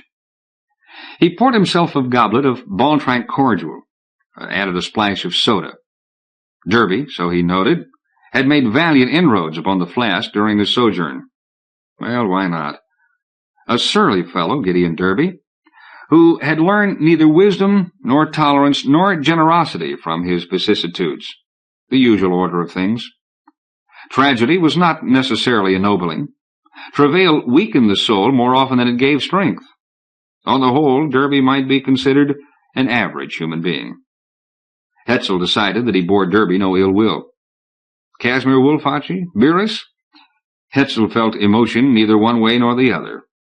His mood, he thought, was extraordinarily flat. Since the confrontation at the Triskelion, he had done nothing but brood. The explanation, of course, was obvious: fatigue and numbness after the events at Black Cliff Inn, in the Shemkish Mountains, on the steppe of Longbones. As he sat sipping the cordial, the circumstances seemed fragile and unreal. Dreams. A chime at the door announced a visitor. Hetzel slid to the sideboard, took up his weapon, and looked around at the windows. Visits in the aftermath of cases often presaged dire happenings. He went sidling and wary to the door, touched the viewplate, to reveal the face of Sir Esteban Tristo. Hetzel slid the door aside. Sir Esteban came slowly into the room. He presented, thought Hetzel, a most untypical and dispirited appearance. His skin showed the color of putty. His yellow hair seemed wilted. Without waiting for an invitation, Sir Esteban lowered himself into a chair. Hetzel poured a second goblet of Baltrank and soda and handed it to Sir Esteban. "Thank you." Sir Esteban swirled the liquid around the glass and stared down into the cusps of reflected light. He looked up at Hetzel. "You wonder why I am here?" "Not at all. You want to talk to me." Sir Esteban showed a wan smile and tested the cordial. "Quite true. As you divined, I took an extraordinary interest in Zaressa, and now I find myself in a rather maudlin state. Life now seems very grim indeed." "I can appreciate this," said Hetzel. "Zaressa was a most charming creature." Sir Esteban set the goblet upon the table. "Beerus encountered her at Twisselbane on Tamar, apparently under rather sordid circumstances.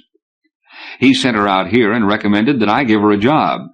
I became enamored, I transferred VVS Falius to the reception desk and installed Zaressa as my secretary, and she quickly made herself indispensable. Meanwhile, of course, she was plotting with the unspeakable Beerus. Sir Estevan picked up the goblin and drank. But now, poor thing, I forgive her everything. She is paying very dearly for her offense. Indeed? I thought you had merely instructed her to leave Maz. So I did. This was her intention. I mentioned to you that Liss and Olafract both are able to eavesdrop on my offices. They knew as soon as we that Zaressa was involved in the assassinations. Zaressa went to her rooms to pack. She was accosted by 2 men, taken to a vehicle, and delivered to the Liss. Her roommate communicated with me. I made an urgent protest, but to no avail. They sent her away in a Liss ship. She'll never see another human being in whatever span of life remains to her. Hetzel made a small grimace. Both men sat quiet, watching colors shift and change in their goblets. Sir Estevan had departed. Hetzel sat for a period in silent reflection. Then he telephoned the Roseland residence. Janika was not in her rooms. Hetzel wondered as to where she might be. 5 minutes later she rang the chime at his door. Hetzel let her in. Her eyes were red. Her face was swollen with tears. "Have you heard what happened to Zaressa?" Hetzel put his arm around her shoulder and stroked her hair. "Sir Estevan told me. I want to leave Maz. I never want to come back. There's a packet leaving tomorrow. I reserved passage for you." "Thank you. Where does it take us?" "Where do you want to go?" "I don't know. Anywhere." "That can easily be arranged." Hetzel lifted the flask that once had contained Baltrac and that now was dry. "Do you care for an aperitif? We can sit out in the garden and have the waiter bring us something refreshing." "That sounds pleasant. Let me go wash my face. I'm sure I look ridiculous. But when I think of Zaressa, I go to pieces." They sat at a table where they could watch the glittering flakelet of a sun drift down the sky. Across the plaza, the Triskelion loomed through the murk. "This is a terrible world," said Janika. "I'll never forget it. I'll never be gay and careless again. Do you know it might as easily have been me as Zaressa? I might easily have done just what she did. How would she know that Casimir Wolfachi planned to shoot the Triarchs? So, Vivi Beerus wasn't guilty after all." Janika gave a scornful laugh. He'd never have taken the risk, and Zaressa would never have opened the door for him. For Casimir Wolfachi, she'd do anything. Even in Twistlebane, she yearned for him. He preferred me. I couldn't tolerate him. And so both Casimir and Zaressa hated me. Casimir Wolfachi, oddly enough, is responsible for my being here." "Oh? How so?" "At first I thought it a coincidence, but now—" Footsteps sounded. Gideon Derby sauntered up the path. He gave an astounded gasp and stopped short, staring at Janika with eyes bulging from his face. "What are you doing here?" Chapter 15. As before, Sir Ivan Hackaway received Hetzel on the terrace of Hearth Manor. Hetzel had already presented a brief report by telephone, and Sir Ivan's manner was far more affable than on the previous occasion. Hetzel described his activities in detail and rendered his expense account, in regard to which Sir Ivan gave a rueful smile. "My honor, but you do yourself well." "I saw no need to stint," said Hetzel. "I do high-quality work under high-quality conditions. There remains a single matter to discuss, the bonus that you offered for decisive effectuation. Eistigam is no longer in existence, and nothing could be more definite than this." Sir Ivan's face clouded. "I hardly see the need for any larger outlay." "As you wish. I can earn a rather smaller sum by writing an article for the Micronics Trade Journal describing the possibilities for a new, better organized Eistigam. After all, it never was, and is not now, illegal to employ Gomaz labor, and cheer is cheap." Sir Ivan gave a weary sigh and brought out his checkbook. 1,000 SLU will be sufficient, and I will make it my business to see that cheer is declared contraband. 2,000 would better convey your appreciation. However, I'll settle for 1,500. and I believe that Sir Esteban Tristo has already placed an embargo on Cheer. Still, Sir Ivan glumly wrote the check. Hetzel expressed gratitude, wished Sir Ivan good health, and took his leave. He went to the front of the manor, rang the chime, and when the footman opened the door, requested a word with Lady Bonvenuta. He was conducted into the library, where Lady Bonvenuta shortly appeared. At the sight of Hetzel, she halted, raised her eyebrows. "Yes?" "I am Miro Hetzel, to whom a friend of yours, a certain Madame X, entrusted a trifle of confidential business." Lady Bonvenuta touched her lips with the tip of her tongue. "I'm afraid I know of no such Madame X." She was anxious to locate a gentleman by the name of Casimir Woolfache, and I am pleased to report that I have details on his present whereabouts. "Indeed." Her voice was more frosty than ever. "First, I must inform you that Casimir Woolfache took advantage of Madame X and her friendship with you and rifled Sir Ivan's file of private papers. This will come as a great shock to you." "Why, yes, of course. But then, well, I think I know the Madame X to whom you refer. She will want to learn where this Casimir Woolfache can be found?" "The information reached me as an incidental to another effectuation, and I will not require payment, especially as Casimir Woolfache is dead." "Dead?" Lady Bonvenuta blinked and clutched at a chair with bejeweled fingers. "Dead as a doornail. I myself saw his corpse on the Step of Long Bones, north of Axistil on the planet Mars, where he had been engaged in business. May I ask you a question?" "This is shocking news. What is your question?" "A rather trivial matter. Did you recommend me to Sir Ivan, or did he remark to you that I was an efficient and dependable effectuator?" "I heard him discuss you with one of his friends, and I passed the recommendation on to Madame X." "Thank you," said Hetzel. "The chain of circumstances is now complete. My best regards to Madame X, and I hope that the news regarding Vivi Woolfache will not distress her." "I hardly think so. It was a matter of business. I will telephone her at this minute. Good day, Vivi Hetzel." "Good day, Lady Bonvenuta. It has been a pleasure to meet you." Jack Vance writes, "This is the first tale concerned with the adventures of Miro Hetzel, the effectuator, the second being Fritsky's Turn, also destined for Bob Silverberg. There will probably be others. In fact, among my notes, I discover the following. Miro Hetzel receives a commission to locate an unidentified man on an unknown world before he commits an undefined act. No doubt a modus operandi will suggest itself. If not, Miro Hetzel must suffer his first failure. In regard to the Dogtown Tourist Agency, I have no particular comments to make. The less a writer discusses his work and himself, the better. The master chef slaughters no chickens in the dining room. The doctor writes prescriptions in Latin. The magician hides his hinges, mirrors, and trapdoors with the utmost care. Recently I read of a surgeon who, after performing a complicated abortion, displayed to the ex-mother the fetus in a jar of formaldehyde. The woman went into hysterics and sued him, and I believe collected. No writer has yet been haled into court on similar grounds, but the day may arrive. End of Epoch. Edited by Robert Silverberg and Roger Elwood.